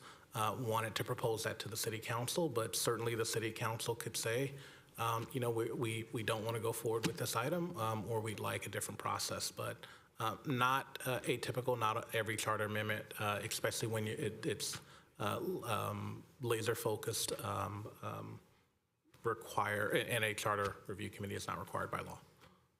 I have a follow-up to that. So regarding the charter review that we did without, or the charter change that we did without a review committee that had to do with the Silicon Valley power rates, didn't that come about as a result of a potential, it was like a state mandate. There was something behind it that required the city to make that change. Otherwise, we were going to. I think that, yes, I think that there were a number of reasons for that, state law being one. I would also say that there have been a number of charter amendments. I actually have a report here that was developed in 2018. I think the last time the city was really thinking about a ballot measure, and it provides the history of all ballot measures that go back from 1952 all the way to 2018. And there were a number of charter amendments in here. At the moment, I can't tell you that every last one of these had a charter review committee, but knowing how these items work, I will say that certainly charter review committees occur. It is not a legal requirement, and this city has a history of not always having a charter review committee. But again, it is up to the city council to decide whether you would like to put it forward or wait until there's a charter review committee. I will also say, and I could turn to the city attorney, because I know one of the things that has been keen on Glenn's list of things to do, as he has been the new city attorney for the last year, and we both read the charter, there's a lot of cleanup that's necessary. Just outdated things that, and so one of the things that we had talked about was having a larger charter cleanup process, but that it will take some time, and recognizing that we didn't have the time to do that. And so that's why the only one that was proffered was ones that were specifically related to the type of projects that we would be endeavoring to do, frankly, to save time and costs. Glenn, is there anything you want to add to that? No, me too, on what you suggested. You and I have talked about this. I may even have talked to you, a few of you about it in terms of my ideas for modernizing, the charter. We went through that process in Chula Vista. Our charter hadn't been revised comprehensively, for 50, 60 years, and a lot of it was truly outdated. A lot of it had little goblins, in it that were things that weren't even being done, any longer because they didn't make sense to being done. In that case, I would 100% recommend a charter review commission, right? That's a substantial effort, and only if council said, yes, we think that's desirable, let's form a charter review commission. That would be a process that would occur over a year and a half or more with a target of the 2026, election in order to have that kind of thing potentially be considered and put before the voters. This is different, though. It's kind of a surgical, proposal that really did come up as something that different department heads identified as being generally desirable, the design build, procurement mechanism in particular, and as the city manager pointed out, with potentially a significant amount of money to spend with projects like fire station, replacements that lend themselves to the design build procurement mechanism, it was considered to be desirable to do as a companion item, for this measure. Could we continue on with the questions? Because out of respect for the public that has been waiting and waiting, if we could finish the questions so we can at least let some of the public members speak so they can go home. Sure. Absolutely. I think there was a comment from Councilmember Kathy Watanabe that she would be supportive of a $400 million general obligation bond, but not a $600 million general obligation bond. I think we've said this before. What's most important is that the city council, if you can have a unanimous support of a potential bond measure, certainly the need is there. And so staff would certainly be supportive of a $400 million bond. But I think what's most important is that the council grapple with this very important issue and arrive at something that if you can unanimously support something. Councilmember Park had a number of questions with regard to saving money for larger projects, recognizing that even at $600 million, it doesn't address all of the city's needs, and we need to address spending and cost controls. Absolutely. One of the things, because this conversation and our prior conversations have been broader, but this conversation has been focused on the capital program. What we didn't say in the presentation tonight that I know you all know is that our 10-year forecast has a looming general fund operating deficit. So we will have to continue to make tough decisions. We will have to continue to cut the budget. We will have to do everything we can to save on an operating basis. But as we do that, we still won't have money to do any of the type of projects that have been looming for years, with our infrastructure virtually crumbling on an annual basis without a general obligation bond. And frankly, the reason why we're talking about a general obligation bond is because there is not the surplus revenue to do a different bonding or financing mechanism where we pay the debt with surplus money. We don't have surplus money to pay that debt. And so we absolutely will have to do both, be more efficient on the operational basis, as well as have additional infusion of funds for capital. There was a question with regard to the charter amendment of why 250. That number was picked based on an analysis of the projects that we have brought before council, where that formal bid requirement, which is now $1,000. I think the number that I heard is almost 90% have been under that $250,000 threshold. And as you know, that threshold, different context, but aligns to the spending, the signature authority of that the city manager has now in a different context. So that number made sense to us. Safe routes to schools. Councilmember Kathy Watanabe mentioned a project that we funded this year with regard to safe routes to schools that was budgeted at roughly 165 million, and wanted to contrast that with 165,000, and wanted to contrast that with the $15 million of safe routes to school projects. And so I will have the Public Works Director, Craig Mobeck, discuss that.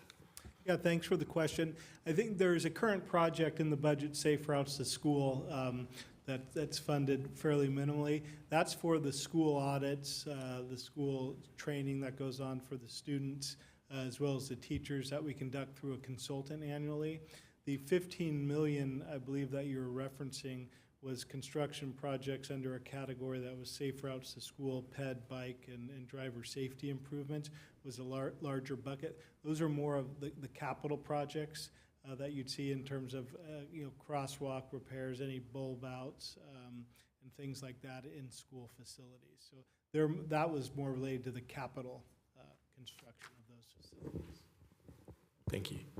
Councilmember Becker had a question about the business rep and potentially that business rep not being a Santa Clara resident, but having a business located in the city. I'll turn that over to our city attorney. Yeah, the language that is drafted here that characterizes those representatives for the COC is one large business representative and one small business representative, neither of which must be residents. But both of which must be either an owner or an employee of a business headquartered within the city. So that was the thought in balancing that. You could, if ultimately in implementing an ordinance, say you want them to be residents too, but it's not required as long as they're headquartered. Councilmember Park had a question about inflation and can we review it every 5 years? Certainly, I think one of the structural challenges it is embedded within our charter. And so while we can review it every 5 years, it would need to be approved by voters. Councilmember Park also mentioned that the construction cost often is more than general inflation. We would use a appropriate construction cost index inflator versus the all goods and consumer that I think people oftentimes reference. I think that covers the majority, all of the questions. All right, very good. Thank you so much. So I am going to go to the public members, if they're still awake. Now, wake up. We're going to start with Eric. Please come forward. Thank you so much for your patience. Thank you. Good morning, Mayor and Council. As you may know, I'm one of the planning commissioners. I'm here as my own representative. I'm not representing anything from the Planning Commission. What I want to say is I think that we definitely need the bond. How much money can be debated. The way we do it, though, I think needs to be addressing the actual cause and problem. The thing I don't see here with the committee is how that committee can go in, number one, knowing that there's a bunch of projects that staff has already approved, so they have a lot of time that they have to say, okay, is this good, bad, or indifferent? Number two, when you look at it, to me, it's like a condo issue. If I have a condo and an association, I have a finance committee. The finance committee has to budget and do reserves. So we're saving over time. Now, when you have to use bonds, you don't quite do that, but you still have other projects that you could have reserves for. We don't want to have to come back sometime later and say, hey, we need $1.5 billion in bonds. So I think that we can maybe look at structuring that committee a little bit differently so that it's not just specific for this one bond, but more like a finance committee that is made up of people that have some background. So if you have a lottery, some of the people should have backgrounds in auditing, accounting, or finance, maybe a hybrid amount. But they have to be able to know what auditing is about, they have to know what budgeting is about, and they have to understand how to make reserves. If they're going to go ahead and use bonds, great. We're going to have projects, we know that in 30 years we're going to have to deal with them. We may have to have a bond for that. Maybe we can make reserves. As we're talking about inflation and stuff, the way that we used to do it at Woodsboro is very simple. We knew we were changing the roof that on one building, but another building was going to be done in 15 years. Well, we update that other one based on what we actually paid on the first one. So we were constantly looking and reviewing that. So my suggestion, please look at changing that committee and the way it's structured. Thank you. Thank you, Eric. Teresa? Followed by Holly. Welcome. So, thank you. So, good evening. I fully agree that we've got, hundreds of millions of dollars of infrastructure need.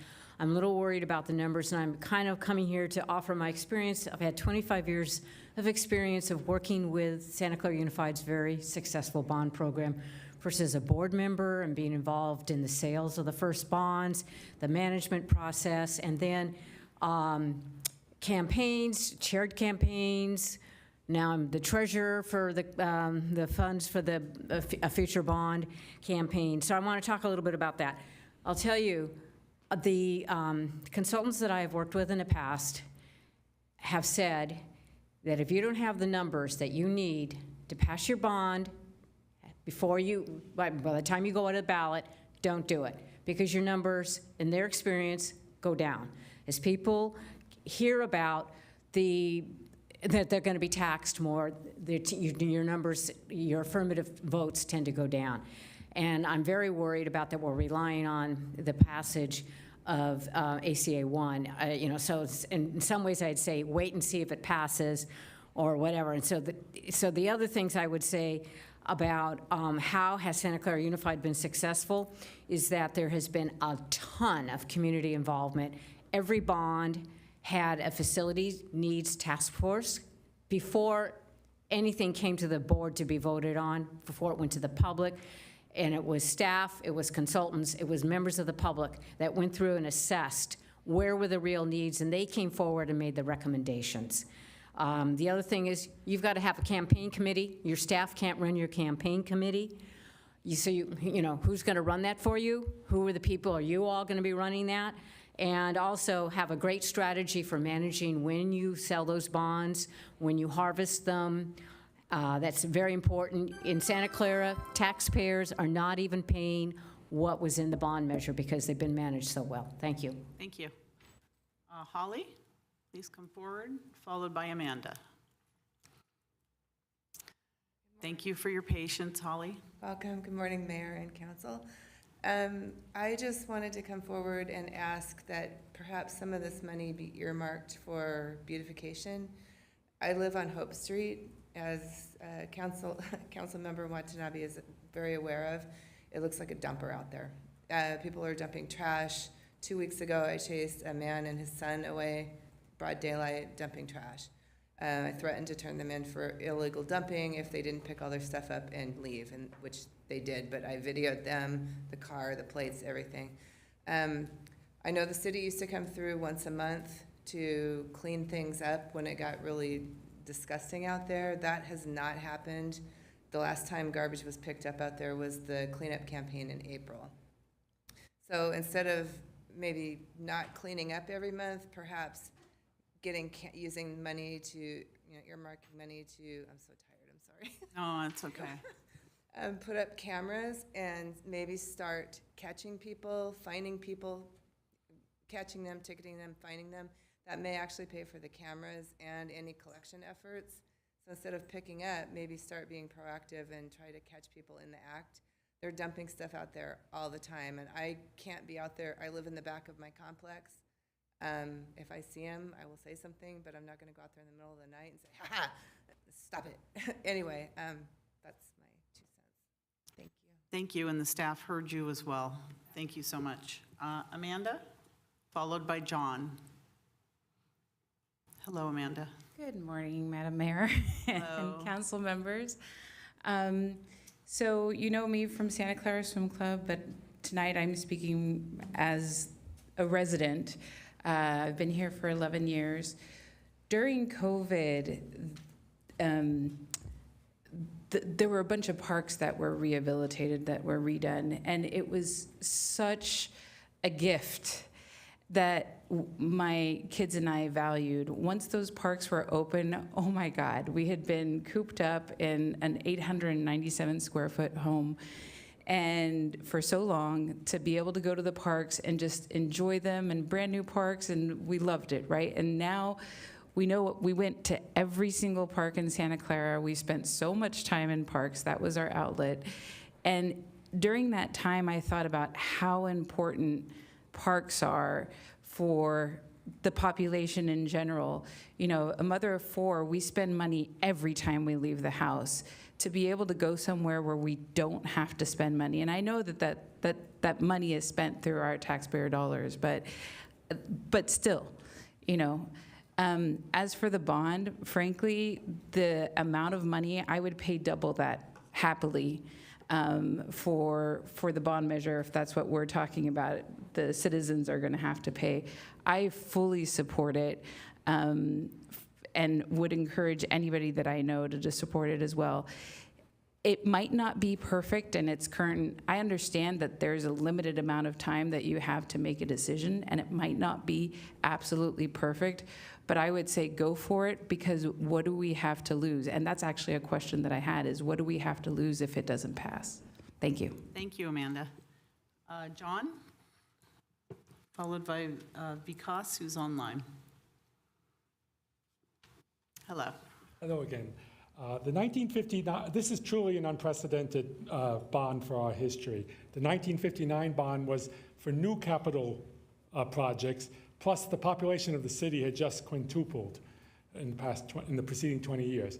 Now, the current proposal, it seems to me, consists mostly of quote-unquote renovations, remodeling, or fixing of existing facilities, not new capital projects like with the 1959 bond. A few meetings ago, the Santa Clara Water Department told this council that they were covering all current services, repairs of the water department out of water department current revenues. Our city as a whole should follow the example of its water department. With respect to the survey, again, didn't ask or discuss the alternative option of cutting expenses, like most families and businesses do when they're short of money and need to make repairs. Most families and businesses are very loath to borrow. They'd rather cut expenses. Finally, if all of the California cities follow the example of Santa Clara, this borrowing proposal, then the interest rates are going to go up and the inflation is going to go up all over the state because of all the vast amount of money that's being borrowed. And homeowners, or people who want to become homeowners, will not be able to buy a house because we, the city of Santa Clara, and all the other cities that are short of money for whatever reason, are borrowing, you know, and pushing up interest rates.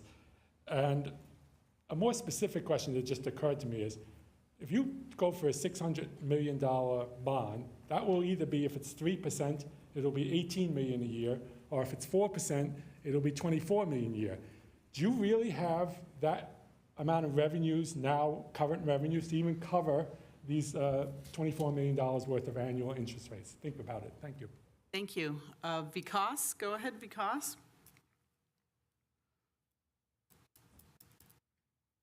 You can unmute your... Good morning. Good morning. My name is Vikas Gupta. I speak as a private citizen. As has been highlighted, infrastructure in Santa Clara is in need of repairs, improvements, and rebuild, not least of which is the ISC, which is in dire need of repair and rebuild, having previously been closed earlier this year. I support the bond measure with language that specifically calls out which projects are to be funded, such that once approved, the funds are not redirected, misappropriated, or misused. Council members change, city manager changes, minds change, but what should not change is what the residents committed money for. It shouldn't be hard. The deputy fire chief called out specific fire stations. The acting parks and rec director called out specific parks and pools. And so please include specifics. And therefore I ask that ISC be specifically called out. As for the amount of parcel tax, some of us spend more on coffee as a household, perhaps even in a single day, than what the parcel tax to support the bond would require to be paid per month. And so while I understand it is not easy to shell out more money than is already required with high prices for everything, I do urge that the bond be placed on the ballot and the residents support it. One sidebar note, I am not comfortable with a lottery selection process for the oversight committee. like as Mr. Eric Kutchlow pointed out, what kind of training do they have to be able to perform the tasks of such a committee? And so if we are still going to go with a lottery selection process, let there be training for the oversight committee to be able to provide that oversight. Otherwise, it's just a sham and a rubber stamp. Thank you for taking the time to hear me out. Thank you. Anthony, go ahead, Anthony. Thank you, Madam Mayor, City Council. Anthony Pasquale, Santa Clara Firefighters, IFF Local 1171. You have a lot to discuss with this bond measure and what to include and how to do it. Your Santa Clara firefighters are invested in seeing this bond through, but only if it's done right. We know through our own polling that voters do not prefer a large $600 million bond. We also know what items your citizens want. Those are investments to public safety, youth, and to seniors of Santa Clara. Your Santa Clarans want to see where their money goes and only want to see it held accountable. There must be some guarantees on how that money is spent for now into the future. It is crucial that this bond go through in this election cycle and that we include investing in our public safety as a priority. This measure was already pushed from 4 years ago, and we know that the school district will be going for another bond in the future as well. We don't want to lose our opportunity now. The reality is that even if we secure this bond now, shovels wouldn't hit the ground for another 3 to 5 years. This is why we need this now and before it's too late. I concur with staff that 150 million, we can do a lot. We can bring all our fire stations up to industry standard, including rebuilds and renovating of the 4 fire stations listed. You have all been to Station 5 and understand what needs exist there. The reality is that this isn't just a workplace for us. These are our homes. Your firefighters spend a third of their lives at the fire stations. These stations need to be repaired and need to be repaired now. After hearing your discussions tonight, your Santa Clara firefighters would support a tailored down specific bond that focuses on public safety and has specific guarantees. You have our word. We'll be there to support it as long as it makes sense for us and the residents. This is where we can do the most good for our community and invest in the future of our safety and security. Thank you. Thank you, Anthony. Is there anyone else that would like to speak on this, either here in the chambers or online? I don't see anyone else, City Clerk. Okay. Thank you very much to the public, and especially all of you who stayed up so late to make your thoughts known. Unfortunately, it's 12:17 in the morning, and most of our public is asleep, so as they should be. Okay, so now Vice Mayor Becker.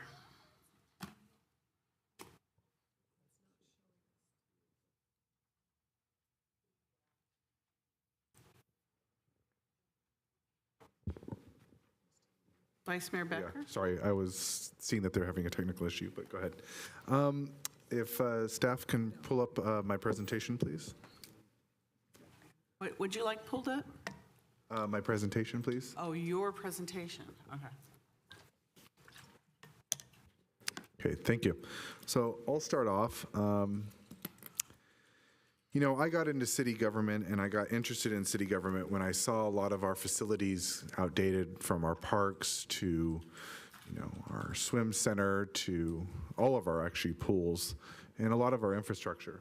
When I first decided to run for city council in 2016, I came out with my initial thing that I gave out at the farmer's market and so many other places. And the first thing I mentioned at the very beginning of my flyer was upgrade infrastructure. I mean, a lot's changed since then. I had a lot more hair and I was a lot thinner. But the thing has remained the same, which is upgrading our infrastructure, which has been my priority from day one when I first ever became a candidate. So when you think about it, Santa Clara is kind of at a crossroads right now. We're, you know, trying to decide how we're going to fund and fix our future. At the same time, we're trying to figure out where we've come from. So what I did was I want to first thank one of our local historians, Mary Hennell, who researched all this information and found it for me at the city library. I appreciate that because I was looking for a lot of this information. So if we could go to the next slide, please. So one of the photos we have here in City Hall, one of the hallways over here, which is what kind of piqued my curiosity, and it's the photo you see right here. It's tallying the votes on election night in 1959. You could see Mayor Ribeiro and many others participating. And I wanted to find out more information. That's where Mary Hennel got me that information. So in the 1950s, the city of Santa Clara was experiencing the enormous growth. In 1950, Santa Clara's population was 11,702.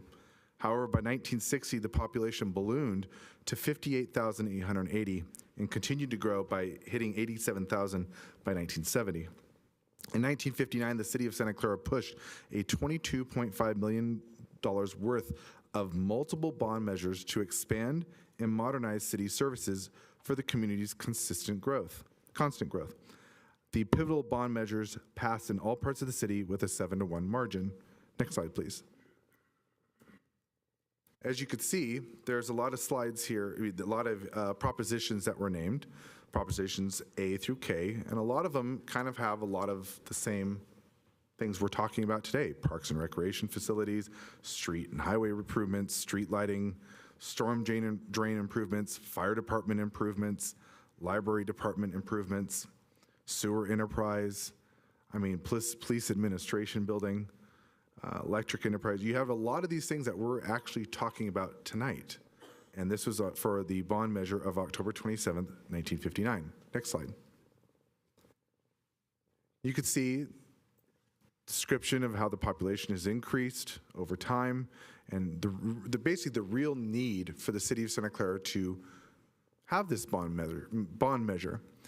Nothing could stay long at the hand of progress here, which was accelerated by a year-round climate. The accessibility to railroads and major highways, a preferential tax rate, and the ability of large and intelligent labor pool in the immediate vicinity. Next slide. And this is one of the pamphlets that was provided during that election. Santa Clara Today and Tomorrow, a capital improvement program designed to meet the city's growth needs. Next slides. Santa Clara has grown, and today Santa Clara has a population just under 50,000 residents. 10 years ago, Santa Clara had a population of 10,000 residents. This represents a population growth of 40,000 residents. And they're still growing, which today we are still growing. Santa Clara is still growing, as can be seen on the chart above. All indications point to a population of at least 100,000 in the next 10 years and 125,000 by 1985. The year I was born. This represents a lot of people in the city that is not even properly equipped to handle the present population. Kind of sounds familiar. Next slide. This again is just another piece of what they were showing in their revenue and capital improvement program will be paid through these sources. Then it goes into the revenue bonds, 1.5 million in electric revenue bonds. Sorry, next slide, my apologies. 1.5 electric revenue bonds, 5.1 in sewer revenue bonds, and so on. Next slide. And you can see the consistent of the descriptions of what they're trying to get across. Next slide. Again, further.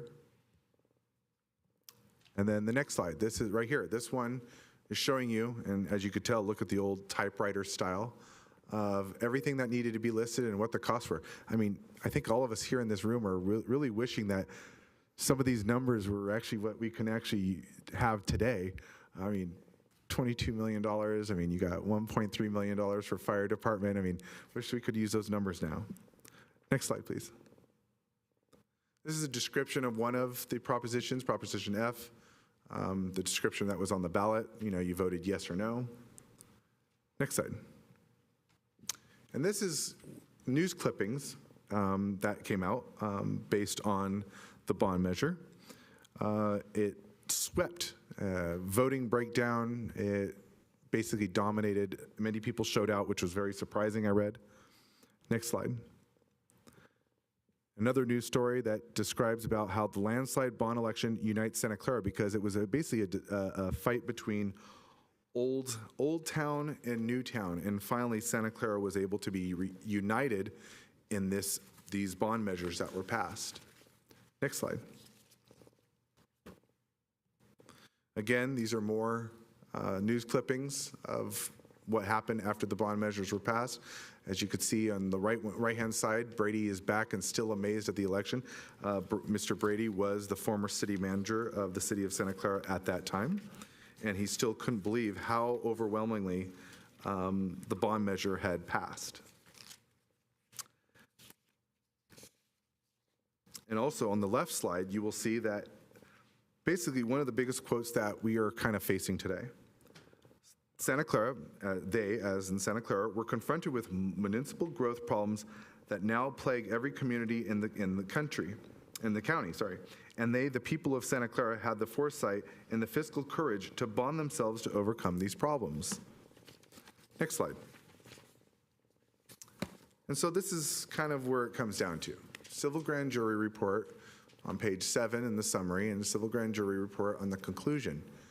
The thesis of that whole entire grand jury report, besides a lot of the inaccuracies I saw, the basis of it was that we need to pass a bond measure, that Santa Clara needs to work together, that we need to abandon our political differences and divides and come together to pass this bond measure. Again, we have $600 million of unfunded infrastructure needs. And as I said, Santa Clara is at a crossroads. So the point, again, was the clearest message it could be through that grand jury report. Work together to pass a bond measure. It is simple as that. So, we have a lot going on. And as we had fire issues. I went to go do a fire tour, and that I got a lot of exposure to learn that we had a training tower that needed fixing. Fire Station 5 has rooms that are separated by cubicle walls. This is unacceptable, and this is something that I think is #1 priority as stated by our city staff and the fire department. So, it's the city that I love, and I believe the city that all of you love. It's pretty clear that in infrastructure, enhancing our services, police services, it's not going to go towards salaries. It's going to go towards what we need fixed. And I'm glad that somebody mentioned about Police Emergency Operations Center earlier and modernizing that as well as a training facility for the police force. So it comes down to we need to unite together. That is the #1 thing I keep hearing is unite. And, with the current 2 heavyweight candidates for president on a very popular election, this bond measure is going to be on a ballot where a lot of people are going to be voting. And that is very important because we need that turnout. The biggest concerns, though, is about undermining progress. And, there's been recent blog articles that tells us what the plan is and the push for the bond to basically fail. Advisors, are emailing us about about businesses and no taxation with representation. And then Mayor Gilmore even has a statement that says no blank check to the 49er 5. So it comes down to, I hear rumors about this bond measure doesn't want to be on the ballot because they want to continue it until the 2026 because maybe it might be a political victory for other people. Again, many people here tonight have told us that there is an important decision that we have to make tonight. And if we hold off even longer than we have before, it's going to continue to get worse. So I continue to say that we should not be gambling off the backs of Santa Clara residents, that we should be focusing on right now to take this decision and put it towards to the voters. And it's not going to be a win for any of us electeds up here. It's going to be a win for the city of Santa Clara in its future. Because as I said, we're at a crossroads, and the decision is up here on the dais for us to make, just like it was in the past. I could say that these 2 bond measures are a little different from each other, but again, the theme of the whole thing is we are at the crossroads. We need to do something because our city has major needs that a lot of our residents have noticed day by day.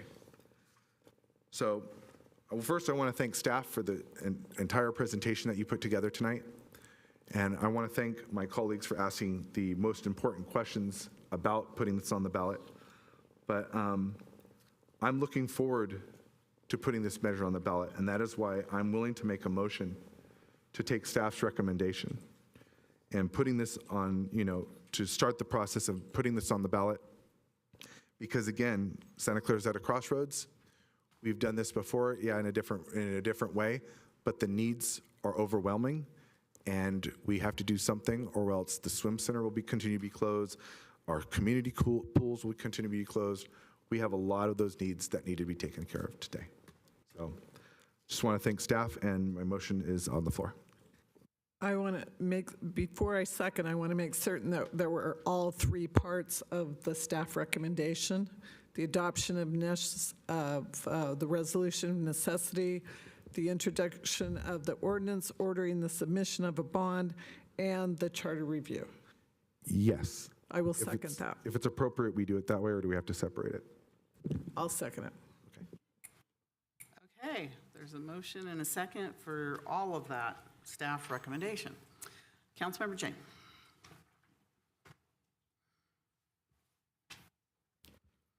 Yeah, I think Councilmember Becker got it right. The basic premise of the grand jury report, when they say that the council relations are broken, is that that has to be fixed in order to pass this bond. So I'm going to read from the summary of the grand jury report. And again, the last municipal bond was 1959. And now we're operating on this crazy pay-as-you-go system that's clearly not working. We have over $1 billion of unfunded infrastructure. And, it's clear previous councils have just been kicking this can down the road, saying there's no money in the budget to pay for infrastructure, so let's just defer it. And I think that was pretty irresponsible, because now here we are with a broken swim center. So I'm going to read from the summary of the grand jury report. With $600 million in unfunded infrastructure needs and fiscal year 2024-25 projected deficits ranging from $6 million to $19.3 million annually, it is imperative that the council collaborate to solve the city's problems. That's in the summary of the report. And further on in the report, under bond measure for ballots, the council is currently exploring placing a bond measure on the November 2024 general election ballot to address the city's $600 million infrastructure needs. The city has not adequately maintained or planned for anticipated capital improvements for decades. Many of its facilities, parks, community centers, fire stations, and swimming pools reached the end of their expected lifespan years ago. They're quoting from a report from the Mercury News.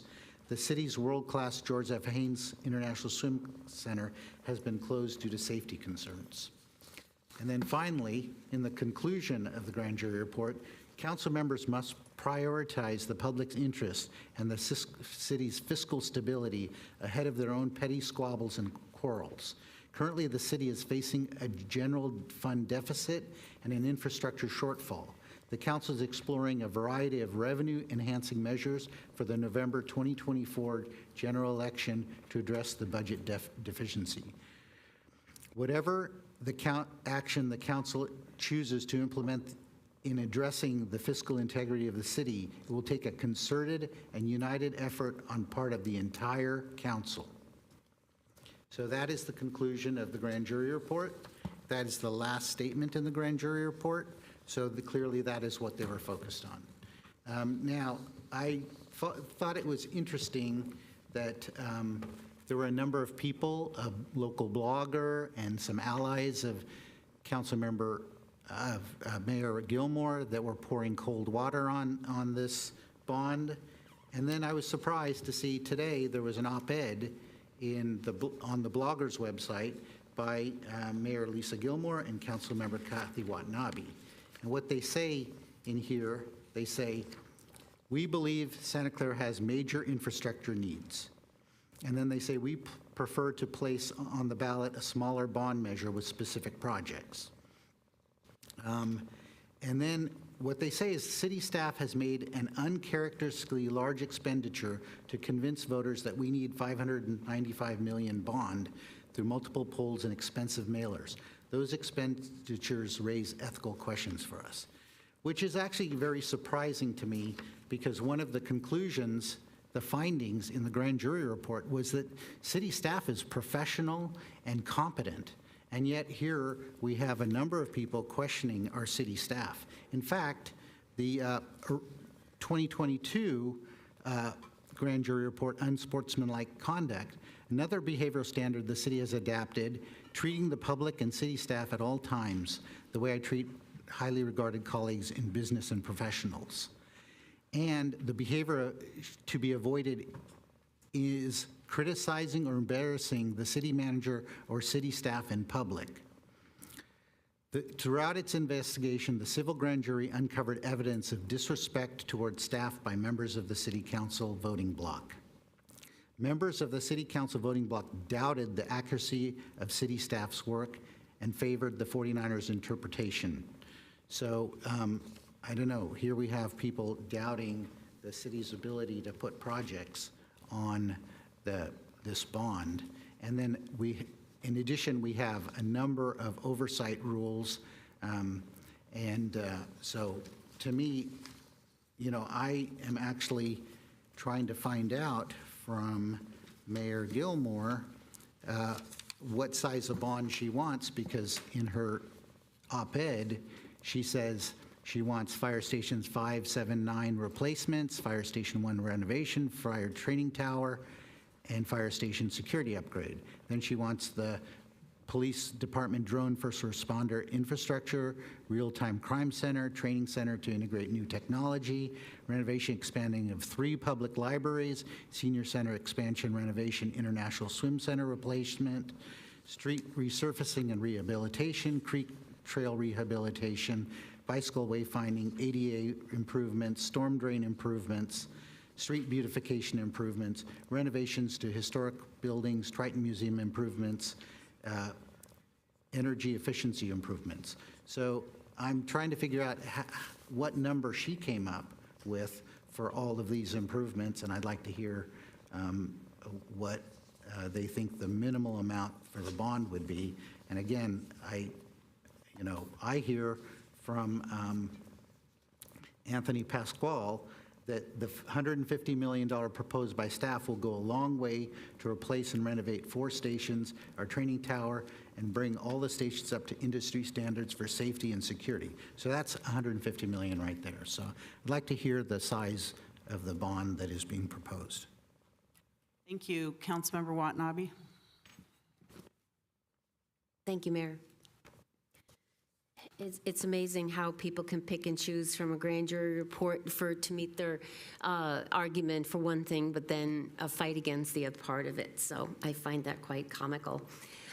So anyway, where I would like to go is that based from what we're hearing from the presentation that we saw tonight about the polling, and then there was another polling that was done that was mentioned in a blog. Oh my goodness, what is the name of it? Santa Clara Now by Robert Haw. And he actually talked about the POA survey that was done. And actually those numbers were a lot lower than what the survey that was, numbers that came back to the city. I believe the polling came in at about 32 to 34% in terms of passing a bond measure. And now we're looking at the city and numbers, and they're not where they need to be if we want this bond to pass. And as former council member O'Neill stated earlier, that when the school district is going out looking for a bond, they do a lot of extensive work. And I actually attended many of those meetings as a parent when I was supporting bond measures to find out exactly what was going to be needed. And I remember hearing those concerns. And so I mean, that's what we're looking at right now, that if you were looking at a $600 million bond, and we don't have the numbers, wouldn't it be better to just wait or maybe come up with another number? And that's why I proposed 400 million earlier. And based on the question that I just heard from Councilmember Jane, in the op-ed that the mayor and I prepared, those 6-7 items that we put in that op-ed come out to about $400 million. And they actually have more items in there that are specific and that would actually modernize, upgrade, and improve our public safety, as well as the city hall and other buildings, older buildings around the city, and a lot of the other items that were already included in the presentation earlier of what people would like placed, our potential projects. So, so that is why I have my concerns, because number one, the polling is weak. It's not the right time unless we come up with something specific. And as outlined in this op-ed, there are specific items there. It comes out to about $400 million. And without, the other issue I have is that there are no guarantees. As Anthony Pasquale mentioned, you know, the need to have guaranteed projects. If we're going to spend this kind of money, we need to know that all those fire stations are going to be replaced. Their fire station 1 is going to be renovated, and they will get the training tower renovation as well as the security upgrade that they need. Because as he mentioned, they spend a third of their lives in those fire stations. They need a place that they can go home to and feel like they are at home when they're serving the city, because they work long hours. So I'm not going to support this motion. But if you want to, if you would consider an amendment, there are, I think that a smaller amount would be wise based on the polling, as well as comments that I've heard from the public that are on fixed incomes. They're concerned, frankly, about the makeup of this council. They don't trust this council. So they're concerned about who's making decisions about how money is going to be spent, their taxpayer dollars, how it's going to be spent, and whether or not the right decisions are going to be made based on the last couple of years. So, and honestly, I totally get it. I understand where they're coming from. So that's why I say, if you want to put a bond out there, do a specific bond and use some of these items that the mayor and I put together in this op-ed, and that is what's going to help you pass a bond. Something that's specific and get those polling numbers up that people are going to be acceptable to. Thank you. Thank you. Councilmember Chahal. Thank you, Mayor. First of all, thank you, City Manager and the staff, for the presentation. And not only presentation, I think with the feedback you got from the different council members, you really incorporated a lot of checks and balances in this one. And I know I don't like some of these issues, like lottery selection. I wanted some people who are really talented or have some finance background to be on those committees, but I agree. Like, I'm ready to compromise on certain things with all the checks and balances you built into it. And specifically, including the projects that you have specified with the detailed list. And the staff has done the job which was directed by this council, basically, all 7 of us, basically. So you have done your duty, you have done your job, and you have presented this to the council. On top of that, you also excluded where the money cannot be used. There was concerns about it. You included that. I appreciate that. That has been done. Community Oversight Committee, checks and balances. you fully incorporated those. No money can be used for salary and benefit with some exceptions where the project is directly taken care of. So that's another one. You have specified as much as you could to make sure we make it a very comprehensive and good bond. One thing which I think you incorporated so that every council member has a veto power, unanimous approval of the city council. I have not heard of that thing, and I had some concerns about it because it gives each council member a veto power to deny anything. But you incorporated that after hearing what was said from all the 7 of us. I didn't like it, but still I accept it because at the end of a day, what we are doing is not for 7 of us. What we are doing is to improve the quality of life of our residents, and we are not trying to take into short-sighted like today, tomorrow. We are thinking long-term. And I know John Haggerty is over here. He did mention we should not lose our oversight if we go for $500 or $400 or $600 million bond.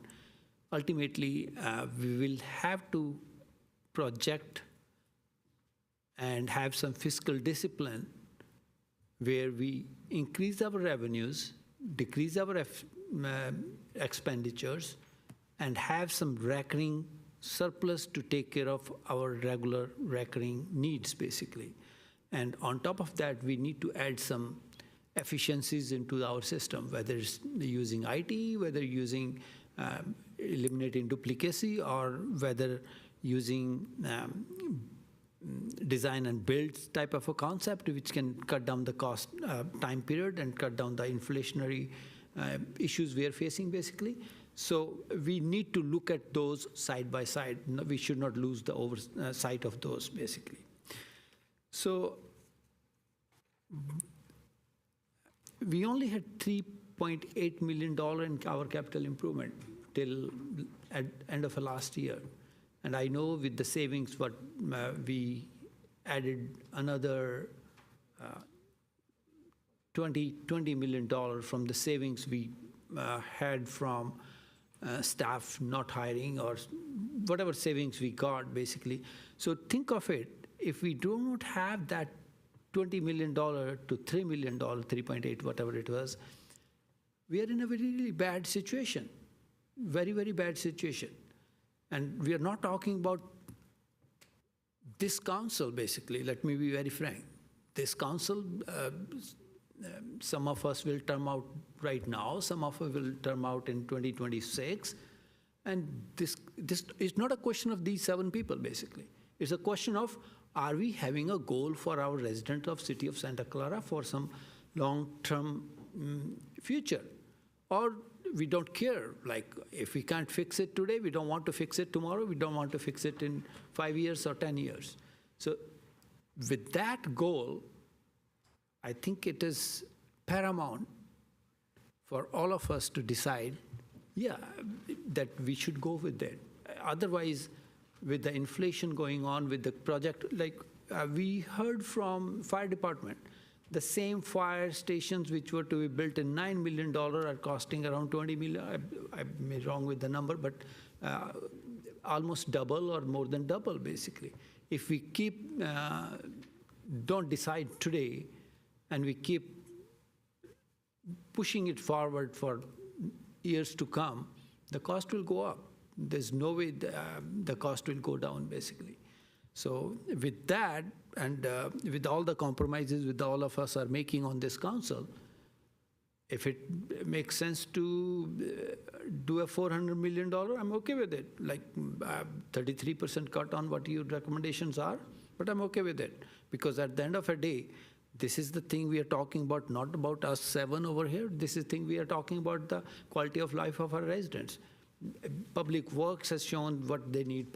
Parks have shown what they need. Residents have shown that we love the parks. We have been talking about the swimming Internet Swim Center for so long. And if we are not taking remedial measures to fix these problems, we are not doing justice to our residents for that matter. So for that matter, please have a discussion over here. Let's talk about what you want. Even if it is $400 million, I'm okay with it. But let's finalize this today and approve it today. Thank you. Thank you. Vice Mayor Becker? Thank you, Mayor. So, you know, I've heard the comment of, you know, don't trust this council. I've heard in the past, you know, no one trusted the past councils of the past too. So there's got to be some trust in a council to be able to pass things like this, to be able to do things like this. You know, I'm 100% in favor of the $598 million bond, and the reason why of that is because things always come up. There's always something extra that we're going to have to deal with. There's something else that's the city's going to have to deal with. And just like a week ago or 2 weeks ago, we put $1.8 million into the swim center to try to get it reopened again. We keep repeating processes, and so why don't we just do it beforehand so we don't have to come back and do it again? You know, it's about fiduciary duty, and I think it's also above ourselves. As Councilmember Chahal was just saying, you know, a lot of us are not going to be here.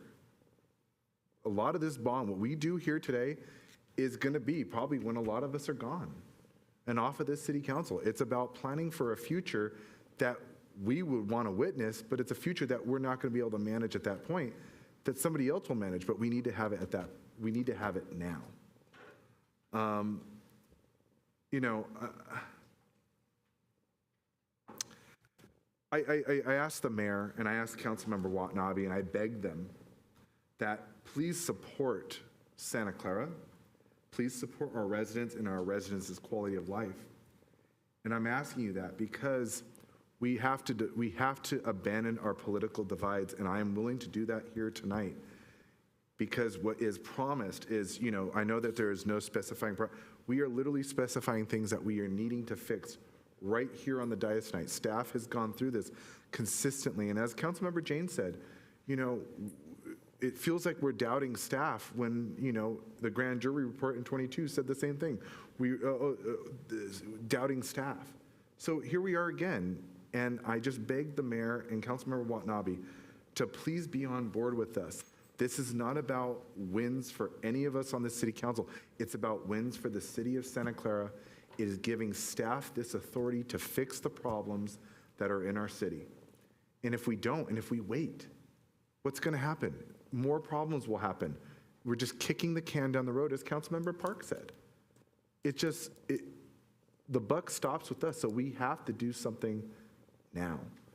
And if we do move forward on this, and I am going to ask Mayor Gilmore and Councilmember Watanabe and Councilmember Jane right now, that if this is successful, we put this on the ballot, and this works out, and it's $598 million, I would love to see all of you working together in this bond measure, because I'm going to say this.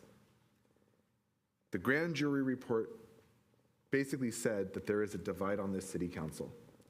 It's a fact, okay? But I'm hoping that with this, if you were able to work together, and if we're all able to work together on getting this bond to make sure it passes in our city, and assuring that these projects are going to be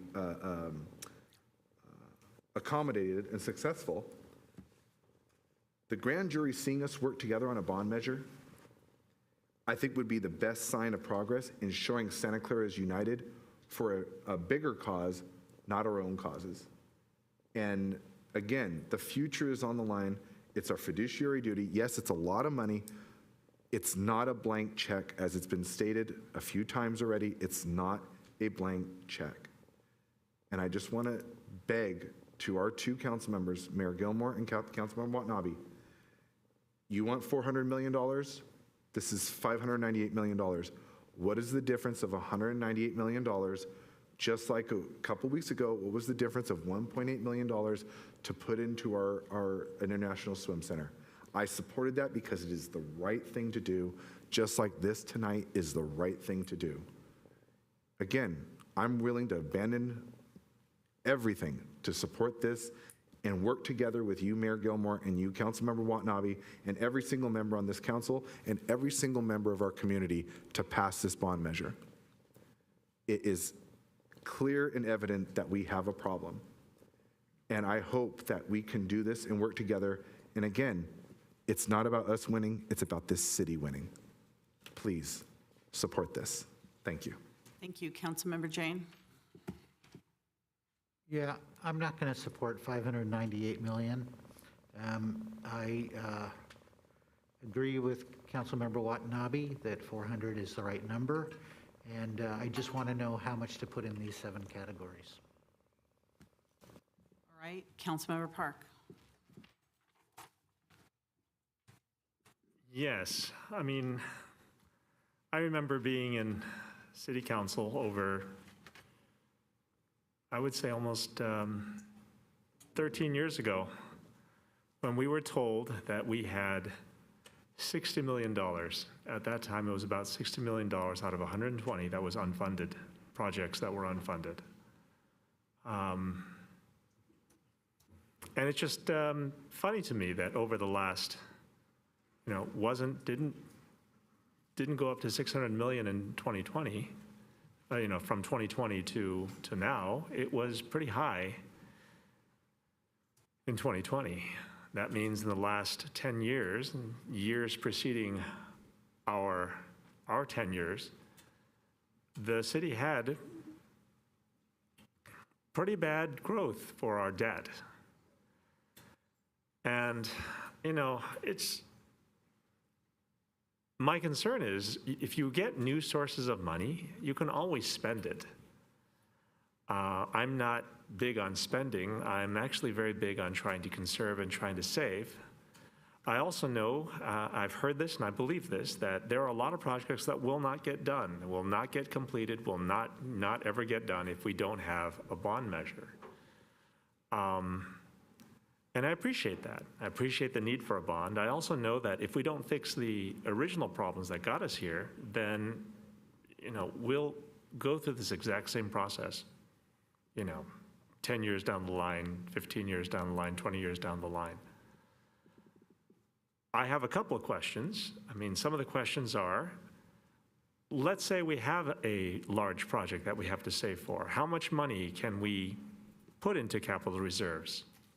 Like, what's the maximum that we could put in per year? It seems like if we have a large need, then we could actually sell more bonds to support that need. But that there isn't an infinite amount that we can sell, and there's some maximum amount that I think the public would take. I'm looking at the council members. I love this place because I can see all the council members all at once. I can see, them taking notes and doing other things. But I also see people shaking their heads as Vice Mayor Becker asks for some unity to pass a bond measure, right? And again, I see the numbers that we have today. That number is not going to go down. Doing less than that isn't going to address the needs that we have today. That said, I think that we got a survey that basically told us that there's no difference between a $400 million bond and a $600 million bond. In our heads, we think that's $400 million is a better number because it's lower. But the reality is, depending on how Proposition 5 goes, and we heard it, I think we heard it. Somebody said that schools tended to have more bond measures because they had a lower requirement to pass bond measures for longer. And my concern is that happening again if Proposition 5 passes, which is we have a lower bar to pass bond measures, so we have more bond measures. I think that having, this may be one of the big chances that we get. Like if we have a 400 million bond measure today, how do we get the balance of even the projects that we need for it today? And I'm hoping that that'll be a balance of savings, it'll be a balance of using our money wisely. So I'm willing to take a chance on a lower number. But I think that the exercise of this bond measure motion is really, how can this council work together to get something good for Santa Clara? And I want to ask the question, which is, I'm willing to take a lower number. I'm willing to compromise and say, well, instead of 600 million, what if we said 500 million? If we're willing to compromise on our numbers and bring it down, is the other side, who is shaking their heads, saying no, writing, trying to legitimize a blog, are you willing to compromise and go higher? And if the answer is no, it kind of tells you the direction that the city's going in, regardless of what happens with this motion. So I guess I would like to ask, is there any consideration, is there any thought for going to a number other than 400 and 600? Is there any stomach, any appetite for going to 500 million? Thank you. I haven't made any comments yet, but City Manager, your light's on. Did you have something? I did, Mayor, but I will defer to you to make comments, and then I do want to make a statement. All right.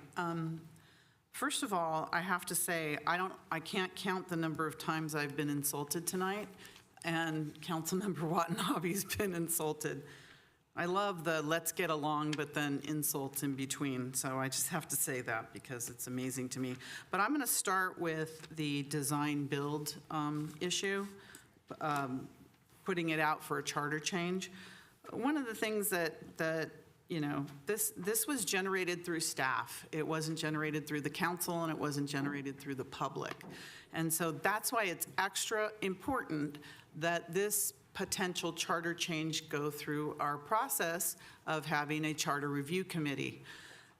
Design build, there are positives and there are negatives to design build in terms of the impact to the public. But the public won't know because there's been no discussion on it. It was brought up tonight. We had our 10, 15-minute presentation, and the public doesn't know whether this is good or not good. So I think that it's okay for our staff to generate ideas, but not to end run our residents. And that's what this is tonight, by ignoring the need for a charter review committee. We're telling the residents, we don't care what you think. We're going to do it anyway and put it on the ballot. So I am completely against that because I think it's super disrespectful to our residents that we're not even going out and asking their opinion and springing it on them tonight for the first time. That's not how we do things here. That's not how we should do things here. Secondly, I can go on and talk about the bond. So the way I see this is that we did polling for the bonds, both of them. Also, police and fire did polling as well. And the numbers were not good in the polls. And one of the big issues is that trust at City Hall is low. And I think that the people that were watching this meeting tonight can see why. The trust is low. What Councilmember Watanabe and I did, we proposed something to try to build back the trust in our community. But the way I see this $598 million bond is that there's this one sheet of paper that has five categories. And this is $600 million on one sheet of paper with 5 categories. There isn't one specific project that shall be built, not one. There's projects that may be built, there's lists of other projects, but the way that these categories are, there isn't a specific project that we can tell the public that we are going to guarantee that it will be built. It just It's not going to happen. The only time that if there's a project that comes forward that doesn't fit any of these categories, then and only then will that project come to the city council, and it has to have unanimous council approval, only if it doesn't fit in any of these categories. But the way I see these categories, you could probably fit any project in any of these categories. They're so broad. And that is the issue I have. Even on the list of projects, there's a lot of projects that are so vague and so broad. And when I have compared the unfunded capital improvement projects for the last several years in budgets, the numbers I'm seeing in the 600 million are super high. They're very high, and they don't correspond. And even tonight, when we had our department heads, tell us what they need, they were even way off the charts, even above our unfunded capital improvement, $600 million issues. So I see how they're talking about $1 billion, because I've heard projects tonight I have not heard in the past. So I think what's important is that in order for us to build trust in the community, that we need to come up with a amount of money, and Councilmember Watanabe threw out the $400 million. I threw out the list of projects, and Councilmember Jane was kind enough to read the list of projects in our opinion piece. Those are projects that I believe are necessary for our community, that our community would want. But what I want to see in a bond is, if it will be $400 million or whatever it is, that these are projects that shall be built, not may be built, but shall be built. And I think when you talk to our public safety and others in the community, they're going to be comfortable when they know what they're voting on. They need to know that if they vote, and I think we do have a lot of community members that want to support, but they also want their projects done. They want assurances that if they're going to spend the money coming from their families, that they want to make sure that these projects are done. And so what I wanted to propose is that here's a list of projects, and they shall be done. The way this one sheet of paper, and it's interesting, I see former Councilmember O'Neill here.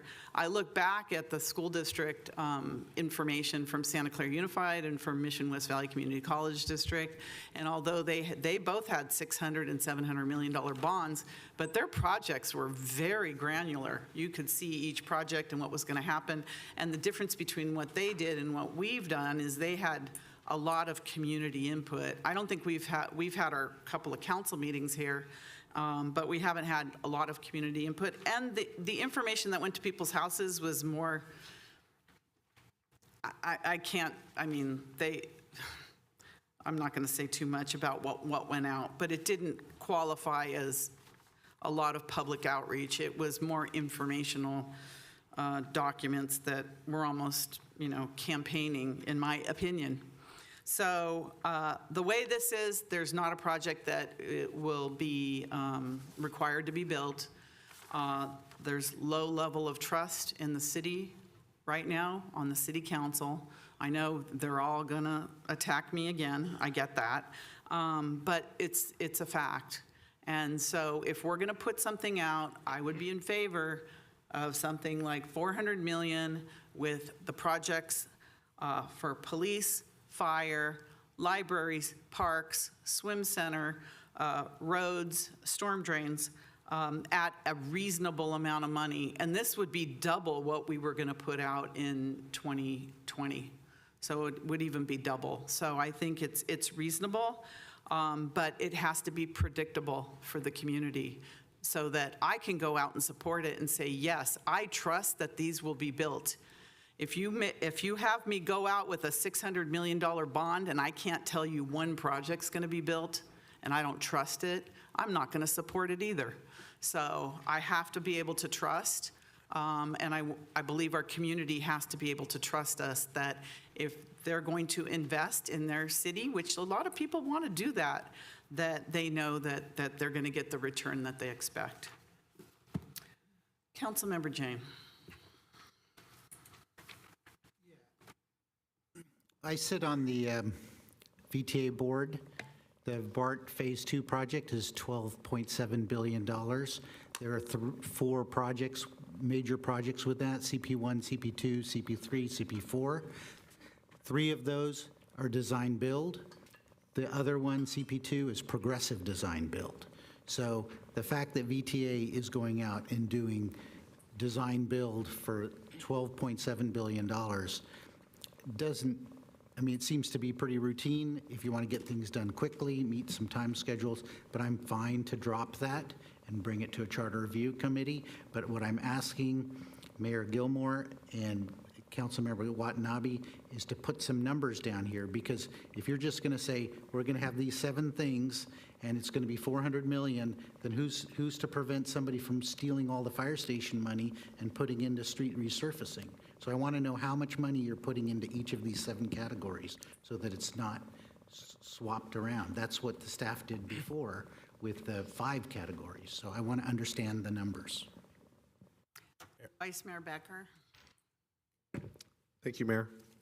So, just a moment ago, you talked about, insults and, they're going to come and attack me, just watch. But you failed to recognize that you kind of make snarky remarks about us in your discussion too. So it's like, it's a two-way street where I live, so if you make a snarky remark, it's like, well, why are you doing that in the first place? And then say that, oh, here comes the insult.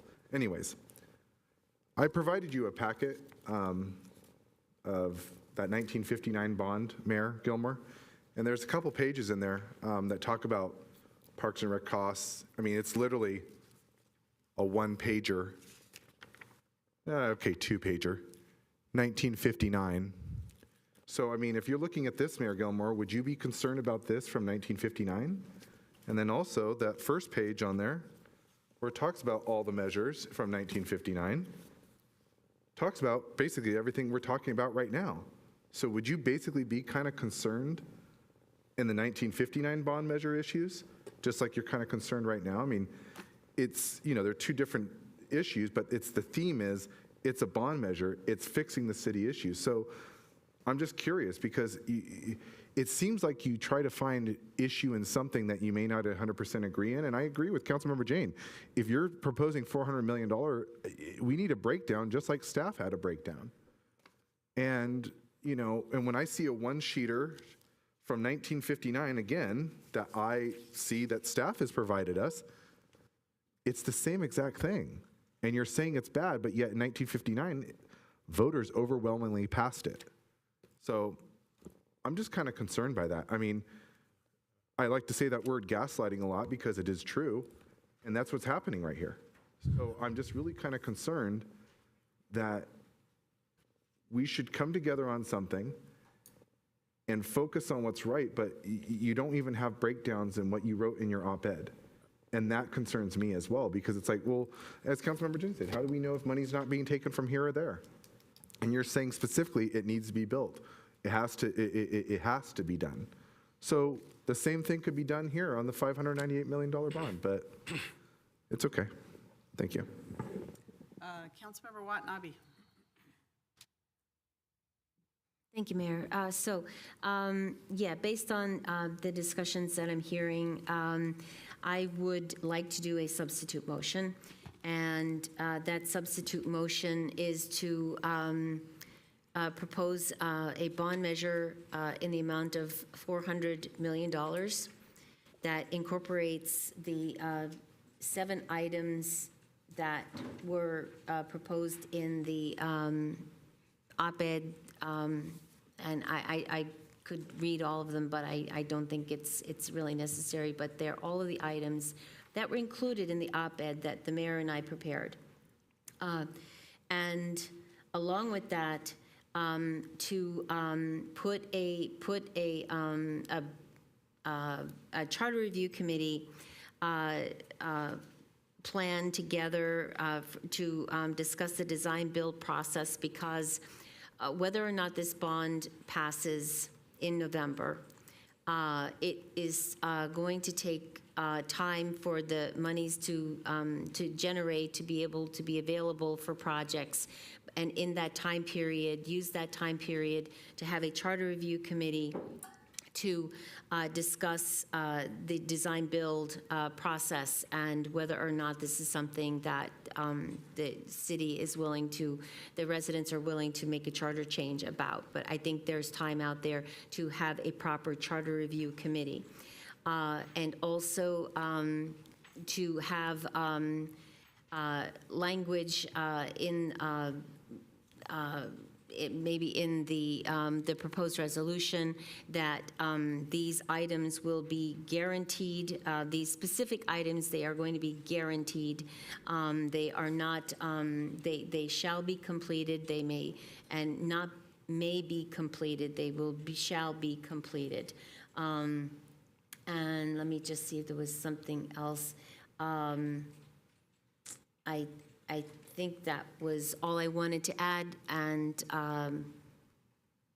so that is the substitute motion that I am making based on the conversations that I am hearing. I'll second that, but what I want to know is, are you proposing any numbers for the 7 categories? Mayor, can I? Sure. Thank you. Didn't interject earlier because I wanted to have council collaborate and hopefully arrive at a compromise. And I think, as we said earlier, what's most important is that the council arrive at a unanimous decision.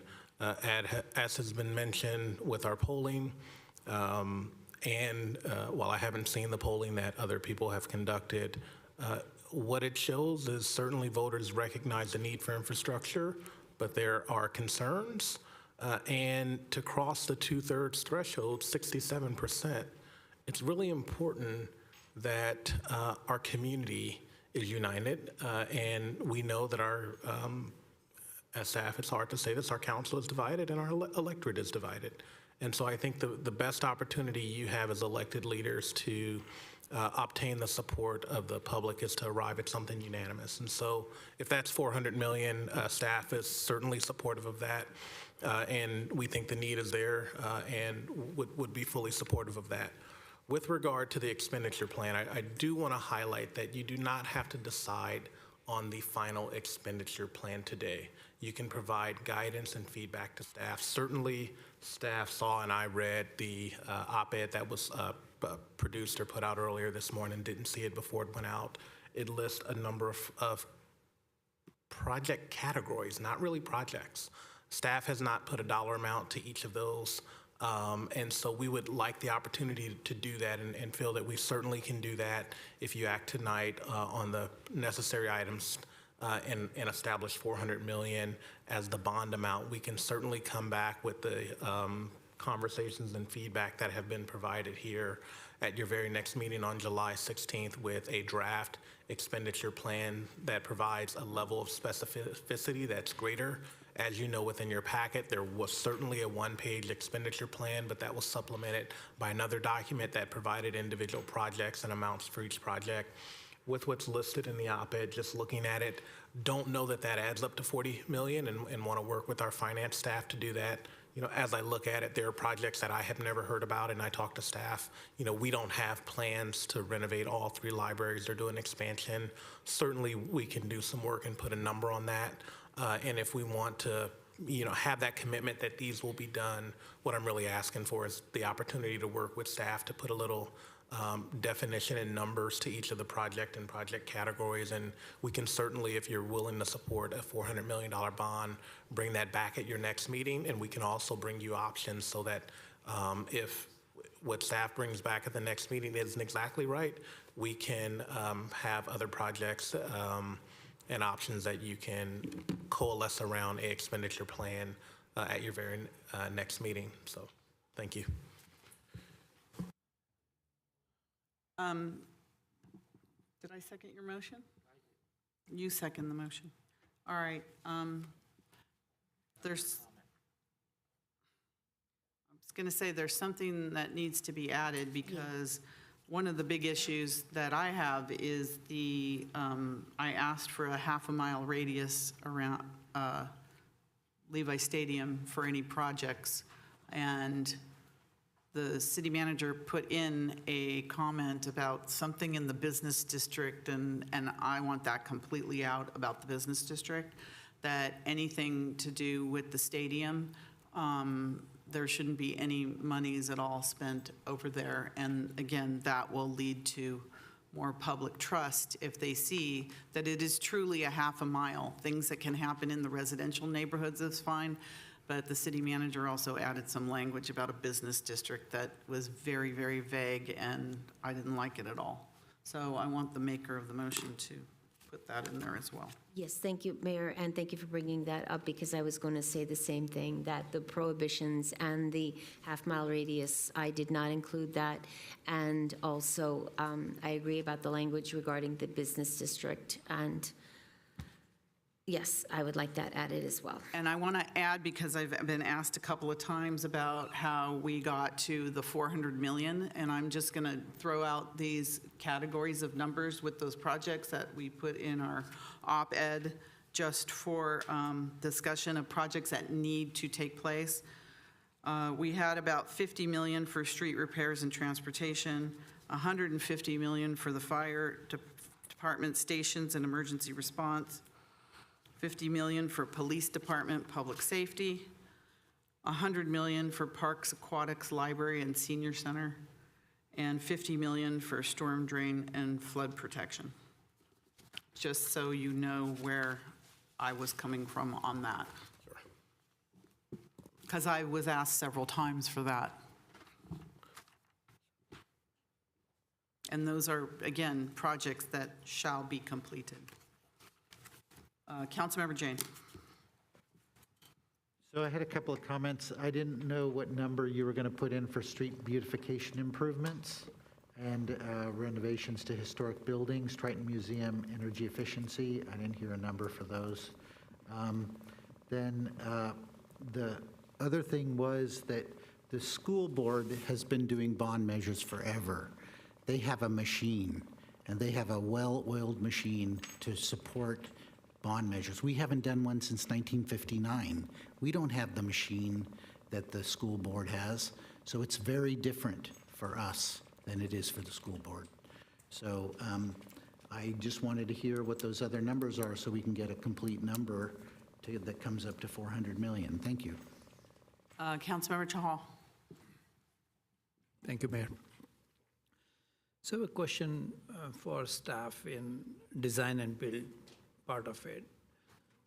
So hypothetically, if we go with design and build on the ballot and it passes, we can always go backward compatible. We don't have to follow design and build, but we can follow what we have currently. If design and build separately, we can do that, right? Certainly, even if it passes. Certainly you can, Councilmember Jahal. I would just proffer and recommend that what's most important is unanimous council support, and I would not recommend that you put on two ballot measures where one you have unanimous support and the other you don't. And so staff did recommend design build and the charter amendments because we think that they are appropriate. They will both save time and efficiency. If there's a desire to do a charter review committee and you don't have unanimous support, my recommendation would be only go with the ballot measure that you have unanimous support versus have a split electorate. No, that's the reason I was asking, because we are not taking, if we will not be taking out from what is available to us today, basically, but we will be adding an add-on feature. And I think the staff came up with this recommendation after they're seeing the expertise. And as Councilmember Jain mentioned, for the BART project, we are doing that, and more projects are into design and build process. So I think it makes sense when the staff is coming up with an expertise and experience and coming up with this option, and we are not taking out the existing option, to go with it. So that's my comments on that, like why not take a proposal when we are doing this thing, because I do understand, as I hear back, Mayor mentioned that there are negative things. So when we have negative things, we can follow our current process. It's not, that process is not being taken out, basically. It's backward compatible in terms of a computer software part of it. So we are not taking out that, Mayor. That is still option available to the staff, basically. And if we are, I did mention earlier that we want to add some efficiencies into our processes. And if this process adds some efficiencies by reducing the time frame, by reducing the cost, why not do it right now? And that's what I'm throwing it for a discussion right now. If we have both the option available, why wait for another 2 years or something like that to change that on the charter, basically? And the part of it is, as city manager mentioned, this is not the first time we are making a charter change without charter review committee. There had multiple instances we have done that. If we were doing this thing for the first time, I would agree, yeah, this is first time we are doing. But we have done multiple of time. We have done charter amendments by not taking it to charter. And I know the 5% SVP revenue sharing with the general fund, we didn't go to charter, yeah, because it makes sense right away that we need to follow the law. We need to make sure we are in a better position from perspective of following utility laws of the state. So we accepted the staff recommendation right away and we put it on the charter. So same thing is over here. If we are ready to do that, my request is let's get it done, 2 things in one shot, basically. And as regards school district, I know school district, as Councilmember Jain mentioned, they have done this thing multiple times, and almost every 2-3 years they come up with a bond. And they're well-oiled machine, basically. We are doing it after 1959. And second thing, school districts don't have the multiplicity of the projects which city has, basically. School district only deals with very few categories of using the bond. So let's not, it would be wrong to compare apples and oranges. We are 100% trying to compare school district bond measures with our bond measures, basically. So they are 2 different things, but do I accept that school district does a better job? Of course I accept that.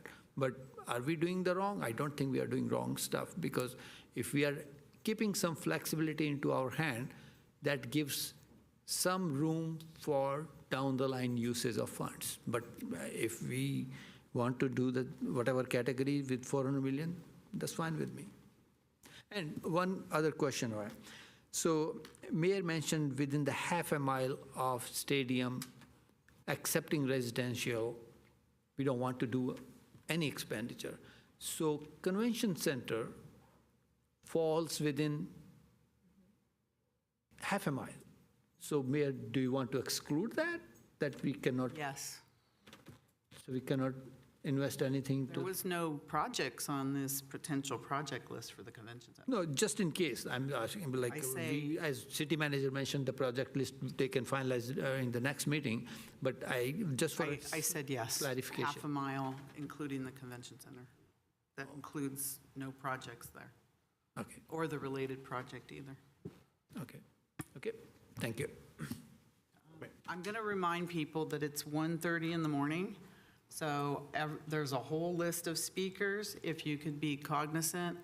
Let me ask City Manager, we have 2 other items on the agenda tonight. Who is here? Who has been waiting? I just want to kind of manage this because our staff has been here. We start at 5:30 and we had a full day of work, so. We are on your second business item of the day. You have 4. For your third business item, we do have business reps from Bloom Energy, as well as CBRE for your Loyalton item. Your CBRE here? Yes, they are in another room doing other work. Oh, Or okay. maybe taking a nap. Okay, so we need to wrap this up. Yes. So everybody that has their hand up now, please keep that in mind. Mayor, if you will, may I just support the city council on the expenditure plan totally understand and hear the numbers that you listed for the expenditure plan, 50 million for streets, 50 million for fire, or I'm sorry, 150 million for fire, 50 for police, 100 million for parks and recreation, and 50 million for storm drain projects. What I would recommend is that with the general direction, you allow staff to go back and develop a infrastructure plan with appropriate wording. I do have a couple concerns with the numbers that have been listed that I think it's just appropriate to mention. One, I think the op-ed was referenced a number of times, and there are things that are in the op-ed, such as renovations to historic properties, the Triton Museum, and energy efficiency improvements that do not appear to align with any of those 5 categories mentioned. And so would want to think a little bit about that, and I think we can put numbers on that with 400 million. And as our bond counsel said earlier, we need to be very careful with how we structure this, because if the language is written inappropriately, you may find yourself not able to use it. Yeah, and I had included storm drain and flood protection with public buildings and city infrastructure, but I have specific projects there, so. But Mayor, the other point I want to make is there was mention of and add language that these projects must be done. Staff has not analyzed the cost of some of these projects. For example, there's $100 million for parks and recreation facility, and what's listed in the op-ed is renovation or expansion of our three public libraries, expansion of the senior center, a replacement of the ISC, and additional park renovations. Without talking to staff, I'm not sure that we can do all four of those categories with $100 million. And so we would want to just have the ability to have some conversations and bring something back to you at your next meeting. All right, as long as at the end of the day, we have specific projects that I can go to our community and say, this is what your bond money's going to pay for. That's what would make me very comfortable to be able to support this. Understand. All right, Vice Mayor Becker. Thank you, Mayor. In the 598 proposal, I mean, we could have just changed the wording to shall be completed too. But then again, we're dicing things up. Charter review things I keep hearing, you know, in the past we've had it where we didn't even have a charter review for minor issues that were changing the charter. I just think this is continually a red herring, because if we were to try to have a charter review for this year, the bond is, I mean, it's due by August 9th, right? So that would basically be then, I mean, we have council recess, and we just had that discussion just a while ago about, you know, grand jury report that, oh, staff might be gone, others might be gone. So are we trying to do a charter review in a month? Is that what we're trying to do? No? Go ahead. What staff would recommend is, if there's not unanimous support for the charter amendments that staff proffered, we have already had conversations about doing a larger charter amendment at a later date. We could incorporate that with a charter review committee. Again, I think being unanimous tonight is what's most important for both the electorate and the community. Councilmember Hardy. I'm wondering, because of the hour and what we need to also accomplish, would a continuance of this be the best thing or not?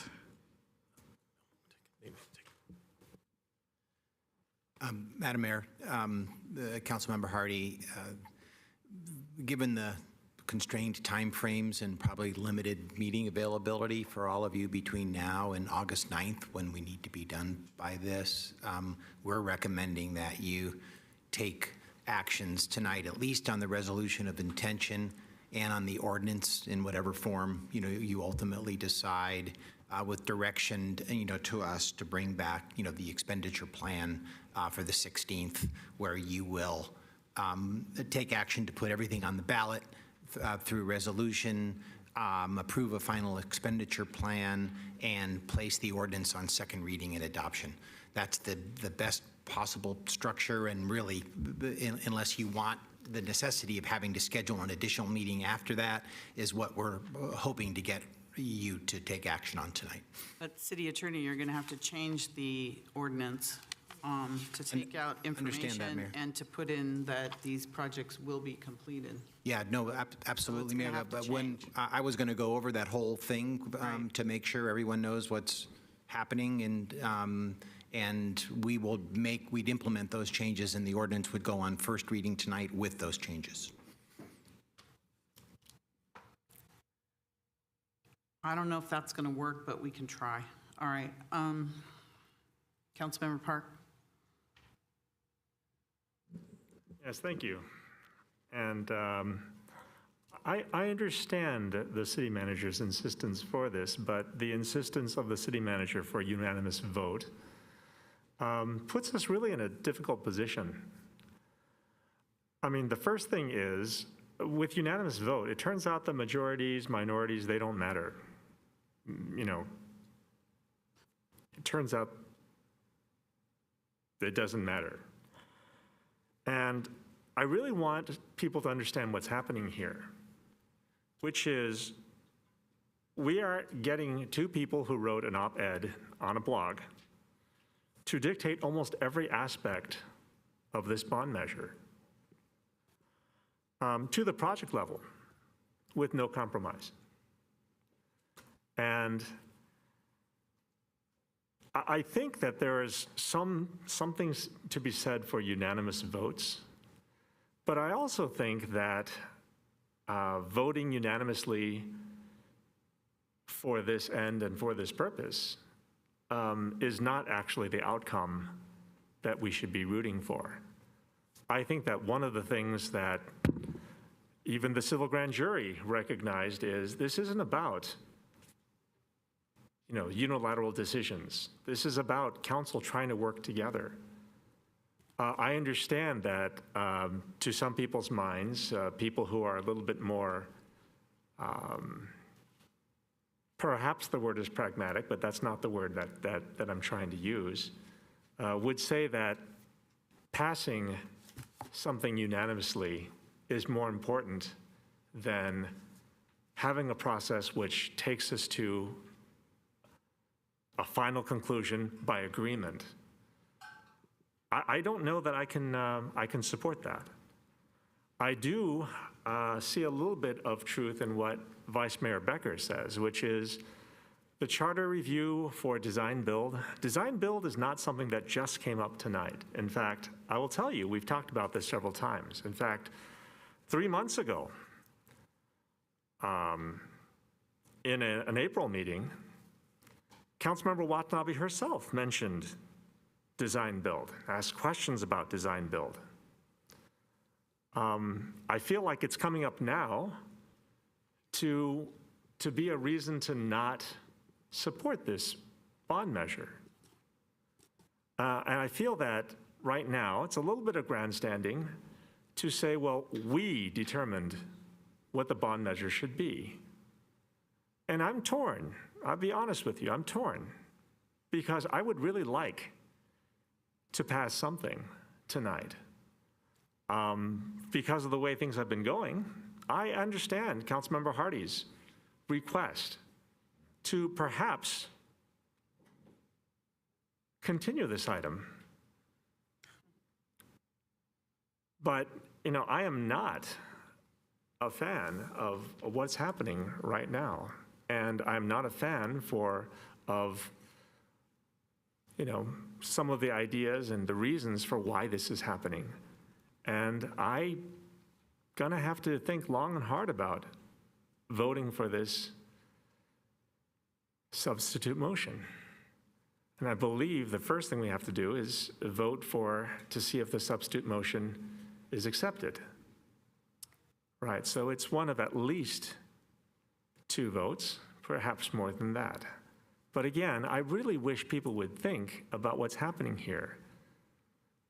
The point of council is not to see how much a majority or a minority. I'm a democracy fundamentalist. I believe there should be more people, more voice. And once we get to a position where even a majority's voice is silenced, that's a really bad thing. And we really need to think about what's happening. Thank you. Thank you. Councilmember Jane, a quick comment, because I'm not going to waste any more time, that we will have our vote then. It's a point of information. So I wanted to ask Director Mobeck about our current process, which I believe is design bid build versus design build. And can somebody explain how our current process, which is in our charter, is now adding another option? But again, I'm totally willing to go to a charter review for changing the charter to design build.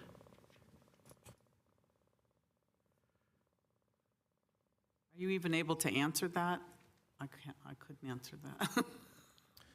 Well, yeah, so just briefly, our current practice is design, bid, build, right? So we go out, we procure a consultant, we go through an independent design process, we finalize bid documents, we put it out to bid, all contractors can bid on that, we award to the lowest responsible bidder, go through that process.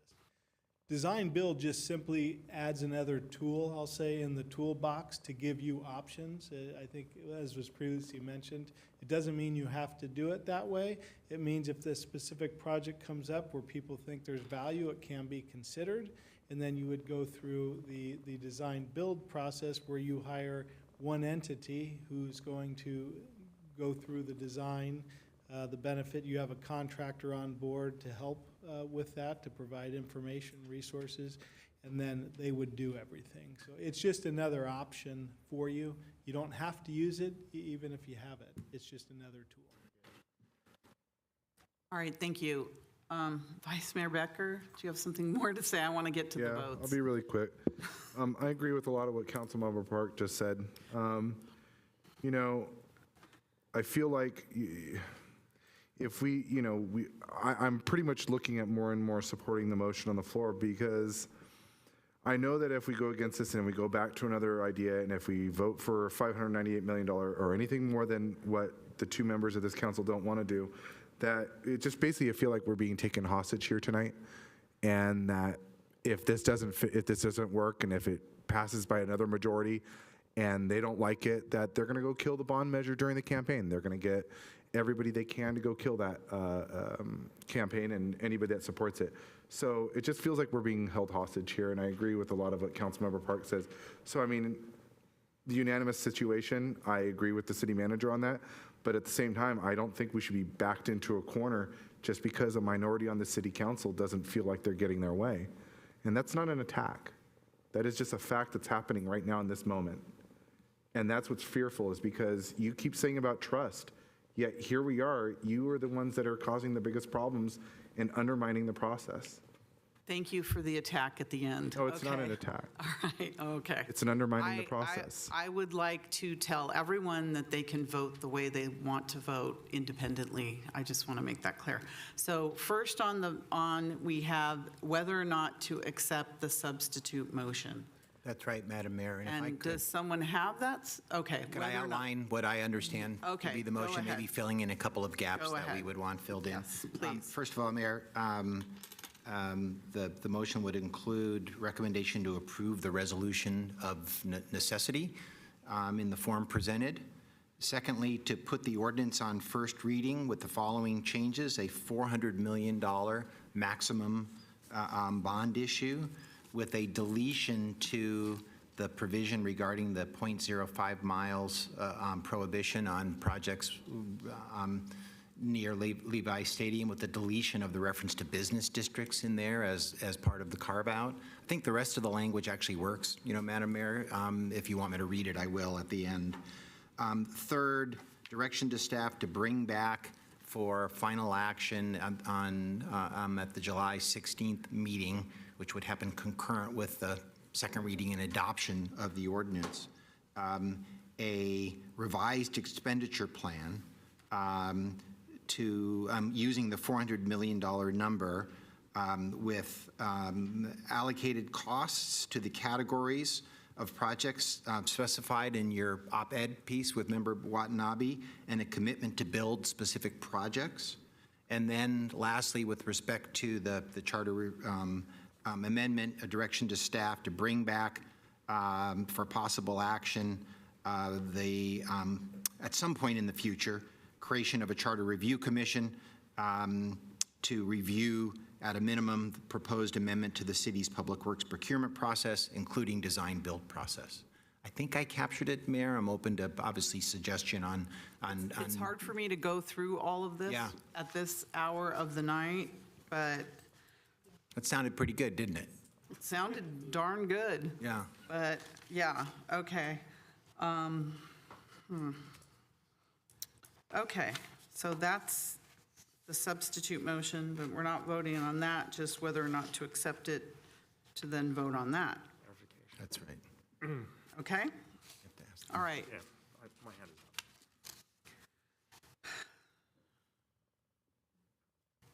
City clerk, vote on, Can I ask a clarification on the motion? yes, go ahead, please. I got to aligning with numbers in the op-ed, revising expenditure plan using the $400 million number, but aligning with numbers in the op-ed, and then can you go through the items after that in the motion? A certain amount of this is deference to staff, right? Consistent with some parameters to bring back, the action. But it would be based on the communications we've received. But the idea would be to have allocated costs to the amongst the project categories identified in the op-ed, and then a commitment to build specific projects that were identified in the op-ed, or might be further, identified and refined when the item comes back to you on the 16th. Okay, and that means that all the money is allocated up front, and so if anything else comes up, there's no money to be spent on those. No, I don't think that's the intent would be that there would still be, but potentially a series of bond issuances, depending upon how those projects were bundled and identified as what's ready to actually construct. So I don't think I heard anything different about the implementation structure. It's just more specificity on the smaller dollar amount and more specificity on the projects to be built. With embedded in that is acceptance of the transparency and accountability plan with the modification deleting business districts. And so there would be embedded within that process, if money did need to move from expenditures, a process that staff recommendation, community oversight committee, unanimous support of the city council. Okay, and I had asked previously in the first round of questioning, examples of projects that would, fall under and not fall under Levi Stadium, supporting Levi Stadium. But it sounds like everything now is, please answer that, but it sounds like we don't want anything. There's nothing to be done. That's what the effect of this would be. Okay, and it's because of that, now my question of what kinds of projects would be excluded, that, is important to me. Sure. Thank you, Councilmember Park. Fair question. So it would exclude any projects within a half mile of Levi Stadium, with the exception of projects in key point existing residential neighborhoods. A project that would be excluded, for example, would be, as you know, we have a creek trail running in front of Levi Stadium. So we may want to or may need to rehabilitate that creek trail. This would prohibit expenditures on rehabilitation of that creek trail within the half a mile of Levi Stadium. That's not to say that we can't do it, right? We would obviously do more than just what's the half mile in front of Levi Stadium, but the portion that is within a half mile of Levi Stadium, we would have to fund from a different source. Okay. And I think that there was a clarification about convention center projects. If there were a project that was required at the convention center, that would be also excluded from monies from this bond. That is absolutely true. The prohibitions against anything in the vicinity of Levi Stadium would prohibit any investments in the convention center. The convention center is a city facility. It does have its own fund. General fund has paid money to support it. without the exclusion, it could be possible, but this would exclude investments in the convention center. Understood. Thank you very much. I'd like to clarify that. This does not exclude investments in the convention center. It excludes investment of bond money in the convention center. And that was my clarification. And also, there's a typo on that page. It looks like 8, although it's not numbered. And you have improvement projects within 0.05 miles of Levi Stadium. It should be 0.5. So you had half a block, so it should be 5 miles. Yeah, it's a big difference. Thank you. Okay, so whether or not to include, to discuss this substitute motion is the motion on the floor.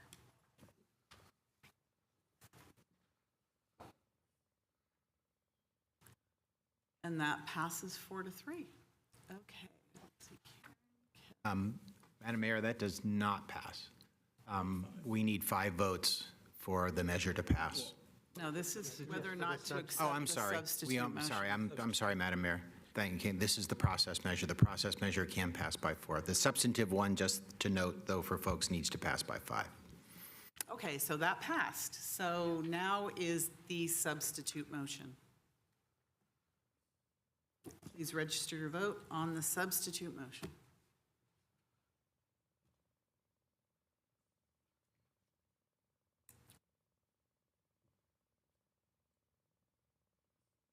Six to 1. It's not unanimous. Are we moving ahead? I'm willing to move ahead, so. Council passed it with more than 5 votes, so we'll move ahead. All right. All right, so we will see you next week. Thank you very much. Okay. Who's next? I'm wondering if staff can abbreviate the, I know we've been filled in, but abbreviate the reports. And I appreciate everybody's patience who has been waiting. It's now 1:51 in the morning. And if we could move, because we didn't move quickly, but if you could move quickly. Good evening, Mayor, members of the council. Let me introduce the thank you. item. Okay. It's item number 6, action authorizing the city manager to negotiate and execute a 20 MVV at megawatts. Oh, I can't read. I'm so sorry. I'm tired. Power purchase agreement with Bloom Energy to supply power to Amazon Web Services, and the separate offtake agreement with Amazon Web Services, and authorizing the city manager to negotiate and execute up to an additional 80 megawatts of power purchase agreements with qualified vendors for in-city generation solutions and all needed agreements with customers. Director Pineda. Thank you, Mayor. Good evening, Mayor, members of the council. I will definitely make my presentation a little shorter than I intended to, considering that we're almost to 2 in the morning.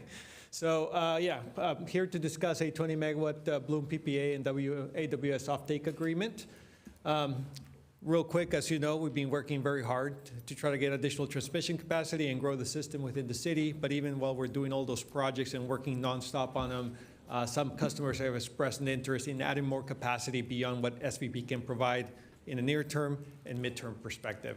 The next 2 slides just shows all the work that we've been doing over the last few years to try to get us there, so I'm just going to skip to those. Key thing for us on this slide is that we've been taking a proactive approach to look at additional opportunities for in-city generation that's not affected by transmission, and we've been working for over 2 years trying to come up with some solutions.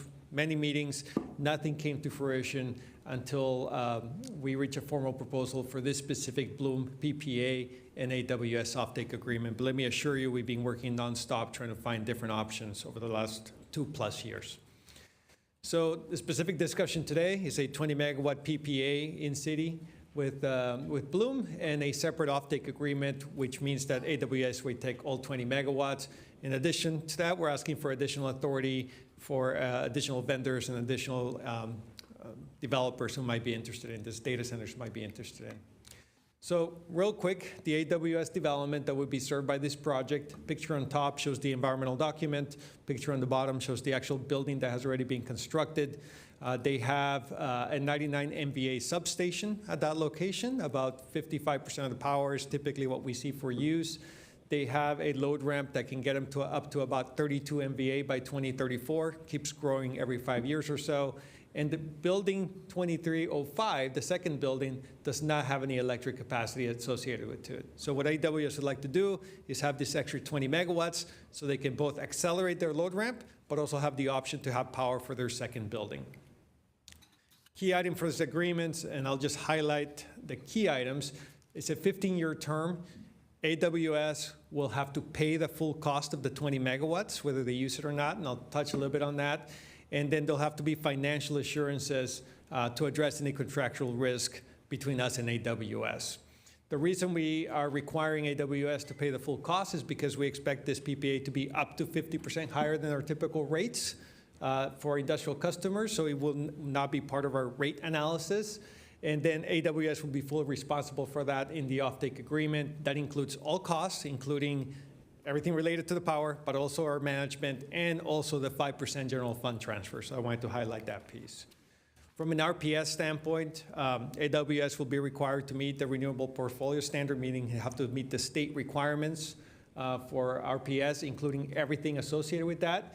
And the way they're going to do that, because it is natural gas, is through PCC1 credits or RECs. So that's how they would be achieved those state standards. The next slide. A couple of additional items that I want to touch on is that there are at least 4 other customers who are interested in maybe doing similar agreements. They prefer to turn into agreements with SVP, and there are some benefits to that because there's always the option for this customer to do what's called behind the meter, where they work directly with Bloom or anyone else. The city positives is that our environmental requirements are higher as part of our PPA, and 2, there's a financial benefit to the general fund. So what we're requesting today is negotiate both for this 20 megawatts with Bloom and AWS. In addition to that, we'd like to look for an additional 80 megawatts. No individual deal will exceed 20. If they did, we come back to council. In addition to Bloom, any vendor can approach the city, and there's actually a secondary vendor who's started talking to us as well about the opportunity to do this. And the last thing I want to touch on is that there is a general fund financial benefit, assuming 20 megawatts, a 50% higher rate. That would be about $1.7 million a year to the general fund based on those sales.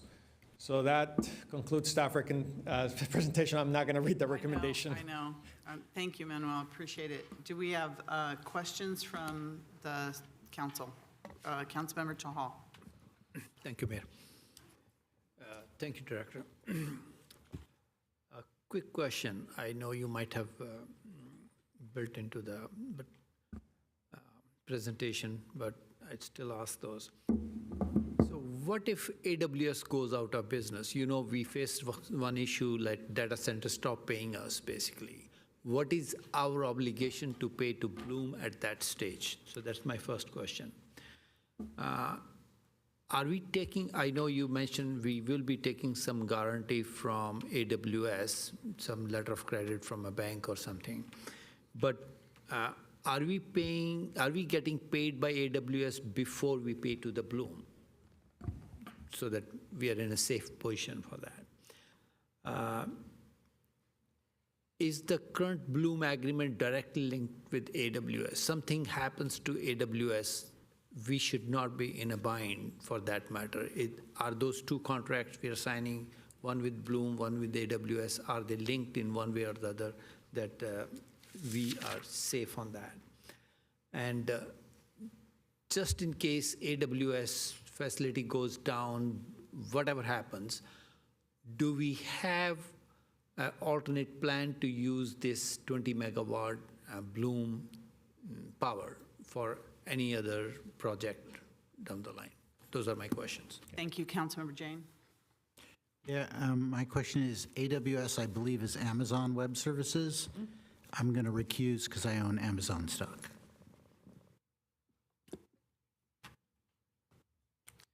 Okay, I think you need to leave. No other questions? Yes, so I'll go back to this slide right here, which specifically talks about the items Councilmember Chahal brought up. So the way it works is that we have an agreement with Bloom, which is a PPA, which we're buying the power from Bloom. And then we have a separate agreement with AWS where they're purchasing that power. So it's two agreements. We have one with AWS and one with Bloom. So they're separate. There's no agreement between Bloom or and AWS that we're part of. Regarding the contractual risk, yes, so that's the third bullet point on the top, and we've been working with the attorney's office of how we're going to address that. So there's different options. We haven't worked through all the details. We're going to have to work through all those details, but the whole point to that is that because they are required to pay for that 15-year period at that price, we will enter into some sort of agreement. It could be a letter of credit, could be something else, to make sure that we have financial assurances to mitigate as much as we can that contractual risk. So that's what we're going to do. We're going to have to go through that process to mitigate it as much as possible for the full 15-year term. Still working to the details of what that means. And then if the facility goes down, if AWS is no longer in place, we have that contractual obligation. We have the financial security.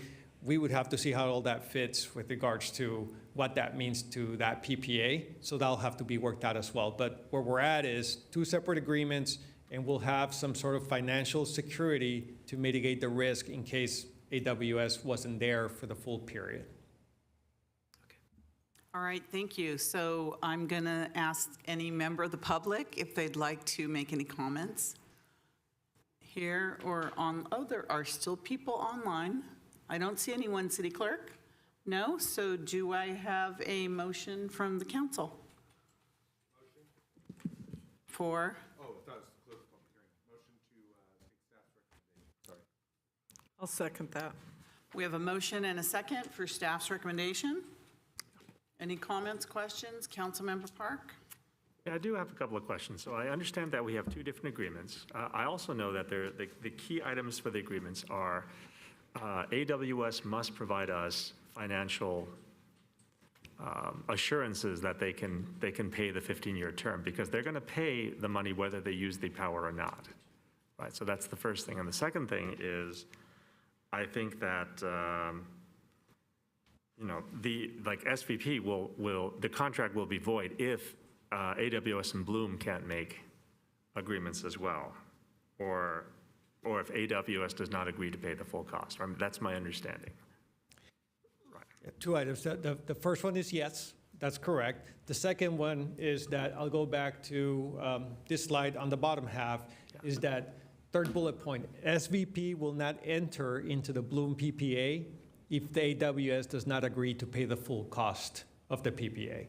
So we will not, we won't enter into the agreement unless AWS agrees to pay the full cost. Okay, and the question is, it's not possible to have one agreement and not agree to the other agreement. No, we will not. We'll have to enter both into the PPA and offtake. If and I'm going fairly fast through here, but if you look at that second section right there, that's what we're saying. AWS will be fully responsible for the total cost, and then SVP will not enter into the Bloom PPA if AWS does not agree to pay the full cost. So they both have to happen. We won't enter in one without and the other. Understood. So I just kind of confused because you said there's two different agreements, which seem to me that you can enter in one without the other. But even though they're two different agreements with two different entities, but essentially one bundled agreement. Yes, that's correct. Okay, thank you very much. All right, thank you. So we have a motion and a second for staff recommendation on the floor. City Clerk, when you're ready. Please register your vote.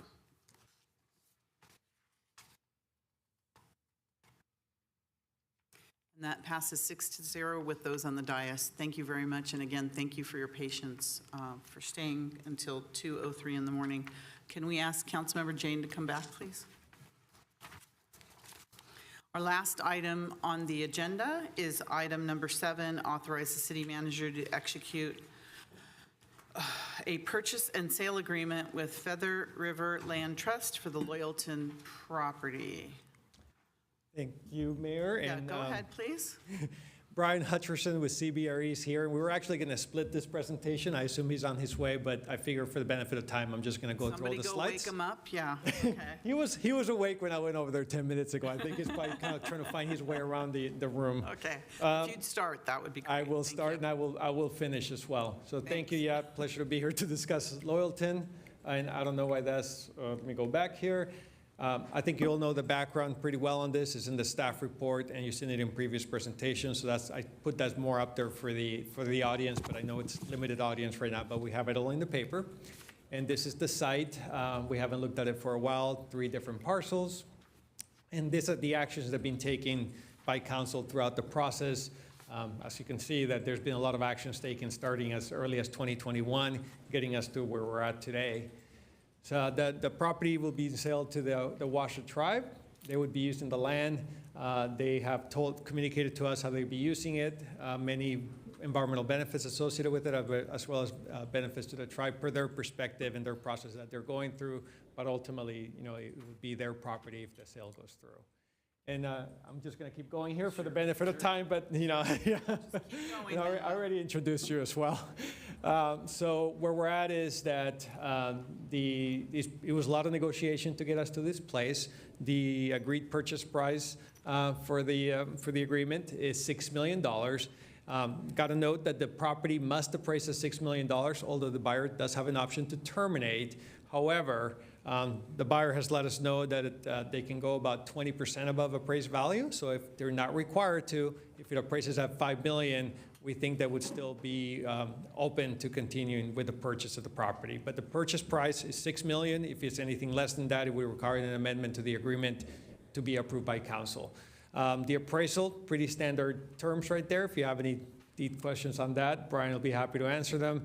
And then, of course, we'll be closing on our 10 months before after the execution date.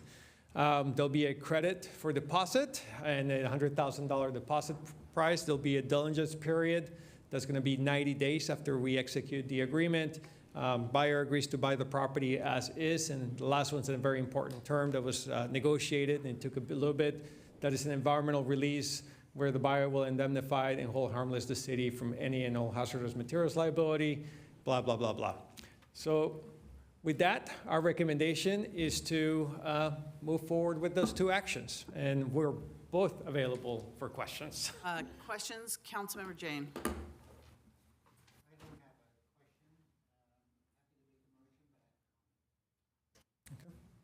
I think we need to see if there's any questions before your comment. You can make a motion to.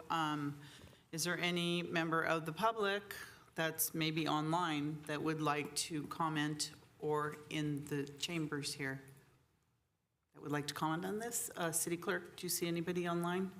Okay, now it's appropriate to make. Okay, so Loyalton had come to my attention before I got elected to the council. SVP had reported that there was a fire in August 2020, which burned over 90% of the property.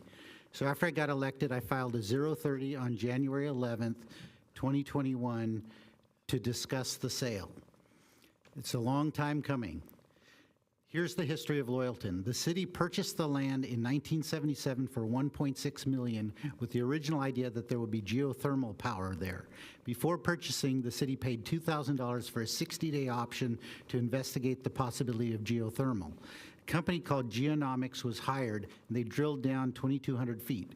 The report was presented July 8th, 1977, and concluded, with present evidence, it appears that the temperatures are not sufficient for electrical power generation, but the data is not conclusive.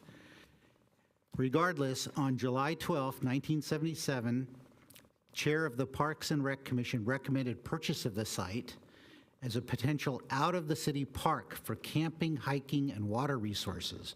Council members Texera, Kiley, and Mahan specifically said that they did not want the land used for recreation. The council voted regardless, unanimously, to purchase the land with utility funds approximately $1.703 million. Note, Gary Gilmore was the realtor representing the sellers. Staff recommended on August 29, 2017, that the land be deemed surplus and sold. Councilmember Debbie Davis continued the item. Staff again recommended on March 27, 2018 to sell Loyalton to build new SVP offices. On July 2019, we issued a grazing contract for $21,000, but had to pay property tax of $13,000. On top of that, staff time to support Loyalton is 5% of FTE, which amounts to $7,500 a year, so a total wash on grazing fees. So it's about time that we're making this move. Thank you. I just have to say, in my other job as a real estate broker, you never sell property when the market is down and the values are down, and that's exactly what we're doing now, although I'm going to support it because of who's purchasing it. But this has been, we ended up getting a low appraisal in a down market after a fire. And I believe the city could have gotten a lot more, but we have a very good buyer, so I'll support it. All right, City Clerk, did we have a motion? Please make a motion. Make a motion to adopt staff's there a second? recommendations 1 and 2. All right, we have a motion and a second. Is there, did I ask, is there any member of the public that would like to speak on this? Anybody online? Okay, when you're ready, City Clerk. What? Oh, so sorry. Councilmember Park, and then Councilmember Chahal. Yeah, so this property actually was very, it was hard for me to think about the sale. I mean, we had visited the property. I believe that we had visited the property. We had seen evidence of potentially hunting. We had seen bullet casings. I know some gun enthusiast is going to tell me that's not a casing, that's this or that's something else. But, and there were homesteads in or around the property. At that time, it was curious to me why, I mean, understand that you don't want to sell property. I mean, the line goes that you don't want to sell property because they don't make it anymore. You don't want to sell land. It was interesting to me that at the time we had 2 properties up for sale, and some people agreed to sell one but not the other. I still think about that. I'm actually very happy with the use that this land is going to go to, so I'm going to support this motion. But something in the back of my head still causes me to scratch my head and wonder why we have these inconsistent comments on council, but I'm happy to support this. Thank you. Councilmember Chahal. Thank you, Mayor. Thank you, Councilmember Jain, for taking this thing and adding some land reserve into the city coffers, basically. I will be supporting the motion because there was a fire, there was open liability to the city, and I think we can get out of it for long term. And on top of that, we never ever had any use of this land for so long. And the buyer itself is great buyer, which will help the community and overall the state and sustainability, and for that matter, preserve the land for that matter. So I'll be supporting it. Thank you. City Clerk, when you're ready. Please register your vote. It passes unanimously. Thank you so much for being here, and thank you for your patience. And I hope you're spending the night in Santa Clara. I hope so. All right, thank you. So now we have reports of members and special committees. Hoping there's none. City Manager, Executive Director report. None. Thank you. I just want to make one comment. I want to thank all of our staff for the 4th of July celebration. We had a fantastic turnout at Mission College, and our staff did a fabulous job. I do have an adjournment. I would like to ask that the City Council adjourn this meeting, the July 9th meeting, now July 10th, in honor of Aristide Chet Pellini. Aristide Chet Polini passed away on May 25, 2024. Chet was the eldest son of Italian immigrants. He was born in Upper Michigan, where he spent his youth and young adulthood. At age 16, Chet ended his high school education to support his mother and 3 siblings upon his father's death. After courageously serving his country during World War II, Chet set off to seek adventure in Alaska. That cross-country journey included a detour to Santa Clara, California. Here he met the love of his life, Cora Zambetti, whom he wed in 1950 and began a new lifelong journey together. Chet found his true career calling in Santa Clara as an accomplished carpenter, building homes throughout the city. On December 7th, 2023, he celebrated his 100th birthday. This day recognized by the City of Santa Clara in issuing a commendation honoring Chet. Chet died peacefully at age 100 with Cora at his side in the home he built for them and their future family 75 years earlier. He is survived by his beloved and devoted wife, Cora, and their 4 children, Patrice Christensen, Jeffrey, Glenn, and Christopher, his 6 grandchildren, Ashlyn Pericacho, Cassandra, Daniel, Nicholas, Christina, and Caitlin Velasquez, and his 2 great-grandsons, Mateo Perichaco Polini and Santiago Rivas Polini. May I please ask that we adjourn in Chet's honor? Motion. Second.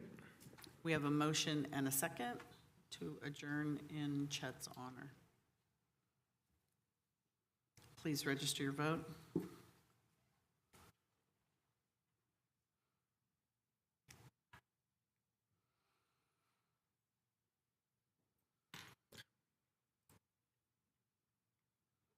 And that passes unanimously, and this meeting is adjourned.